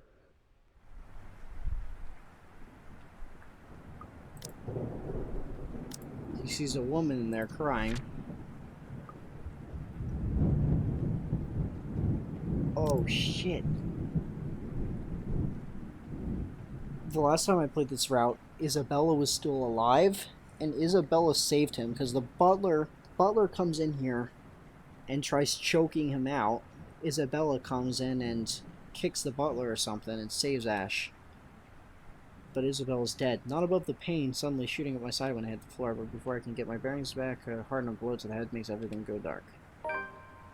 Consciousness stirs in haze. Now the thing people need to know about the bullets ahead is they hurt real bad. I swear. People need to stop breaking into What my is house. wrong with all these lunatics?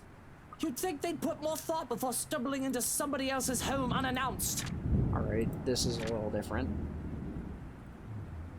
Found a woman crashed on the floor crying, approached her. Something hard collided with its head. I suppose the act of committing crime must have some attraction to the insane. Of course, you'd know all about that, wouldn't you? But short of a concussion, as long as the poor guy wakes up soon after, they're going to be fine for the most part. I bloody got you! But you won't be able to clean up after if you're the sorry corpse, will you? I'd love to see you try. When was the last time you... Oh, there we go. The dumb cop is waking up. People really need to worry if the guy doesn't wake up within a few minutes. That's a sign of brain damage or, well, death. Still, even with a short time of consciousness, there still might be problems. Slight memory loss and forgetfulness, for instance. I do remember finding an attic. So, where am I now and what happened? Those are questions I really wanted an answer to, but the pounding in my head, I can't focus long enough to worry about anything else. Can't even remember how I got here. Aside from the fact that it feels like my mouth is stuffed with imaginary cotton, I can feel the thick tape that prevents me from asking. The only thing I really managed to vocalize, especially with the raging head, is a muffled fuck. Surprisingly, I soon find that I'm not blindfolded. Usually it's both or the other way around. I as soon adjust as the image of a study swims into view. That, at least, answers one of my questions. Not too far from where I stand, Wright and his butler stare at me, much like how kids stare at the frog they're about to dissect. Well, it sounds kind of true for what's going to happen to you, probably. It doesn't help that I seem to be cuffed to something with my arms raised up high. My coat has gone along with other belongings. I don't have to wonder where they are, though, as I can spy them on a serving trolley next to a silver platter and clock. Really doesn't bode too well for me. Awake already? He's only been out a few minutes. Shrunken, did you not hit him hard enough? Shouldn't he be out longer? That rolling pin was made of metal. His skull must be very thick. I only want to knock him out, not kill him, silly man. If I really wished him dead, I could have easily targeted his pterion. That, or the back of his neck, just below the skull. Oh well, look at it this way. It is good news. This means he'll be capable of giving you the answers you seek, yes? True, true. I do have many questions for our trespasser here. Why don't we start up with the most basic of questions? Why are you here? Of course, if he starts squealing like a pig, perhaps we might need to gut him like one. What do you say, little pig? Normally I'd be insulted at being called little, but there are far more pressing matters to attend to. For instance, convincing them into letting me go and making sure I, at the very least, don't die while I'm hanging like a piece of meat on a hook. Maybe I can still salvage this confusing clusterfuck of a situation. Think you can just get the drop on me, you dodgy little shit? You underestimate me, just like every other meathead out there. Where are we? We're on the bottom path. That's where I thought we were. Oh. We're gonna skip pretty far ahead after a little bit, because we're on the bottom path. I'm gonna skip to here. Then there's another skip.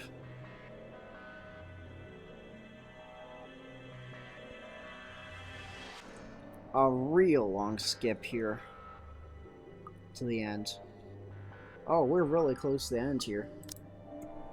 You really should have taken more precautions before treading into the wolves' den. Shouldn't you be trained for this?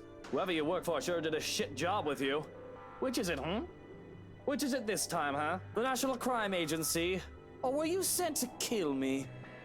Not that being one or the other will do you any favors, of course. They waited and expecting an answer, which is ridiculous seeing as how they gagged me.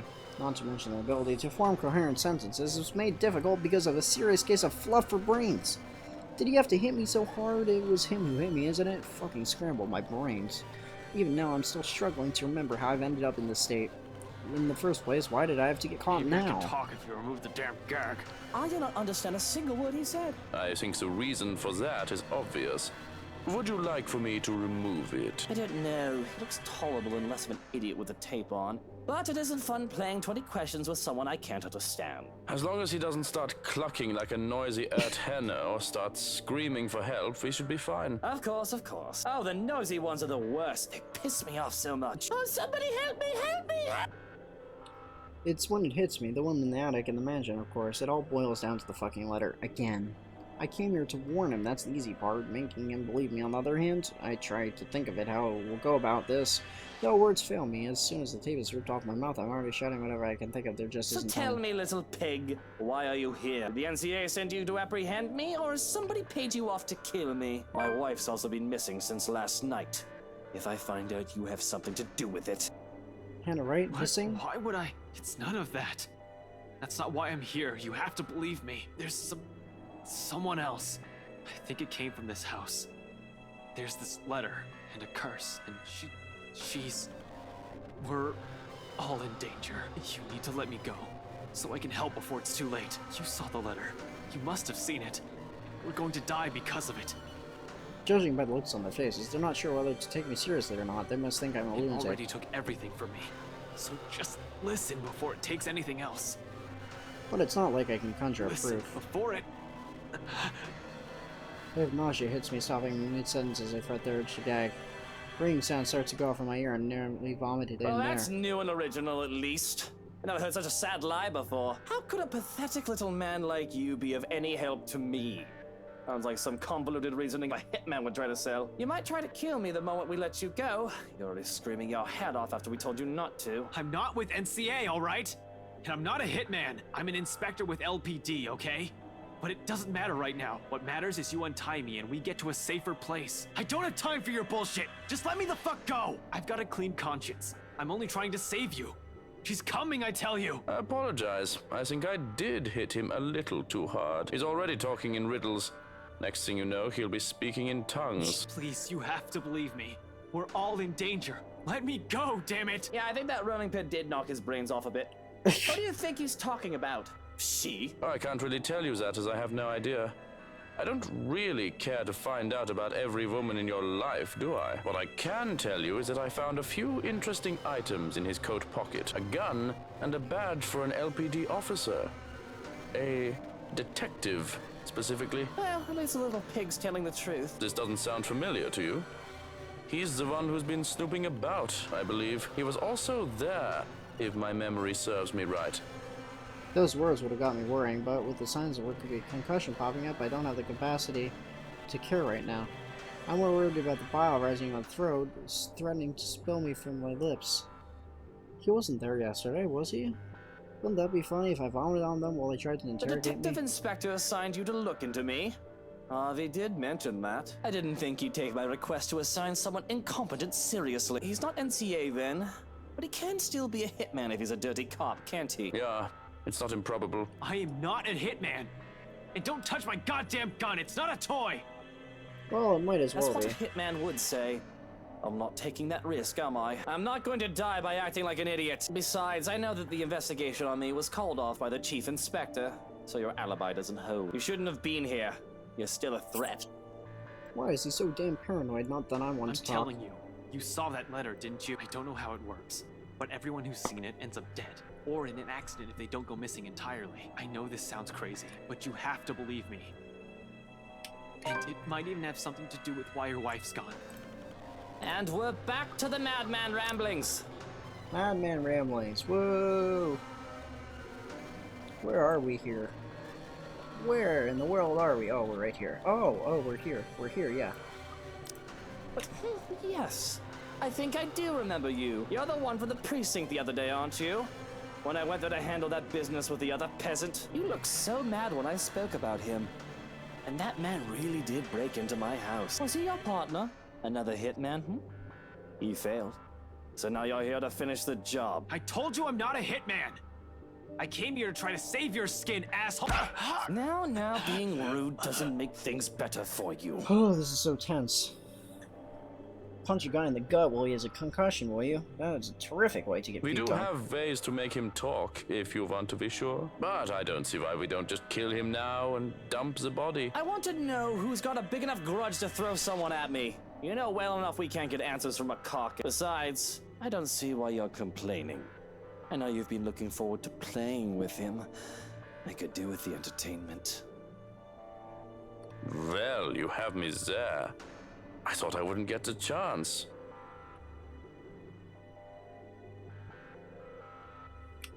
Do so. Make him talk. Make him sing. Find out who he's working for. See if he has anything to do with that woman who keeps showing up here recently. Oh, he will sing all right. A pretty little tune. Still reeling from the blow to the stomach, I can't protest as a pair of hands go to my collar. I anticipate strangulation. Prepare myself to go under back into the obliviation of a forced stupor, but instead gloved hands deftly move to the buttons of my shirt to have them undone. Cold air stings. Oh god. Okay, I did not expect this. The route where everybody lives is so much more bearable.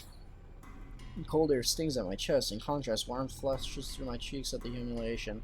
Being strung up and beaten is one thing, but this? They said it themselves, didn't they? I'm into entertainment right now. This really isn't how I pictured this scenario. I mean, I know things are only going to get worse before they get any better. I was prepared as well as I can be for the trouble to be from her. I just didn't think I'd be in trouble because of him. I'm here to save him. If Karma can at least play along for once. I guess this is what they mean when they say that no good deed goes unpunished. And if that means keeping quiet, tiring them out, and enduring this little interrogation session while they wait for a non-existent confession, then so be it. Because if they think I have the answers they need, the only way I'll be getting out of here is in a body bag. Wright's eyes burn into me with the way he watched, anticipating ready for a show. On the contrary, his laptop gloves left cold trails with his hands roomed in a clinical, detached manner.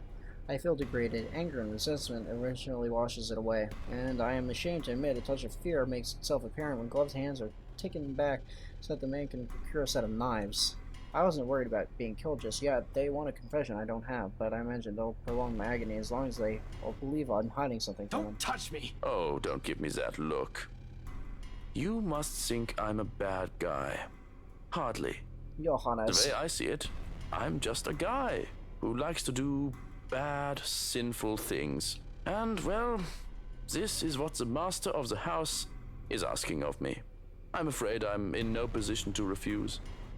The idea that I'm going to be a frog to be dissected isn't too far off, it seems. Without a warning, the knife is dragged along my stomach, the touch is light, and the incision leaves a shallow mark. It doesn't even bleed, barely breaking through skin. It's the thought and promise of pain that has me riled up. The blade dances on my skin, almost as if he's writing letters with a feather pen. Up and down from side to side, and sometimes around, and then with a flourish he cuts deep. I'm barely able to stop myself from crying out. I'm sorry. Did that hurt? Oh Did it? boy.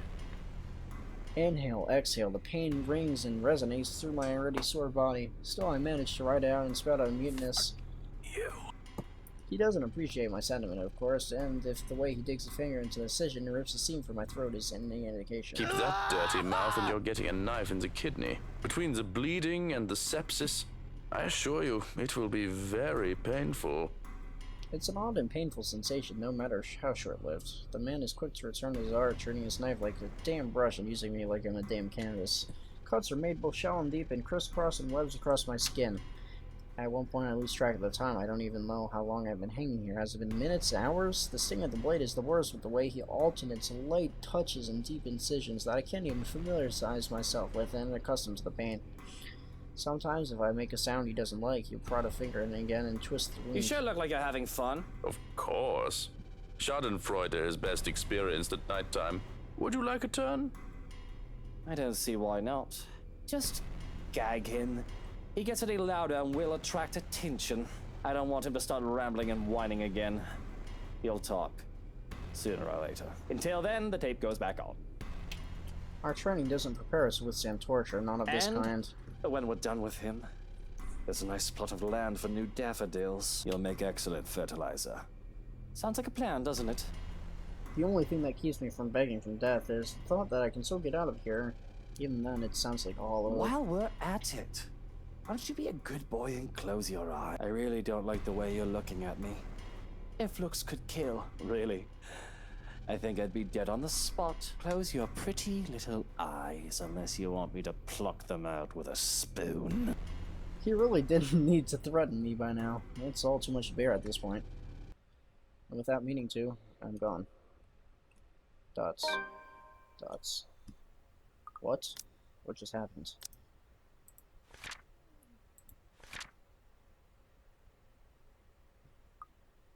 Oh, he lost consciousness. First thing I realize as soon as I come to again is the fact that everything hurts, my chest and stomach especially, but in general I just wish I can crawl into a hole, curl up and die. I can assume they've gotten tired of slicing me into the moment they realized I was knocked out. The second thing I noticed is the fact that they're gone, leaving me all alone and still handcuffed. Oh, God. Why would you do that? I can't really survey the extent of the damage done to me as my shirt is buttoned back up. Though I can feel the dried blood lining my skin here and there, I can at least be grateful they didn't go through with their threat of placing a knife in my kidney. The third thing? Well, there isn't a third thing, unless one can count the realization that I'm not dead yet and put it on the list. Well, I feel like death anyway. The gist of the situation right now is, well, this is the moment I've been waiting for. But what's the point? They're all gone. Rebecca, Zach, Isabella. I imagine they'd be mad at me if I gave up now. Still, what was I even thinking, trying to save someone like Luke Wright? If he won't listen to me, I'm saving my own neck. And I have ways to do so. Pulling myself up by the wrist, I struggle until I reach in my hair and pull out my ever-trusty bobbies. It takes a bit to maneuver and manage what should be a simple task, because they've strung me up. I pull it off anyhow, and soon I'm picking the cuffs in my bid for freedom. The only way to fuck things up right now is if one of them walked in and caught me trying to escape, but it looks like they've retired for the night. A few twists and a click, and I'm free at last, free to rev at my sore arms. Free to grab my coat, gun, and badge, and free to get the fuck out of here. That isn't to say I'm all better. I still feel shaky after what happened. Everything still hurts. But this is a significant improvement from my previous predicament. I'll walk in the park, in fact. After all, the room is locked from the inside. After once the door swings open, an entirely different thing greets me. Only to be greeted by the kitchen, pots, pans, and all.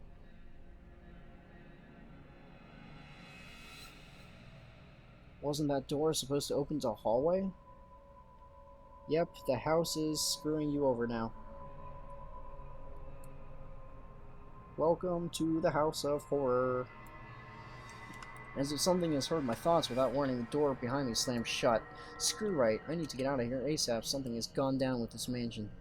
Luckily, I'm in the kitchen. I have two ways out the back door and the cellar offers. Except the hatch won't budge when I pull on it, and neither does the back door, as if something is locked it firmly on the other side. There's a long bout of silence until which I simply look around me, mulling over the same thoughts being whispered to me over and over again. It's useless, Ashton and Frey. Oh, creeps. You aren't going to die. Maybe I will. You are going to die alone. I'm trapped in that same movement. Once realization dawns in, something shifts again. Blood. Every nook and cranny, over every surface and every inch of the floor. And on the journal,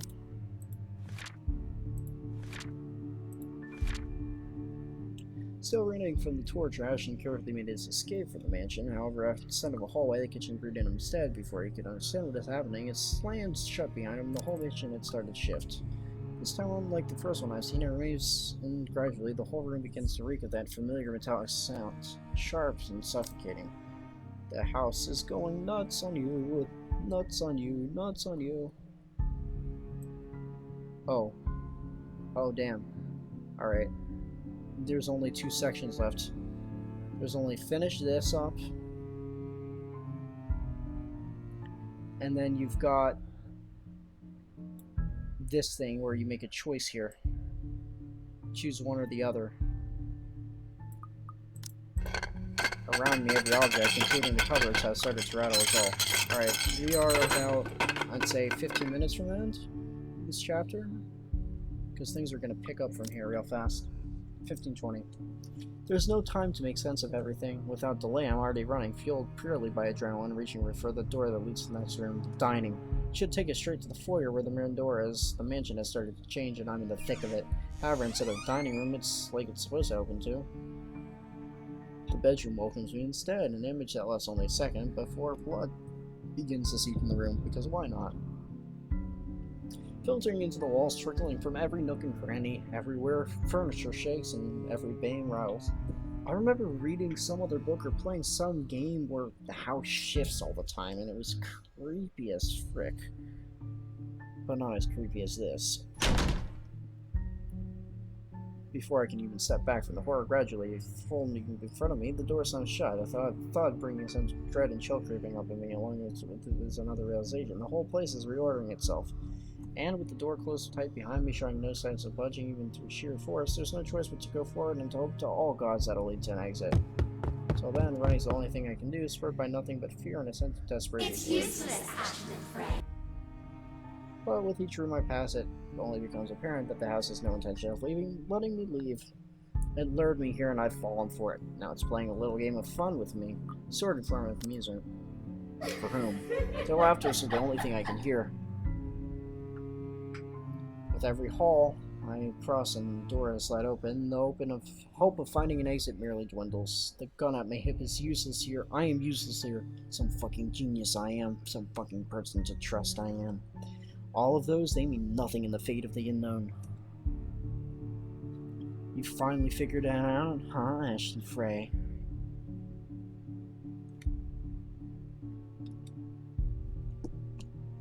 Just give it up. And this is an error. It's not supposed to. We're supposed to hear voices. They die because of you. There we go. You are going to die alone. Shut your fucking mouth. You know it's true, though. All of it. It's why all you can do is tell us to shut up. You don't want to hear a single word, because you're already aware of it. You can't even admit it to yourself. Who's the coward now? But no matter how hard you try, you're not gonna be able to save anyone. The more gruesome the place turns, the bleaker my chances simply get. Wails and screams fill my ears as I pass by, words from a time and people long gone, laced with nothing but pure agony, calling out, reaching to me. Their voices almost too real, as if I'm not the only one trapped here. That there are others begging for release from this wretched place. Or maybe it's all just a show? A taste of what I eventually will be, a soul forever held captive in a never-ending nightmare. Mother, I've done it, Mother. Take me with you, please. I can still hear her. She's here. Help me! Help me, please! Is this what the curse is? What it means for all of us? That the letter's not a morbid cry for help, but an invitation? Beckoning for unsuspecting souls to be dragged into this place's horrors, to be put under centuries and centuries of torment and agony? Suddenly, dying a painful death seems preferable and enticing than ending up here living a tortured existence. Or perhaps it's all the same. Still no hope. Still, hope worms its way into me, not a usual thing for someone like me. But after going through countless door and corridors, every little sign of hope I'm willing to cling to, as long as they'll get me out of here. I'm back in the parlor again. How long have I been running? How long since I've left the kitchen? At some point, I've lost track of time, with the windows barred shut, and the sounds lifting in the air, and nothing but shouts and shrieks. It's impossible to tell. Not that it matters when a sight is an end, or when an end is in sight. Shelves and furnitures bar the door, each stained with blood and gore. That the situation isn't as desperate as it is, I'll find a different way out. And this is the way back. This is definitely the way back to the foyer. But there's still a gap left at the topmost part for a person to go through, as long as you use the shelves to climb. It's an exit, all right. From here I can spy the familiar walls of the foyer. Only relief washes over me. Although my legs have been strained taut by all that running and every bone and muscle in my body ache, there's only an easing. A sense of tension relieving, while energy flows back through me again at the sight of an end. No sooner I'm heading straight to it. However all this hushes, I turn my back from it and climb up. It's a tight fit, but I manage to squeeze myself in. The unease remains though. Maybe it's the adrenaline still coursing through me, or how easy everything has been after living through that nightmare, fleeting as it is. But for some reason, something's still nagging at me. Call it a detective's instinct or my training or whatnot, I have a feeling something's happened and catch me unprepared. Unconsciously, before dropping down on the better side of the dream, my hand shifts to the gun at my hip. Instinct has never failed me before. My feet hasn't even landed firm enough before I went. Well, aren't you as incompetent as I thought? Well, you aren't as incompetent as I thought. There is my best Luke voice. A chill seeps into every vein in my body. All of a sudden, every ache, every pain returns me to my tenfold, and my knees threaten to buckle at the sound of his voice. Although it appears friendly, I know it isn't anything but. One does not spend time investigating a man like him for over a year and holding a grudge against him for more without knowing everything about him. His quirks, his habits, I'm familiar with all of them. And right now, Luke fucking Wright is beyond pissed. Shifting my gaze upward is nearly too painful knowing the danger in front of me. Something clicks, the telltale sound of a gun safety hatch being released. Call me paranoid, but at the slight gesture, I draw my own and level at him, finger on the trigger and ready to release the safety on mine in case things go south. And it's the 1v1. The battle of the century. Luke versus Ashton. After a long, desperate run in search of a way out, the house calmed down for some reason, and an exit was finally in sight. Waiting on the other side, however, is. And at the branching tree, we are almost at the choice.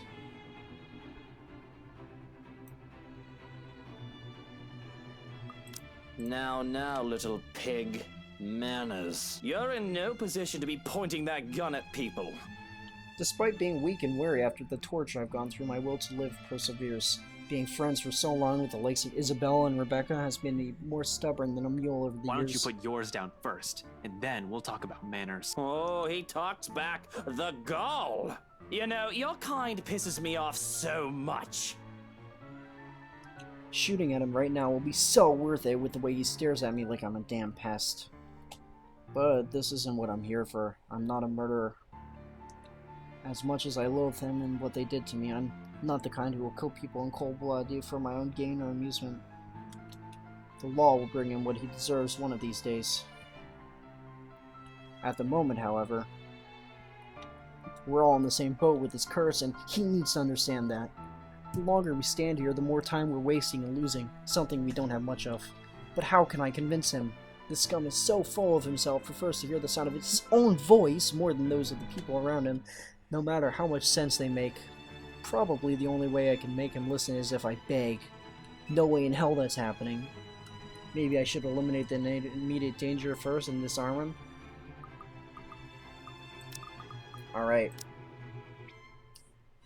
So, this is it. This is the choice. We choose to disarm him, and we die. We choose to beg, and we live. However, this is the blood route, and although I would very much like to live, our fate is not in that path. Sorry about this. I really don't have time for you. I don't think twice. Within the span of a heartbeat, I'm moving and pulling on the trigger. 2 shots in quick succession echo across the whole foyer and both hit their mark true. Wright recoils with a sharp pain. His pistol falls useless to the floor with a loud clang, followed by drops of blood from his bleeding wrist. Insolent! He's down in 2 successive steps. I'm going to tackle him on the floor, pinning him hard in with my arm. Although, before I can knock him out with a solid right hook, an agonized wail bursts through the tense air. This is what I get for hurting the master of the house. Loud enough to echo along the dark, empty halls of the mansion. Piercing enough for every occupant in the foyer to cover their ears and close their eyes. Then, all at once, there are images. Flashing fleetingly, yet burning itself in my mind. Some are merely vague, blurry shapes, while the others display vividly. All from a time long gone in my life that was never mine. Over and over, along with every voice, every whisper, as they shout, they cry, they wail, all asking for a respite. However, there's no time to make sense of all of it. Amidst the discord and the noise, something whizzes too close, too swift. A brief, keen blur that barely registers in my eyes like an arrow quickly finding its mark and heading straight for... An acute pain bursts through my chest in the next instant. All of a sudden, everything around me feels too sharp, every edge, every point. Even the act of drawing a deep breath alone stings and burns my lungs, while an intense ache slowly spreads throughout my whole body. Numb. I feel numb. A hand comes away bleeding, shaking, while I can only let out a wet, ragged laugh. Soon, without warning, I'm going down on my knees and the whole world is pitching sideways.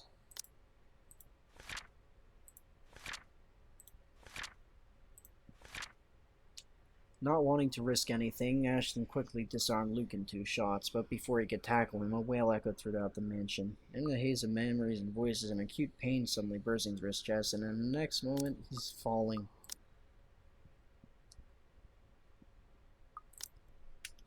I've gone through a lot, survived a lot of shit. It doesn't take a genius to figure out that I'm done for. Whatever hit me, a hole to the chest is fatal enough.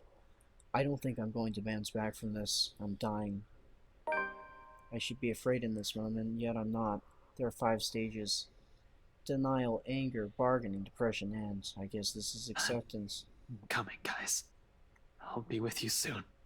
No sense of regret even as she appears before us, her voice echoing throughout the foyer. At the top of the staircase, Hannah Wright stands there, pale as death and expression eerily calm, but I can't help think that there's something wrong. My gaze darts around, wary of her, but soon enough I realize what's wrong when she speaks. She's wrong. I told you, didn't I? Everything you're doing is useless, Ashton Frey. And we're safe. Just here. And now, you're dying. Meddlesome fool. How does dying alone feel, Ashton Frey? Hannah? Oh, Luke, darling, my love. What do you think you're doing out here this late? Outside, another streak of lightning flashes and a clap of thunder ripples across the sky. Here, there's only a whispered sigh, a fading breath, and a lone heart that beats hard one last time. Dots. Dots.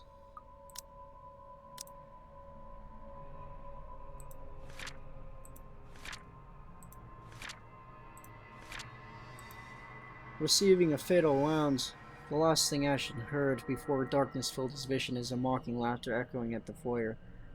At the top of the grand staircase stood the ominous figure of Hannah Wright. Dots. You've unlocked a memory fragment.